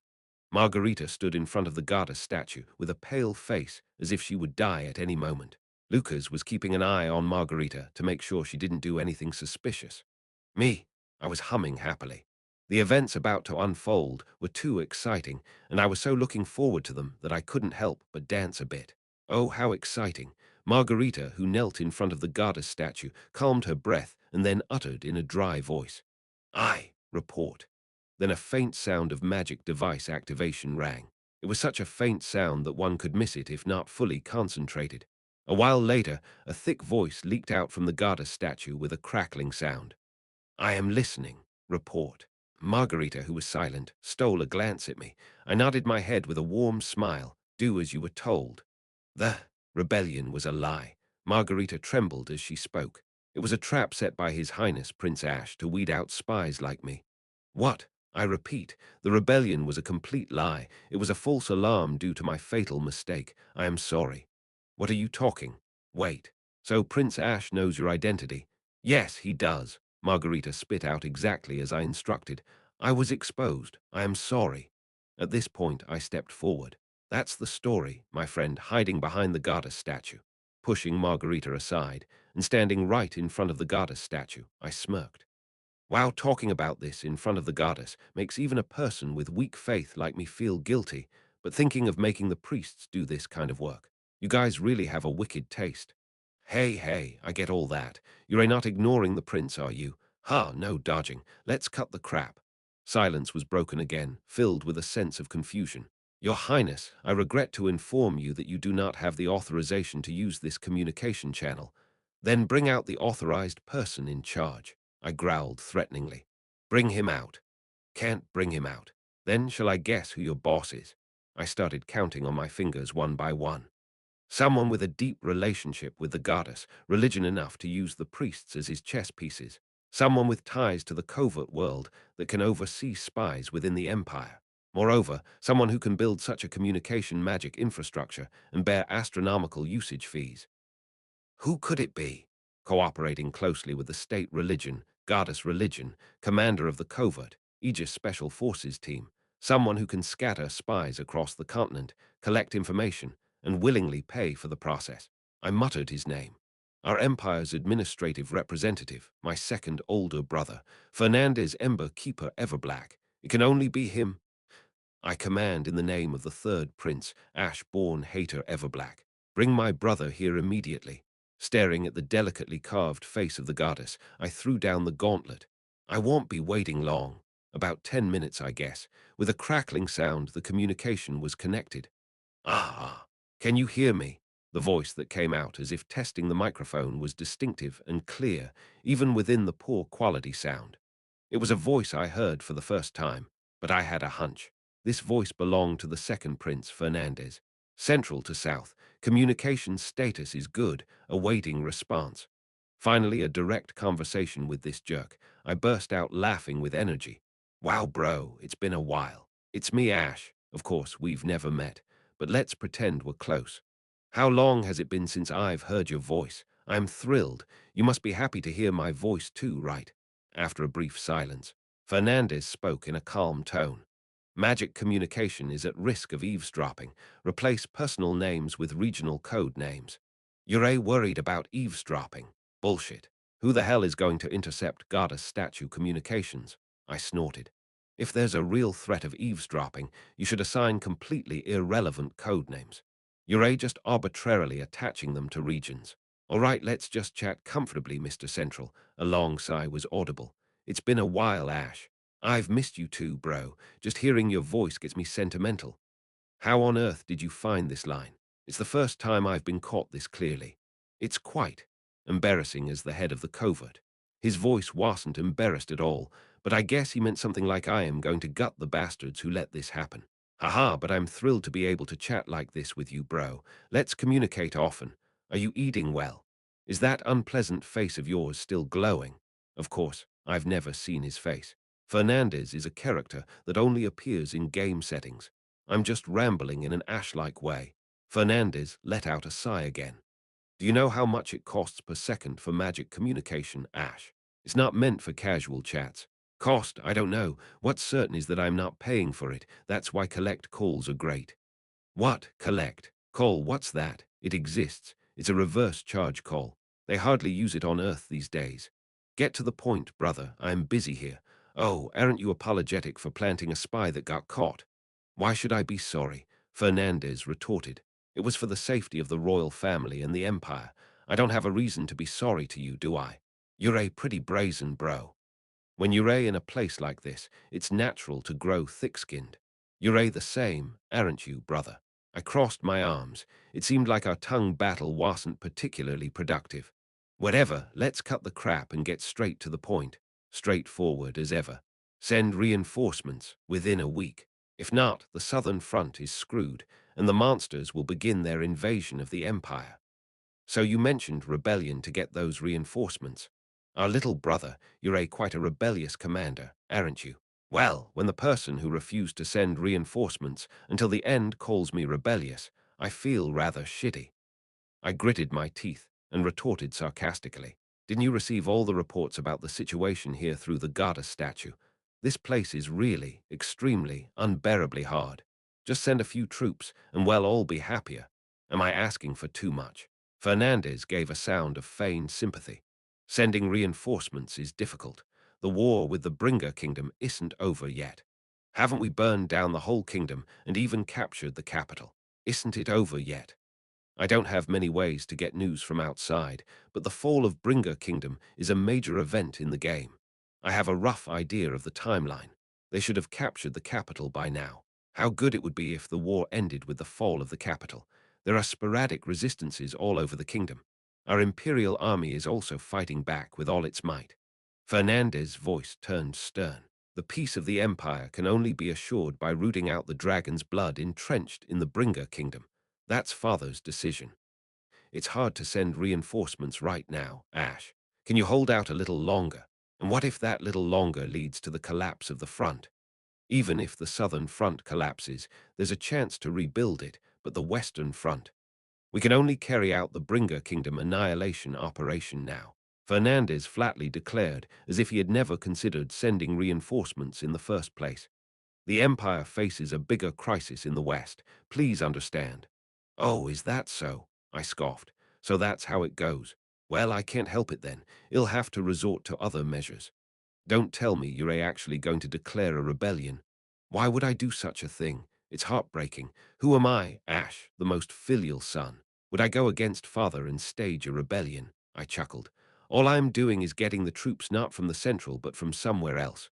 Somewhere else. At that remark, Fernandez's voice faltered. Where exactly? The Everblack Empire has swallowed half the world. Are you saying that we can't borrow troops from there? I shrugged my shoulders. Then we'll have to borrow from the other half. There's no other way, right? You wouldn't. Yes.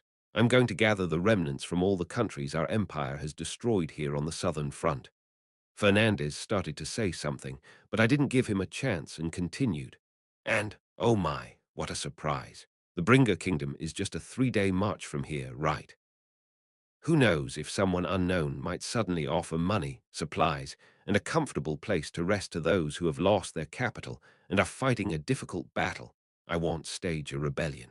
That's too risky. Instead, I'll tear down the tower that the royal family has carefully built over the years, the Bringer Kingdom annihilation operation. That was the chaos I had planned. Ash, you. I am going to die anyway. It was an incredibly honest sentiment. Why can't I cause some trouble? Chapter 155, Bringer Duchy. As one might surmise from the name, it was the land governed by the ducal house of Bringer. Centuries ago, the last fire dragon on the continent, Dusk Bringer, and the reigning emperor were rumored to have a descendant. Nobody knew how a human and a dragon got married, but anyway, this half-human, half-dragon offspring became the first Duke of Bringer. The Empire, in turn, entrusted the ducal house with its protection in exchange for ceding some of its territory. The Duke's house, inheriting the dragon's blood, remained loyal to the Empire for hundreds of years. They had coexisted peacefully until now, but the problem was the Empire's current situation, having eaten up the continents, number one. A saying goes, once the rabbit hunt is over, the hunting dogs get boiled. Now, with global domination under its belt, the Empire no longer viewed the duchy with favor. The duchy not only held a semi-autonomous territory within the Empire's lands, but also had a substantial military power, behaving like a country that fought off the Empire's external enemies. Moreover, the blood of dragons and emperors, albeit diluted, was undoubtedly royal in lineage. If left unchecked, they could pose a threat to the Empire, possibly even swallowing the royal family. Perhaps these thoughts were what started the war. They spent years preparing for it, now pouring in all the available forces. Now that they have taken the capital, they probably thought they had the upper hand. What if a foreign force suddenly supported the duchy? Wouldn't that be some top-tier trolling? Isn't the Queen's selection operation going on now? Before Fernandez could say anything, I quickly pressed on. I know everything, bro. The Dragon Lady has escaped from the fallen capital. They are searching for her all over the duchy. The Dukes of Bringa had been females for generations, and this current Duke was also a female. This character, who bore dragon's blood, had quite a lot of nicknames. From her official title, Grand Duke of Bringa, to dragon-blooded Duchess, Dragon Lady. But most players simply referred to her this way. Queen. Both her looks and actions were truly queen-like, so even though strictly speaking she should be called a duchess, most people simply called her queen. Anyway, the queen has successfully escaped the capital leading her personal knights. How did you know that? How could I not?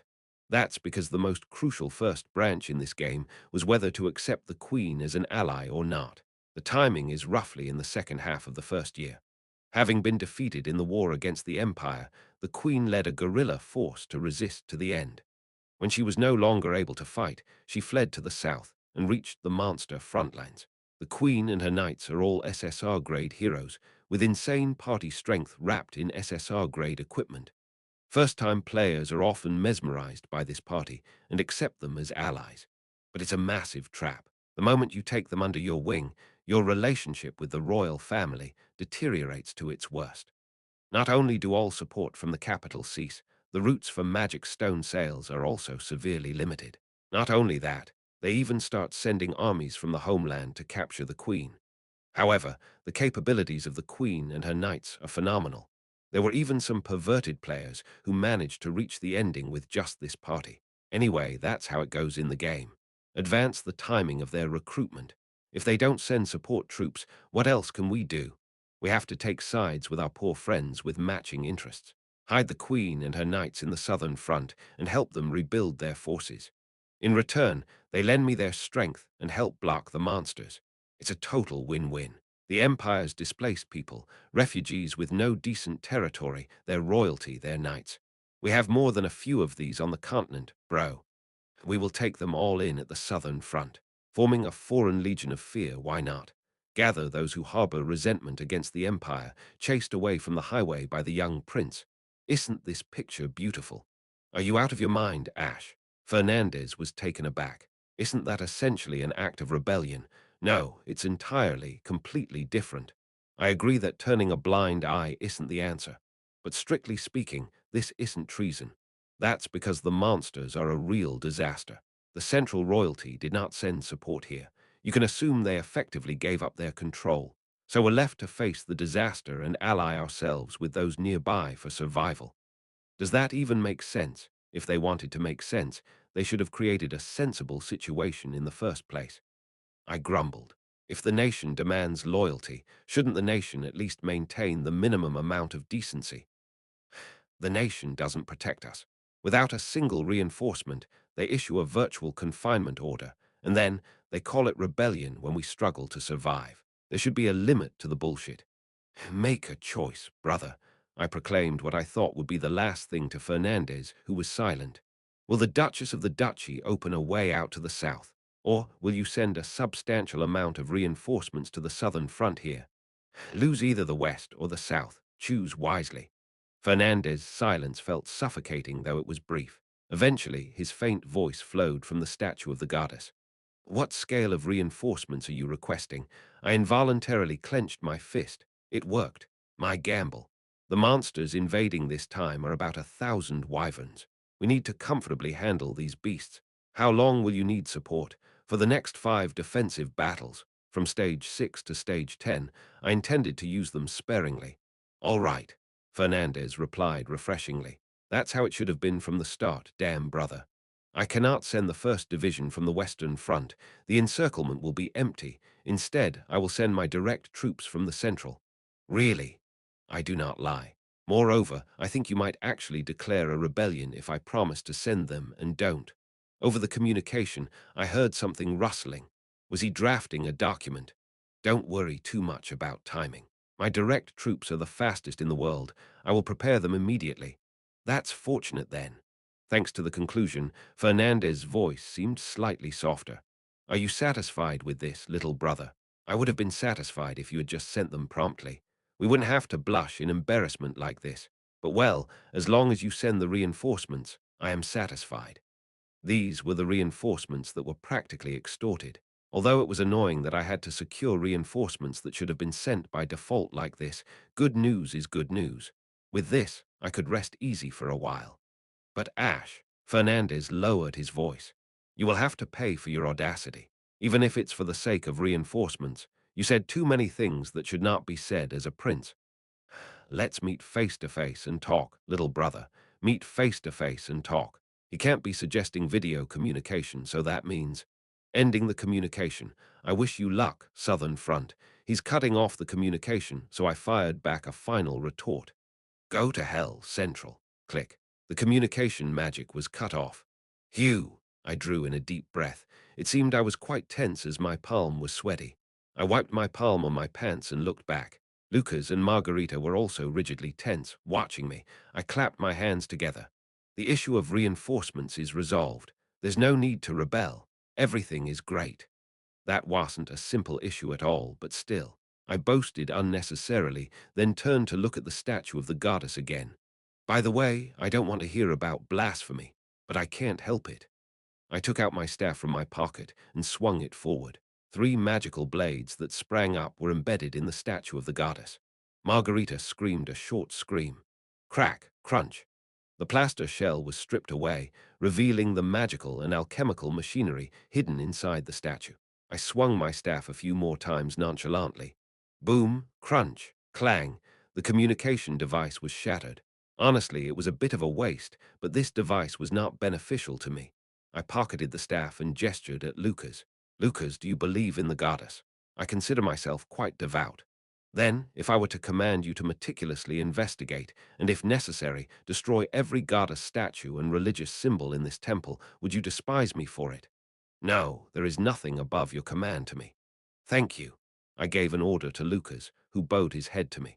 3 days, thoroughly search this temple to see if anything else is hidden here. Understood. Margarita, you will cooperate, won't you? At my words, the trembling Margarita swallowed her tears and nodded. As per your command, I will. I am sure the goddess would be happier with genuine prayers offered to the void than such devices plotting mischief, mirroring her own likeness. Though I don't know much about the religious doctrines of this world. Wouldn't that be the case? I returned to the mansion. The shadow squad was still kneeling in the reception room, watched over by the rest of the main party. It was time to decide their fate. Evangeline, Damien, Jr., step outside for a while. Lily is outside too, gather together. But Senior, Evangeline rolled her big eyes between me and Godhand. He was a spy, right, in case there's danger. Don't worry about that. All right. But you have to call us immediately if anything happens, okay? The main party cautiously exited the reception room, and I pulled a chair in front of the Shadow Squad members and sat down. There's no need for a long discussion. I drew my staff from within my robes. 3 blades of magic power sprouted from behind me. Bodybag and Burnout swallowed their breath, and Godhand silently watched me. Without hesitation, I thrust my staff forward. The 3 blades of magic power flew at each of them, precisely cutting the ropes that bound them. I put my staff back in my robes. Now free, the 3 of them looked at me in shock. My judgment of you won't be based on your origin, nor the secrets you harbor, I said bluntly. It's based on your actions thus far. The Shadow Squad had followed my commands, risking their lives. In fact, Olgul and Skull sacrificed their lives to protect me. I remember Olgul's laugh as she bled for me, waving her hand. I remember Skull's bravery, standing against the Vampire King with her dagger drawn. There was no deceit in their actions. So, I've decided to trust you. I chose to trust them once again. Only by doing so would they become my people, completely and to the very end. Your Majesty, with faces full of emotion, the 3 of them fell prostrate before me. But it's not yet the time to shed tears of emotion. Godhand, speak truthfully, I asked in a stern voice. What was the secret mission you were given from above? Chapter 156. What was the secret mission you received? Godhand had mentioned that he received a secret mission before being dispatched here. What was that secret mission, and who gave it? I had to find out. Yes, Your Highness, I will tell you everything. Godhand shared the details of the secret mission he received from his superiors just before he was sent to the Southern Front from his incarceration as a convict. Indeed, it was nothing remarkable. Melt into the Southern Front lines. Observe the movements on the front and report anything unusual. Cooperate closely with the pontiff and carry out espionage. And there was one last order. What was that? That. I didn't quite understand it myself. Godhand, watching my reaction, cautiously let the words out.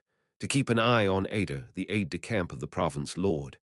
Suddenly, a most unexpected story had me frozen in place. Why Ada? Why not me? Could it be? Did they know? That Ada is someone connected with the system of this world. I quickly asked more. Who gave this order? It was the second prince, His Highness Fernandez. Indeed, it was the accomplished one. I narrowed my eyes.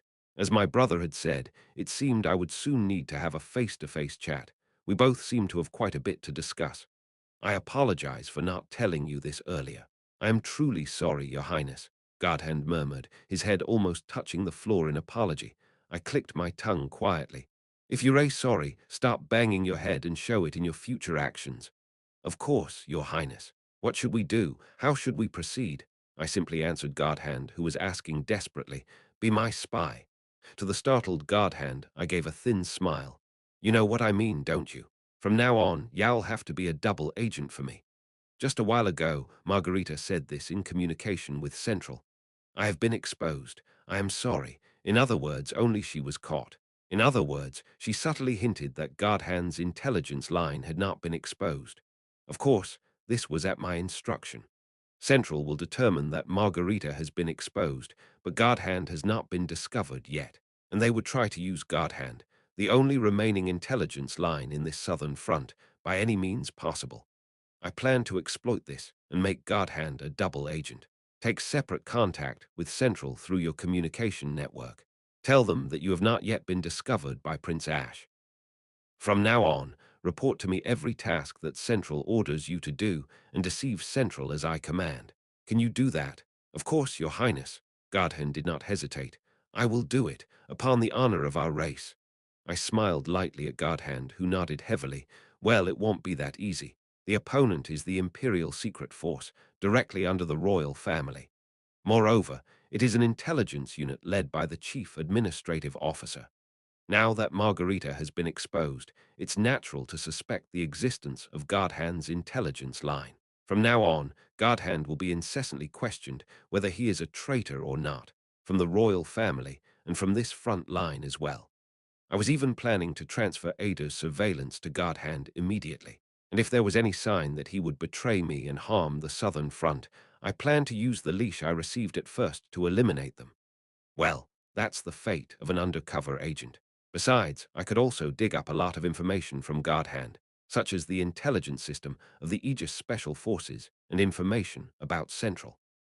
Godhand, as if wanting to prove that he was completely on my side, revealed all the information he knew, not even sparing those I didn't ask for. After digging up all the information I could, I nodded at the 3 Shadow Squad members around me. Lastly, I have one more task for you. I murmured heavily to the 3 who were watching me with focused faces. It's something only the 3 of you can do, but it requires all 3 of you to risk your lives. About an hour later, I came out of the reception room. Senior. Outside the door, Evangeline, Damien, Junior, and Lily were waiting. I nodded my head at each of them, making eye contact. I reckon everyone's mind must be a mess after all the sudden events of today. No one responded, but it seemed they felt exactly as I had said. Everyone looked downcast, their gazes lowered. Lily's face was especially pale. The fact that Godhand had deceived her seemed to have shocked her deeply. Let me start with the conclusion. I talked about the point where the Central Forces had decided to send reinforcements and our decision to tolerate rather than oust Margarita and Godhand. The fact that they deceived us is true, but those guys, they were just following the orders of the royal family. Regardless, they had been loyal to the Empire. They just happened to side with the Central Forces in the feud between the Central and the Margrave. But this place was the Margraves, and the party members who were making eye contact with me now were also the Margraves people. Even if we were all ultimately moving for the sake of the Empire, there had to be differences in the way we viewed the Empire. I'm not saying you should trust them again right away. Everyone, keep your eyes wide open and watch them. Whether they can become our comrades again, they will have to prove themselves. The party members nodded their heads silently. To lighten the heavy atmosphere, I clapped my hands. Now, I understand everyone's down, but we still have work to do. The defense battle begins in a week. I didn't think Fernandez would ignore my threats and not send reinforcements, but you never know. We can't just rely on the reinforcements and do nothing. In case the reinforcements don't come or are late, we need to prepare our defenses. We should equip ourselves to be able to carry out the defense battle on our own, having as many defenses as possible. I assigned roles for the next defense battle to the party members and informed them of the preparations they needed to make. After a brief meeting was over, before dismissing everyone, I asked, "Also, tell me what kind of equipment you each want." Everyone looked at me with round eyes. I grinned. "I'll make them all for you." There was a lot to gain from Stage 5, despite the losses. It was time to open the reward boxes and ask the blacksmith to craft the equipment. Considering farming efficiency, it would be best to open the boxes first and then request equipment crafting from the blacksmith. But this time, there was a reason to visit the blacksmith first. As the saying goes, strike while the iron is hot. I went to see the magic blacksmith that night. Lake Kingdom Dungeon. Safe Haven Base Camp. This time I came alone. Flash. As soon as I arrived here through the teleport gate, pulling a cart full of luggage, Celebi ran over hastily, his beard bristling, and squawked. "Hey, we thought you guys were all dead, you bastard. We had no news." I chuckled wryly. "I am sorry. I was so mentally and physically drained that it took me a while to come see you." "You damn kid. You should consider the people who are worried about you. Is it too hard to send a message saying you've done well?" I got it. "Next time, I'll contact you right away." As Celebi spat and ranted, I quickly handed over the things I'd brought, still in the cart. "I am a bit late, but I brought a gift." "What's so special about what you brought that Ure this cheeky?" Celebi, who had been grumbling, stiffened when he saw what was loaded on the cart. It was a coffin, a long wooden box for a corpse. "This is." As Celebi, frozen in place, couldn't move, I gave him a smirk. "We agreed that I would bring you the neck of their lord in exchange for making a weapon to kill vampires." I kept my promise. Celebi, who had been holding his breath, carefully approached the cart and opened the coffin. Needless to say, the corpse inside was of Celendian. Ordinarily, the principle was to incinerate monster corpses on the spot after recovering their magic stones and loot. But since I had promised Celendian's neck to Celebi, after looking at the face of his sworn enemy for a long time without saying anything, Celebi looked back at me with a slightly scared expression. "But this bastard, he's definitely dead, right?" "Yes, definitely." "Damn, seeing this vampire bastard lying in a coffin, I can't tell if he's dead or just sleeping." Bang. Celebi, having sealed the coffin, lifted it up with a grunt. I asked out of sheer curiosity, "What are you going to do with that?" "Do what? It's not like I've got some morbid hobby of playing with corpses. There's nothing useful to extract from a vampire's body." With the coffin in hand, Celebi approached a large furnace. "Have to burn it." When he blew air into the furnace with a bellows, the flames inside grew fiercer. The magical blue flames in the furnace belched out intense heat.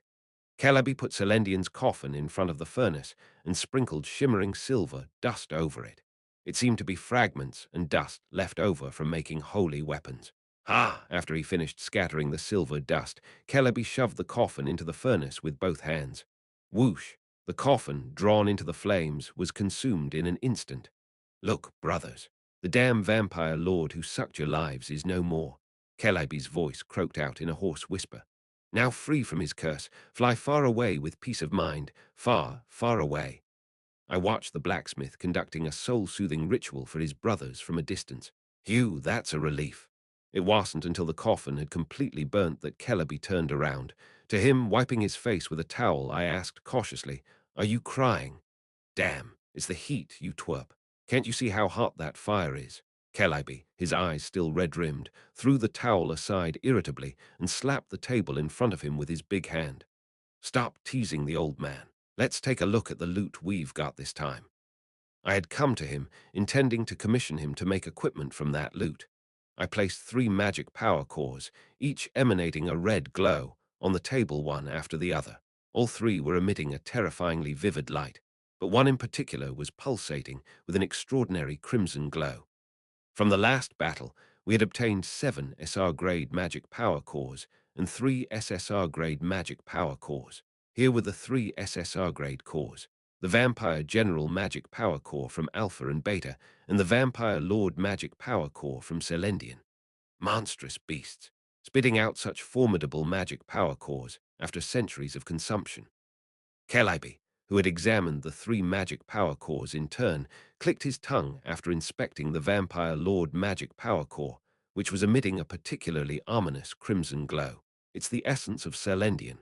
With this, we can make a Nightmare Slayer. Nightmare Slayer. I remember Celendian saying something like that. What exactly is a Nightmare Slayer?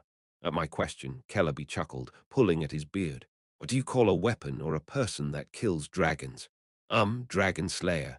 Right, right. So what if we switch the target from a dragon to a Nightmare Legion commander? Ah, indeed. So, if we create a weapon with a magic power core from a monster at the level of a Legion commander, that would be a Nightmare Slayer. Right. And these weapons possess powers that are far beyond ordinary equipment. In the game, it was just a slightly better boss weapon, but here it was distinguished enough to warrant such a grandiose name. Definitely, the magic gun Black Queen does have a rather insane performance. So, I can prepare another piece of equipment at the level of Black Queen. This is really awesome. While I was thinking, Celebi added, though it also harbors a darkness befitting its power. Darkness? At my question, Celebi's brows furrowed. What, your sniper friend has been wielding a Nightmare Slayer, and you didn't even know what it does? Excuse me. The more you kill with a Nightmare Slayer, the more the nightmare within the weapon awakens. I felt a chill down my spine. I asked hesitantly, and what happens when it awakens? Well, that depends on the nightmare. It might lend you its power obediently, or it might. Celebi shrugged, grinning mischievously. Swallow the user whole. Chapter 157. It depends on the nightmare's mood. It might lend you its power quietly or devour its user. I quickly opened the system window in surprise and checked Damien's equipped gear. No way, Black Queen, SSR, LV-55. Type, Magic Gun, Attack Power, 225-250, Durability, 7/7 Ammo Capacity, 7/7 shoots cursed bullets, killing enemies instantly at a certain probability. The likelihood increases proportionally with weapon proficiency. Unlocked, depending on the number of enemies killed with this weapon, 3 more required. Unlocked, depending on the number of enemies killed with this weapon, 3 more required. Hue. These question mark options seem to be related to the nightmare, but fortunately, they hadn't unlocked yet due to insufficient kill counts. I just thought these were additional options, but they meant this. I'll have to stop using the Black Queen after using it 3 more times. I should decide on how to use it after seeing the option unlocks.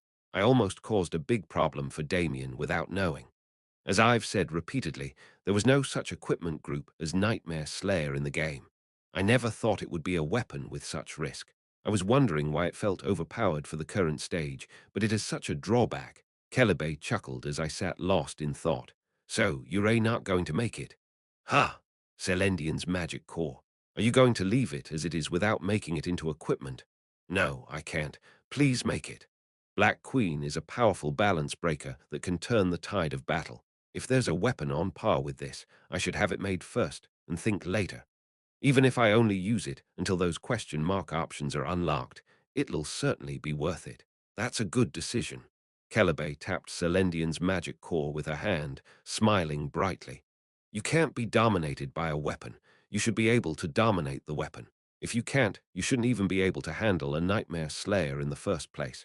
What do you mean?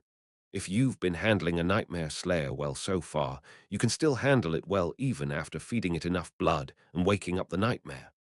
Kid, weapons are originally dangerous. They have blades and spit fire to take lives, so how could they not be dangerous? Nightmare Slayer is just a little more dangerous because it's stronger.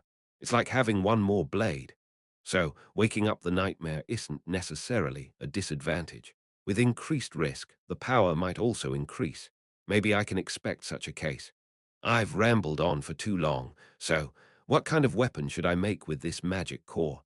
That had been decided from the beginning. I gave the weapon made from the Black Spider, Queen's magic core, to Damien, who killed her. Then the weapon made from Celendian's magic core should naturally go to the Major who killed Celendian, Jr. As I muttered the name of the magician who made the greatest contribution in the Celendian battle, I told Celebi, "We need a magician's equipment." I only asked Celebi to make one piece of equipment for now, and decided to keep the rest of the magic cores for the time being. Since the weapon is being made from Celendian's magic core, Celebi said she had a lot to think about and was holed up in the blacksmith shop alone. Please just make it well. Late at night on the same day. My room. I was sitting quietly on the bed, having changed into my pajama gown. In front of me were 15 boxes lined up in a row. 5 R grade, 7 SR grade, and 3 SSR grade. In the game, it's considered a lot if you get 10 of the SSR grade boxes in a single run, but I got 3 in one go. But even though 3 days had passed since the stage ended, I hadn't opened these boxes yet. There's no particularly great reason why. These boxes didn't just feel like spoils from killing monsters. They felt like the relics left by the dead comrades. Each and every one of the boxes seemed to flicker with the faces of the deceased. I didn't have the courage to open them, so I put it off until the very last moment. Hugh! But if this truly was a memento left by my comrades, then all the more reason to open it and verify its contents. They were the fruits of their sacrifices, their lives. It was not meant to gather dust in some corner of my inventory. With my fist clenched tight and my resolve firm, I began to open the boxes one by one. First, there were 5 R-rated ones. I opened each box carefully, cherishing every moment. From the R-rated boxes, I obtained potions and R-rated magic cores. I organized them neatly into my inventory. Next were 7 SR-rated reward boxes. No less than 7 boxes guaranteed to contain at least an SR-rated item. Once again, I carefully opened each box. Flash, flash, and the results were: rewards, standard top-grade magic core SR, standard top-grade magic core SR, Covert Dawn's top SR, Covert Dawn's bottom SR, Covert Dawn's gloves SR, Covert Dawn's boots SR. Starting over. SSR, I scored big time. Holy shit.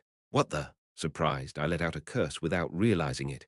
What the heck? 2 SR-rated magic cores, and the remaining 5 became a complete set. Plus, one of them was an SSR. What the? Calm down.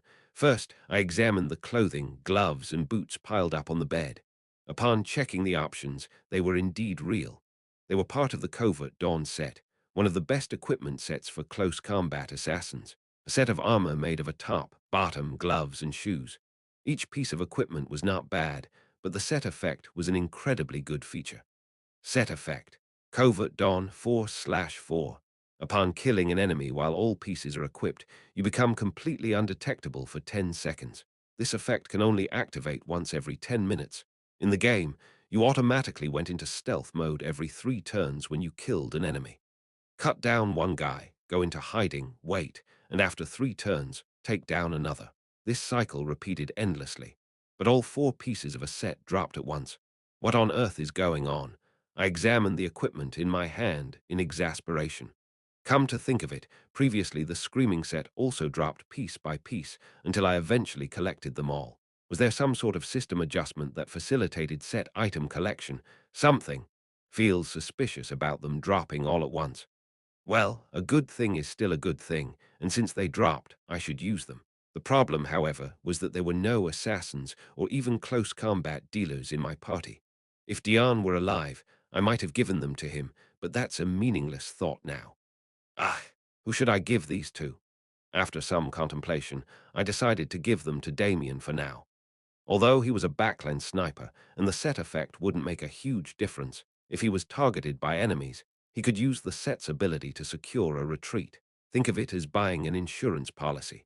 After organizing the clothes, gloves, and boots in neat piles, I turned my attention to the next item, starting over. SSR. It was a golden metal plate about the size of my torso. This was a familiar item. No, not an item, a planetary artifact. An artifact complete set from a box, the chances of that are ridiculously low.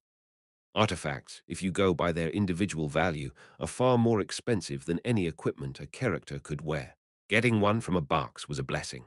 This artifact held an effect true to its name. It forcefully teleported enemies reflected on this metal plate back to the wave's starting point, that is, the southern plain far from the crossroad fortress walls. Protect the Empire is a defense game. The goal is to prevent the monsters trying to attack and cross the fortress walls. Being able to send monsters, who had been vigorously approaching while taking hits from our barrage, back to the wave's starting point made this artifact incredibly useful. It's not an SSR grade for nothing. The downside was clear, so I didn't use it during the game. The metal plate only reflected a limited number of enemies, so at best, it could only send about 10 back. Plus, it could only be used once per defense. That's not to say the effect was bad, but the issue was the cost of production. Summoning an SSR-grade planetary artifact was expensive. In the end, it was an artifact that merely bought some time instead of killing the enemy, and the astronomical production cost was hard to bear. Damn, this game is harsh enough when you're on the hellish grind. But that's if I am the one paying to make it. If it's free, I am eternally grateful. It can be put to good use. Thank you, thank you. Bowing towards thin air, I carefully set aside this water artifact. Next, the last 3 SSR-grade boxes. The main event of today's box cracking, as it were. I was quietly opening it, but it felt like I was lacking respect for the treasure box, so I exclaimed as I opened it. Did a completed piece appear? Flash. A dazzling golden light burst out from inside the box. What appeared? And what came out of the box was a large piece of cloth. Ha! What's this? Great Commander's flag piece. 1/5. One of 5 pieces of the exclusive equipment Great Commander's Flag X for the character Ash. When all 5 pieces are gathered, a flag is completed. I blinked slowly as I didn't quite understand the situation. What does this mean? So, it's my exclusive equipment, but it's now in 5 pieces, and one of those pieces came out. Ding! A system window appeared before my eyes. Exclusive equipment production quest. Character Ash. Collect the pieces of the Great Commander's flag. 1/5. Hold on, damn it, hold on. It's good that I found out I have exclusive equipment. It's not bad that a production quest has appeared. But what? Pieces? Farming for pieces? Are you saying I have to rely on luck to get these from reward boxes? 4 more times. You want me to get something that only comes out of treasure boxes 4 more times? Are you kidding me, you bastards? How am I supposed to collect all these relying on luck? Most exclusive equipment is tied to the character's storyline, so there's usually a clear place to farm them. But this dim-witted character Ash has to rely on luck to get his. I guess there might be some system adjustment, like when set items appeared. I gritted my teeth and tucked the flag piece into my inventory. Damn it, let's open the remaining boxes and then think about it. I quickly opened the second SSR grade box. Did a completed piece appear? Flash. What came out of the box with the gold light was an elegant black cloak flowing with a high-class sheen. Oh, it looks useful. What's this? Invisible cloak, SSR, LV1, category, accessory defense. 0 durability, 3/3. When worn undetected by enemies, you enter LV3 stealth state. Stealth can be broken by higher level detection magic, instincts, etc. When stealth is broken, all enemies within a 15 million radius will focus on you. What the hell is this? I've never seen this equipment before. I know about the invisible cloak that appears once in all sorts of famous fantasies. But, reading the description, it seems like it's not for use in combat situations. Did they give it to me for more general use? After pondering, I decided to take it. I could give it to Damien along with the Covert Dawn set and make him a complete stealth character. But it seems better for me to try out this item with high variability first. All right, the last one. Having neatly folded the invisible cloak and stored it in my inventory, I opened the last box. Guard of treasures, please give me something really good this time. Please. Flash. And with the golden light, what came out of the box was a sleek, beautiful, and large longsword. Karma Eater SSR. I let out a shriek before I knew it. I got it! Chapter 158 Karma Eater SSR LV45 Category Longsword Attack Power 30-40 Durability 20/20 Strength +10 Intelligence +10 A sword for those who pursue the middle path. It devours any extreme state of light and darkness, chaos and order, converting it into power. It generates sword energy by consuming affinity points. The sword energy deals double the weapon's attack power as magic damage. It cannot be used when the relevant affinity points reach 0. Expand the list of applicable affinity points. Holy crap. He startled and grabbed the sword. No way. The Karma Eater dropped here. This weapon has a horrifying concept of increasing damage by feeding it affinity points. One could think it's a hassle to use because you have to constantly feed it affinity points to unleash its power. But think about it from another perspective. You can reset wrongly invested affinity points with this weapon, such as a paladin who accidentally took a negative trait and ended up with dark affinity, or a necromancer who mistakenly received a blessing and got filled with light. These ruined characters inevitably come up when playing the game. If you can't find a way to reset them, you have to reluctantly abandon them, tears in your eyes. But if you have the Karma Eater, easily solved. That's why it's more often given as a relief to characters who messed up during development rather than used as a weapon in the game. Of course, if you keep feeding it affinity points to maintain the sword energy, it can deal tremendous damage. But constantly supplying the points is easier said than done. Wait a second. I expanded the list of affinity points the Karma Eater could consume, and soon enough I found it. Humanity affinity points Beast Holy, it's there. The humanity affinity traits Beast Transformation and Holiness. To put it simply, if you abandon humanity and walk the path of the Beast Transformation points increase, and if you excessively acquire humanity, you gain divinity and ascend. Either way, it's a path of abandoning humanity. When the beast transformation points increase, bonus stats are added to physical attack and defense, and you acquire the exclusive passive carnality. However, if the points go too high, you become a bloodthirsty beast that knows nothing but battle. When the holiness points increase, bonus stats are added to magic attack and defense, and you acquire the exclusive passive revelation. However, if the points go too high, yourself melts into the divine and you become a puppet of a higher deity. It can be considered a forbidden trait that eventually leaves the player's control, even though it gives an immediate power-up to the character's basic performance. Most characters don't even get the chance to see this trait. Abandoning or adding humanity is not as easy as it sounds. It's typically a difficult concept to even understand. How on earth did Lucas awaken the beast transformation on his own? I recalled the beast transformation Lucas had used in the last defense battle. The way my knight swayed like a lone wolf. I was already planning to strictly advise him against using it ever again. But if we have the Karma Eater, use beast transformation to raise the beast affinity, points feed the increased affinity points to the Karma Eater, and convert it to sword energy use beast transformation to raise the beast affinity points again. Isn't this an infinite cycle? I pondered and shook my head. If we risk messing with the affinity and walk the tightrope, and if something goes wrong, our protagonist Lucas could cross an irreversible river. After feeding the Karma Eater and emptying the raised beast transformation points, we should never use it again. Phew! I organized the items I had gained today. I don't know how the future battle line will develop, but they will all be helpful. Use them wisely. Remembering the lives that fell in the last defense battle, I bowed my head.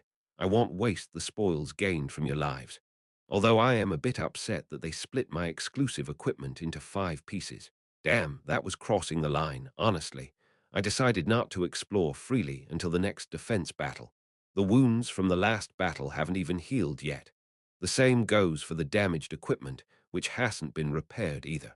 I decided it would be too much to explore freely during the remaining time. I had taken a break to rest my party members, repair broken equipment, order new ones, and restore the walls and artifacts. 3 days later, I visited the temple. Your Highness. Lucas, who had been assigned the task of searching inside the temple, was waiting at the entrance. I nodded at him. Lucas, how did it go? I thoroughly searched inside the temple, but besides the statue of the goddess we found earlier, there were no items used for spying. I see. What about Margarita? Since that day, she's been locked in the priest's quarters. We've been closely monitoring her, but she hasn't done anything suspicious. However, however, Lucas, who had been hesitant, scratched the back of his neck. She's been constantly drinking. Drinking? Yes, she's been saying things like, why do I have to live like this while? She's also smoking. Cold sweat ran down my back. A sane test, drinking, and even smoking.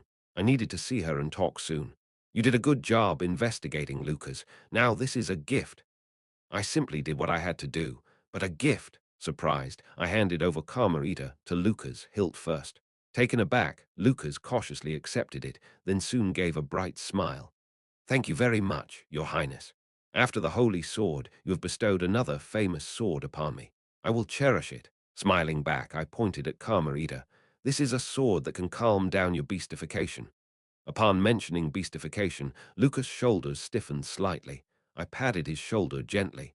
Lucas, I don't know why you chose to wield such a power, but don't use it from now on. You're strong enough without borrowing such a power. Lucas slowly lowered his head. No, Your Highness, I am weak. What? Even against Selendian this time, I may have had a brief advantage, but ultimately I was overwhelmed by him. I reached out to a dangerous power myself, but the monsters are still stronger than me. Lucas' hand, holding the sword hilt, tightened. I need to become stronger. To protect you, I need to be much, much stronger. Lucas, I soothed him gently. There are many ways to become stronger, but I want you to follow the righteous path. Even if it's slower, steadily, little by little, I want you to advance forward properly. I appreciate you trying so hard for me, but don't sacrifice yourself for my sake. Remember this. Lucas quietly lowered his head. I'll take it to heart, Your Highness. Whether he truly accepted my words or merely pretended to while still planning to borrow powers like beastification, I didn't know. At least with a safety device like Karma Eater, I could be a bit relieved. Ah, Your Highness, you're here. Then Damien came running out from inside the temple. Lucas nodded at Damien. Damien has been helping me the last 3 days. Thanks to him, the search was smooth. I wanted to show you that this temple is a diligent and good place. Damien spoke carefully, watching my reactions. I regret what happened with the saintess, but the other priests are merely focusing on treating the wounded soldiers. I hope that you would recognize this. I see, I get it. I get it. I chuckled and pulled out the covert dawn, set from my bag, handing it to Damien. Here, Damien, I brought your gift too. Somehow, spreading gifts to good kids, I felt like Santa Claus. This is equipment that allows you to hide every time you harm an enemy. Use it well. Ha! Can I really use something this good? What are you talking about, you cheat character? You should have the best among us. Damien, who was holding the set, let out a wow noise. If I had known he would be this happy, I would have suited him up sooner. In the meantime, I strictly warned Damien. From now on, only 3 more shots of Black Queen, and no more after that. I understand. 3 shots. I'll remember. Even as he nodded, Damien's eyes were fixed on his new gear. I should have equipped him with armor sooner if I knew he would be this happy. With Lucas' help, while Damien was donning his new armor, I turned my head inward towards the temple. Well, I guess I should go and console Saintess Margarita. Inside the priest's office. Saintess Margarita, seated in a corner, was slumped over the table with a scowling expression, a bottle of alcohol pressed against her lips, and a wisp of smoke rising from the tip. Several empty bottles of alcohol and a full ashtray were visible on the table. Oh dear. Seeing her dreadful state, I pressed my forehead. In the game, Margarita was always my main healer. As long as one frequented the temple, there was a sure chance of hiring her. While she lacked other utilities or damage skills, her healing and shielding performance was outstanding, making her easy to use. She had been a regular member who had performed till the end in the Hell Ironman clears. All this time in Crossroad, she had always healed patients with a stern and straightforward face. It was truly an image befitting of a saintess. How on earth did she end up like this? I just wanted to heal the injured people, purely. Margarita mumbled with a hiccuping voice, inebriated. That's because I believed that was the reason the goddess bestowed me with healing abilities. Hick, and then instead in the embassy, they ruthlessly promote me to the priest's office. They send me to Crossroad. I still came here to treat people, but they suddenly make me do spy activities, and your highness makes me fight monsters by lifting me up the city walls. Saintess. Then I got exposed during the espionage. Everyone looks at me with suspicious eyes. Damn it, really, I told them so many times that I can't do this. Damn those central bastards. Saintess first, calm down. I don't know anymore, just send me home. Hick, forget about being a saintess and let me retire. Seeing Margarita starting to thud her forehead against the table, I cautiously sat next to her on the chair. Saintess, calm down and listen to me. Anyway, now we need to help each other. You're going to put me on the city walls. I don't want to. Monsters are scary. I refuse. Let's put the monster issue aside for now and think, Saintess, you've been exposed as a spy. Even your espionage methods have been discovered. Margarita rolled her eyes and looked at me. I gave a sly smile. Although I don't know, I'm sure both the embassy and the secret agency must be in chaos right now. The entire continent's priest spy network must have gone into full inspection.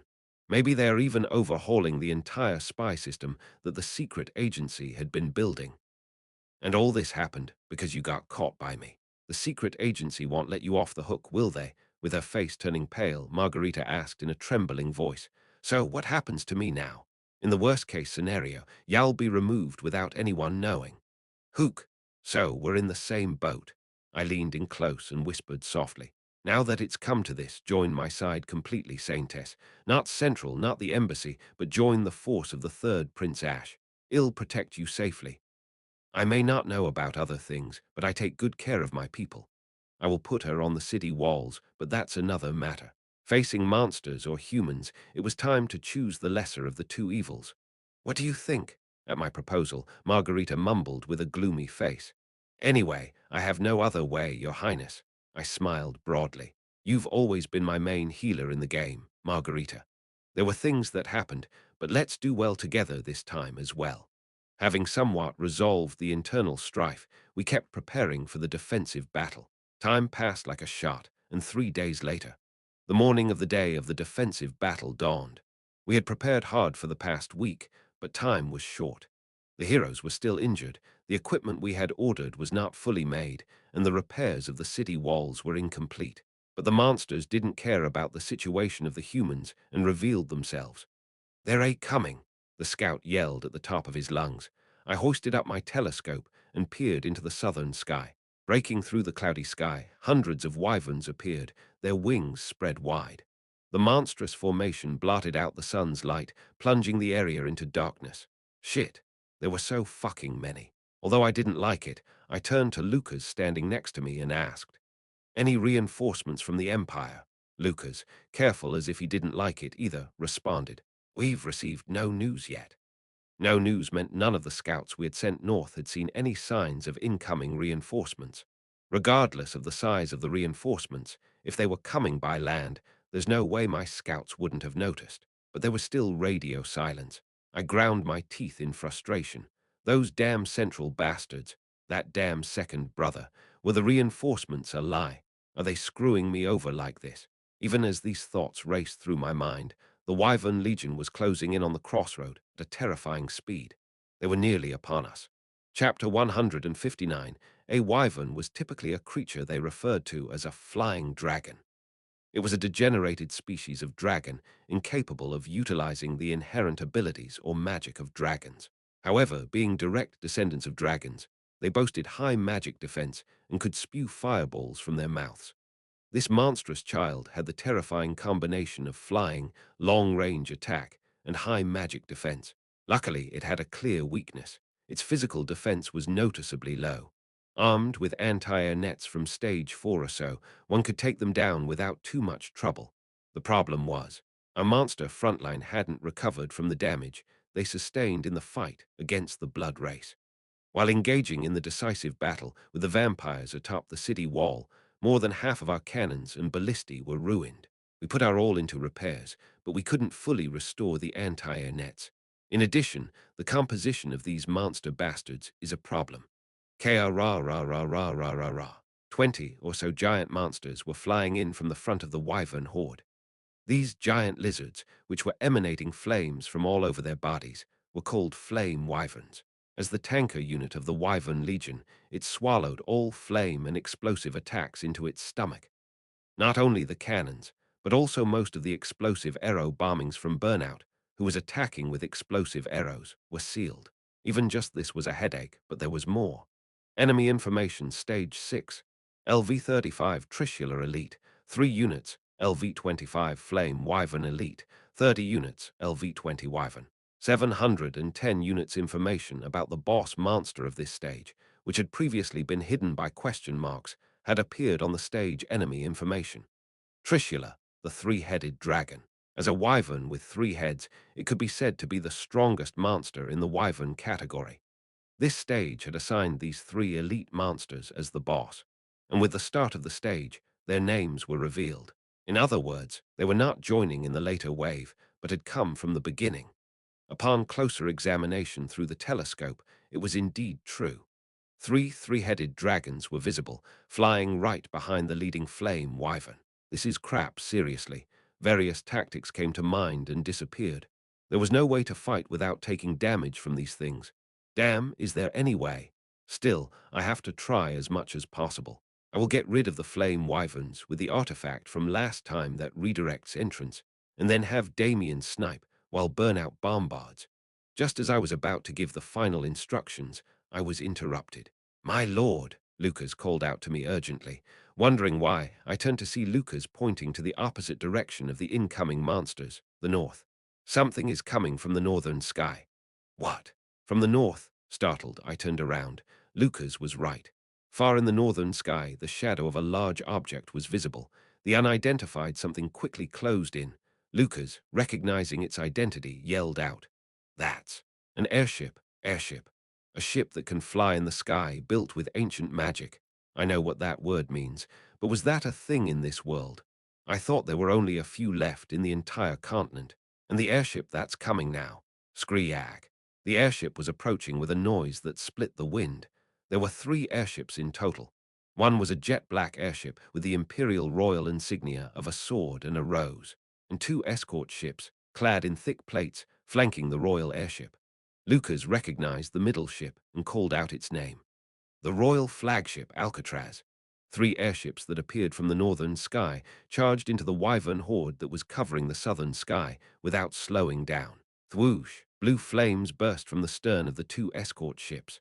The 2 escort ships that quickly accelerated flew across above our heads and dove into the center of the wyvern horde. Krara!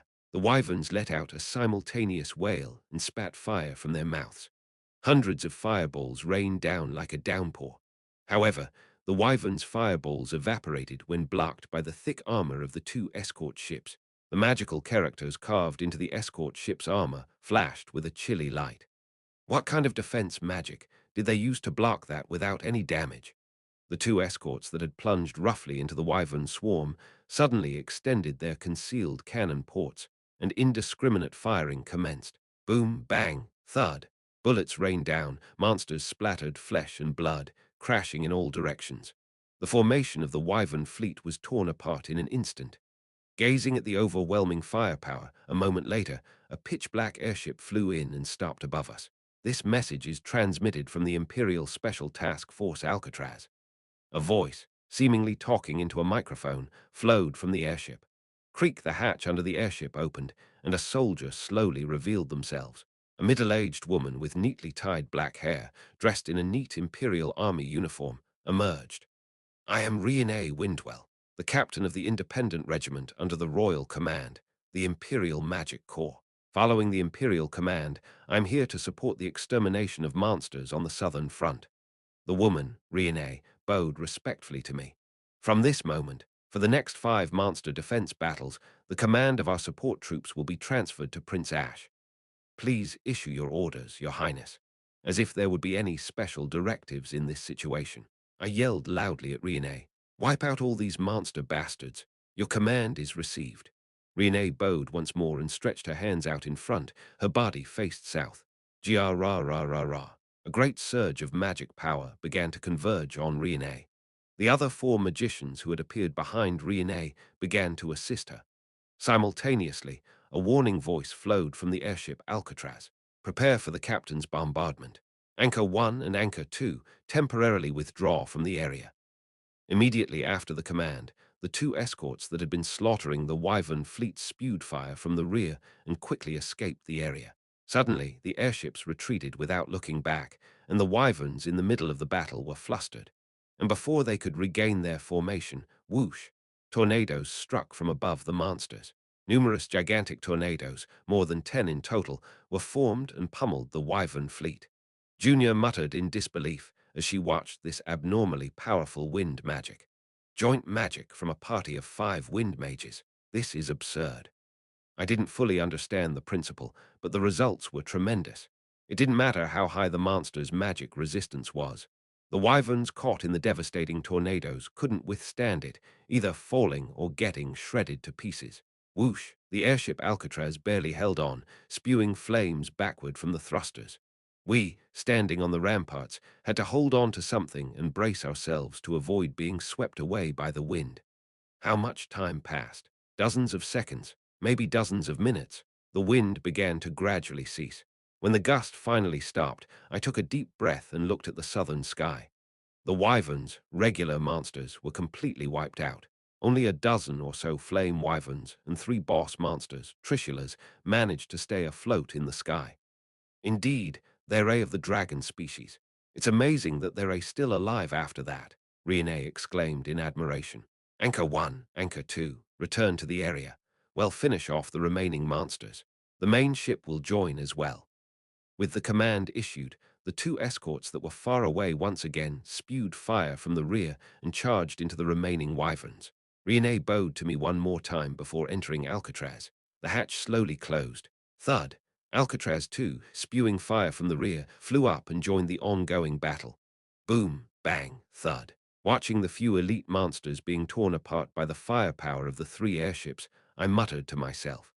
I asked for support, and they sent forces that seem capable of not just holding, but taking over this place. I don't know much about the Imperial Army's composition, but I can tell that these 3 airships and the magicians on board are monsters that even the royal family has painstakingly raised and honed. Thanks to this, we were able to accomplish our original goal of defeating the monsters without harm. Lucas, do you know a woman named Riene? At my question, Lucas answered immediately. Of course. Riene Windwell, a famous wizard known more by her alias Gale. She's a key figure representing the Imperial magic forces. A well-known person, it seemed. Lucas continued to explain. I knew she had stepped away from the front lines after the magic forces transferred from the 1st Division to the direct control of the royal family. So, she's not a retired wizard, huh? She must have been hiding and doing something in the back. There's always something fishy about those directly under the royal family. As I was muttering, I suddenly noticed a sour expression on Junior's face, who was standing next to me. I cautiously asked, Junior, what's wrong? Is something the matter? No, it's nothing. Junior forced a smile. It's just the relationships between people. It's disgustingly never-ending. Do you know her? A little. Junior stared at the pitch-black airship cutting across the sky and pouring out bullets. Just a little. Bang, thud. The last Trishula's 3rd head, crushed by the bullets, was torn apart, spurting blood. Without even a chance to scream, it crashed, raising a dust cloud. With that, the wyverns were completely annihilated. After confirming that there were no more monsters to shoot down, the 3 airships smoothly landed outside the walls. Leading my party members, I opened the castle gates to greet them. Creak, raising a cloud of dust as they fully descended to the ground, the hatches of the 3 airships opened simultaneously.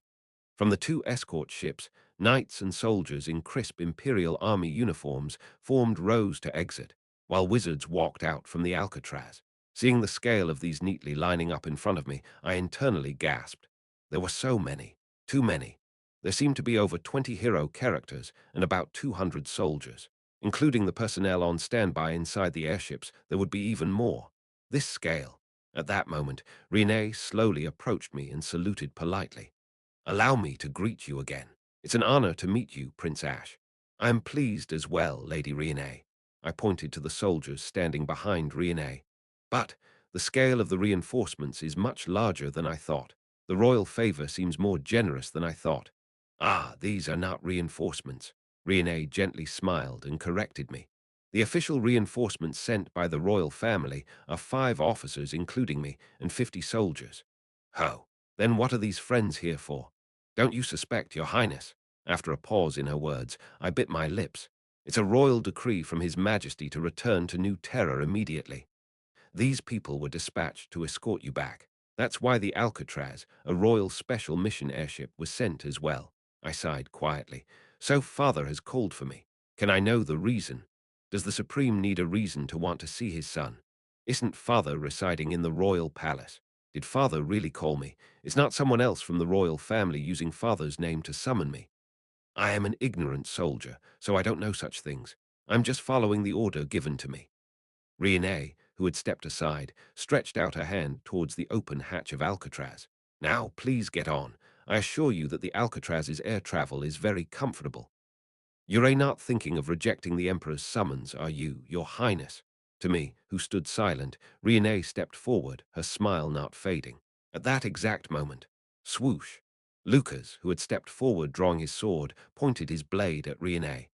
At the same time, Evangeline stepped in front of me with her shield deployed, and Damien, who had drawn his magic guns, aimed at the other wizards around us.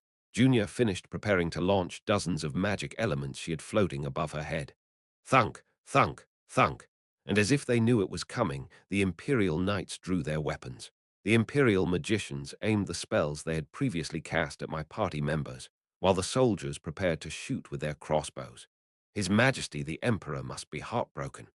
Even in this tense atmosphere, with Lucas' sword pointed at her throat, Riene didn't even blink as she murmured, "It's because his beloved youngest prince won't listen to his words." Chapter 160, a tense atmosphere hung in the air. My main party members and the soldiers who had descended from the Imperial Palace were glaring at each other, weapons pointed. Even my forces on the city walls, initially bewildered by the sudden development, hurriedly aimed their cannons and ballistae at the other side. A massive damage would ensue if someone so much as released an arrow. As the silence lingered, both sides stood still, their weapons trained on each other. The first to break the silence was Riene. "There's no need for this, Your Highness Prince Ash. We are merely soldiers dispatched to safely escort you to the Imperial Palace. We have no intention of causing you harm." Riene shrugged her shoulders. "To be honest, if we had intended to harm you, we would simply set this place ablaze while we were on the airship. Then everything would have been reduced to ashes long ago. The fortress here and the people here." Riene spoke as if she had done such a thing numerous times before. "We're on the same side, Your Highness. We are citizens of the same ever-black empire, and we serve the same emperor. Have your subordinates lower their weapons and follow the imperial decree to come to the imperial palace." Riene gave a thin smile. "Shouldn't issues of the royal family be resolved within the royal family?" Listening quietly, I slowly opened my mouth. "Sheath your weapon, Lucas." "But my lord." "Same goes for all of you. Stand down." Lucas reluctantly sheathed his sword. Evangeline, Damien, and Junior also slowly relaxed their combat stance. "Everyone, sheath your weapons. It's disrespectful in front of His Highness." At Riene's soft command, the soldiers, who were facing each other with their weapons raised, neatly sheathed their weapons. The atmosphere was still icy, but the situation was somewhat settled. I let out a long sigh. "You're right, Riene. If father wants to see his adorable youngest son, there's no reason for me not to oblige." A fitting response. "I'll go to the imperial palace. However, I need a day." In front of Riene, who narrowed her eyes, I crossed my arms. "I am the commander of this southern front. If I disappear suddenly, it will cause a great disruption in the operation of the front. I'd like to leave at least some instructions and arrangements before I go. How about it? I think father would be generous enough to allow this much." Riene pondered for a moment before bowing her head. "Understood. There's no harm in waiting for a day. You will depart at noon tomorrow." "Thank you. The airship is a core force protecting the Imperial Palace. We can't leave the Imperial Palace unguarded for long. I want to ask for your understanding in advance that we can't wait for you after tomorrow's noon." "Don't worry. I keep my promises." Rumors from the Imperial Palace say that you frequently break your promises." "That's Ash. I'm different." "Then we'll meet tomorrow at noon." "It seems we won't be able to enter the city today." Riene looked up at the city walls. The cannons and ballistae, which were still aiming at Riene and the airship crew, were visible. Riene bowed slightly and backed away. "Let's get to know each other slowly. We'll spend tonight outside the city. Suit yourself." With my permission, Riene turned around and shouted to her subordinates, "We'll spend the night here. Prepare for camping." While the soldiers from the Imperial Palace set up a camp outside the city walls, I turned around with my party members and entered through the city gates. "Gather all party members." I spoke calmly to the party members who were looking at me with trembling eyes. "I need to give instructions on what to do while I am away." When Fernandez had said on the communication not long ago that he wanted to see me and talk, I had guessed things would turn out this way. I had expected that they would somehow drag me to the Imperial Palace. After all, I had been baiting them quite recklessly. I thought I would be tied up and forcibly escorted in the worst-case scenario, but fortunately, it doesn't seem to be that bad. Lord's mansion. Reception room. As I looked at the gathered people, I spoke nonchalantly. Even so, being treated as royalty isn't too bad, considering they're sending us a private ship to travel on. The members of my party looked at me with stunned eyes as I casually made a joke. All of them were showing signs of anxiety. Don't worry too much. Like Renee said, if they wanted to kill us, they would have done it a long time ago. We can go, have a chat, and come back in no time. There were numerous questions I wanted to ask Fernandez upon seeing his face. Even if it wasn't a summons from the royal family, I would have eventually had to visit the imperial capital. In this case, it's nice to take a comfortable trip on a plane. Lucas, his face full of worry, asked me, "Your Majesty, are you sure you're all right going alone? I should accompany you as a bodyguard." Lucas, what kind of escort would a prince need in the imperial capital? The moment we step into the imperial capital, my life wouldn't depend on the presence of a bodyguard. If the emperor wishes, ill live. If the emperor wishes, ill die. More than anything, we can't weaken our forces here. Each party member who will remain here during my absence is crucial in the defensive battle. It's better for both Crossroad and my peace of mind to stay here and protect the front lines rather than tagging along with me in the imperial capital. I pointed out each of my main party members and assigned them duties while I was away. Lucas, act as the substitute commander while I'm gone.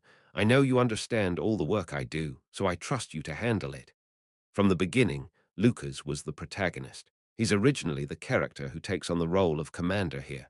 Even without me, he would do well. No, no one but Lucas could take on this role. We have 50 soldiers, including 5 officers who came as reinforcements, one of whom is the Wind Mage, Renee. The number is not great, but they're all top class. If utilized well, you can easily conduct the defense. Lucas, I believe you can do it without difficulty. Check the production and placement of equipment, artifacts, and defensive facilities that have been pre-ordered to the production guild. Understood, my lord. I'll do my best to not let you worry. With a face like a rain-soaked puppy, Lucas muttered with a dejected voice, "This damn puppy is doing it again." Evangeline. When I called her, Evangeline nodded with a serious face. "You look more mature than I. Help, Lucas. You're the heir to the Margrave title. Crossroad is a land that will be yours someday. It would be better for you to learn about the substitute commander's duties as well." "Got it, senior. Leave it to me. I'll calm Lucas down and do my job." Evangeline clapped her hands, grinning like a mischievous child. "Oh, and, as I looked at her with a puzzled expression, Evangeline gave a sheepish smile. "When you go to the imperial capital, there's a little pastry shop next to the Royal Academy dormitory. Please buy a gift set from there. I've been craving their pastries ever since I graduated." How dare this junior you ask this prince to run a pastry errand? Even though I mumbled disapprovingly, I was grateful for Evangeline's remark. She was telling me she believed I would return safely. What a commendable thing. I'll get you a ton of pastries, just you wait. Damien, Junior. Yes, your highness. Speak, your majesty. I whispered carefully to the sniper and the mage. Damien, you have good eyes. Always watch the friends who came as reinforcements.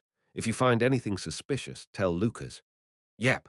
Junior, same goes for you. Especially Renee, she's a powerful mage. If by any chance she changes her mind, you're the only one who can stop her. Junior gave a vague smile.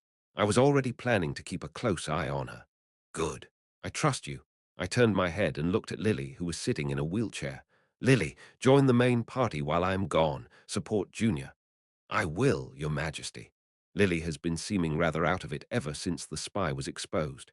Her voice was drained of energy when she answered. But right now, I don't have the time or the leisure to consider these things one by one. Lucas, Evangeline, Damien, Junior, Lily, you 5 will be the main party in my absence. Venture into dungeons from time to time and do some independent exploration, but refrain from entering any new areas.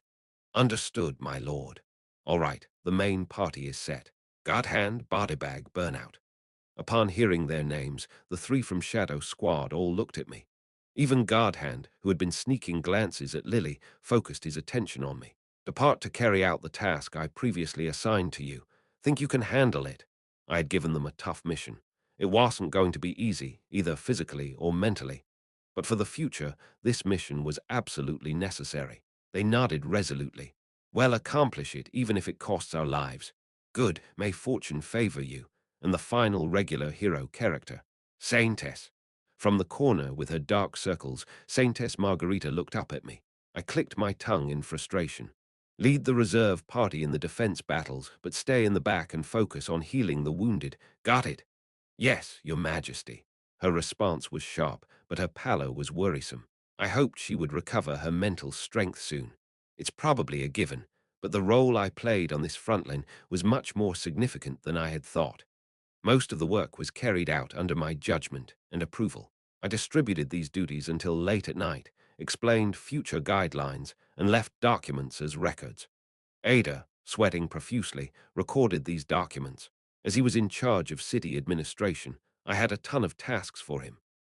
While I quietly watched Ada panting and waving his pen around, I suddenly remembered something. The secret mission that Godhand had received from Fernandez. Keep an eye on the Lord's aid, Ada. How much does Fernandez know about Ada's true identity? No, before that, what exactly is Ada's identity? According to him, he is something like a director, a god of this world. But what exactly does being a director entail?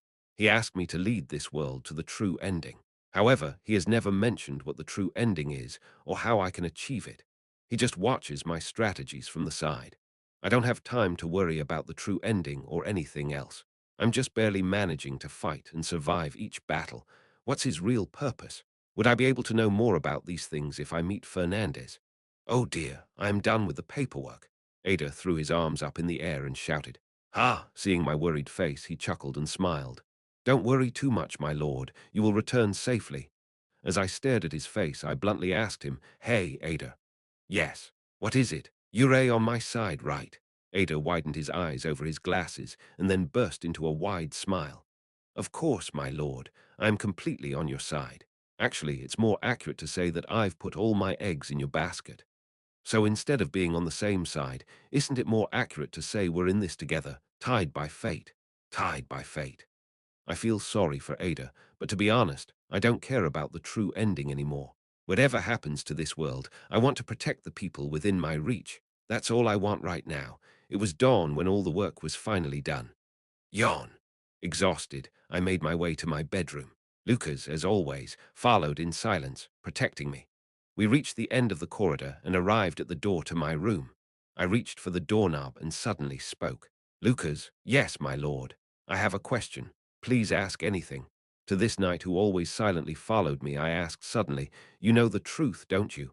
Pardon. What are you talking about? That I am not Ash, but someone else. Facing Lucas, who stared at me with a stiff expression, I pressed on. You knew from the beginning, didn't you, Lucas?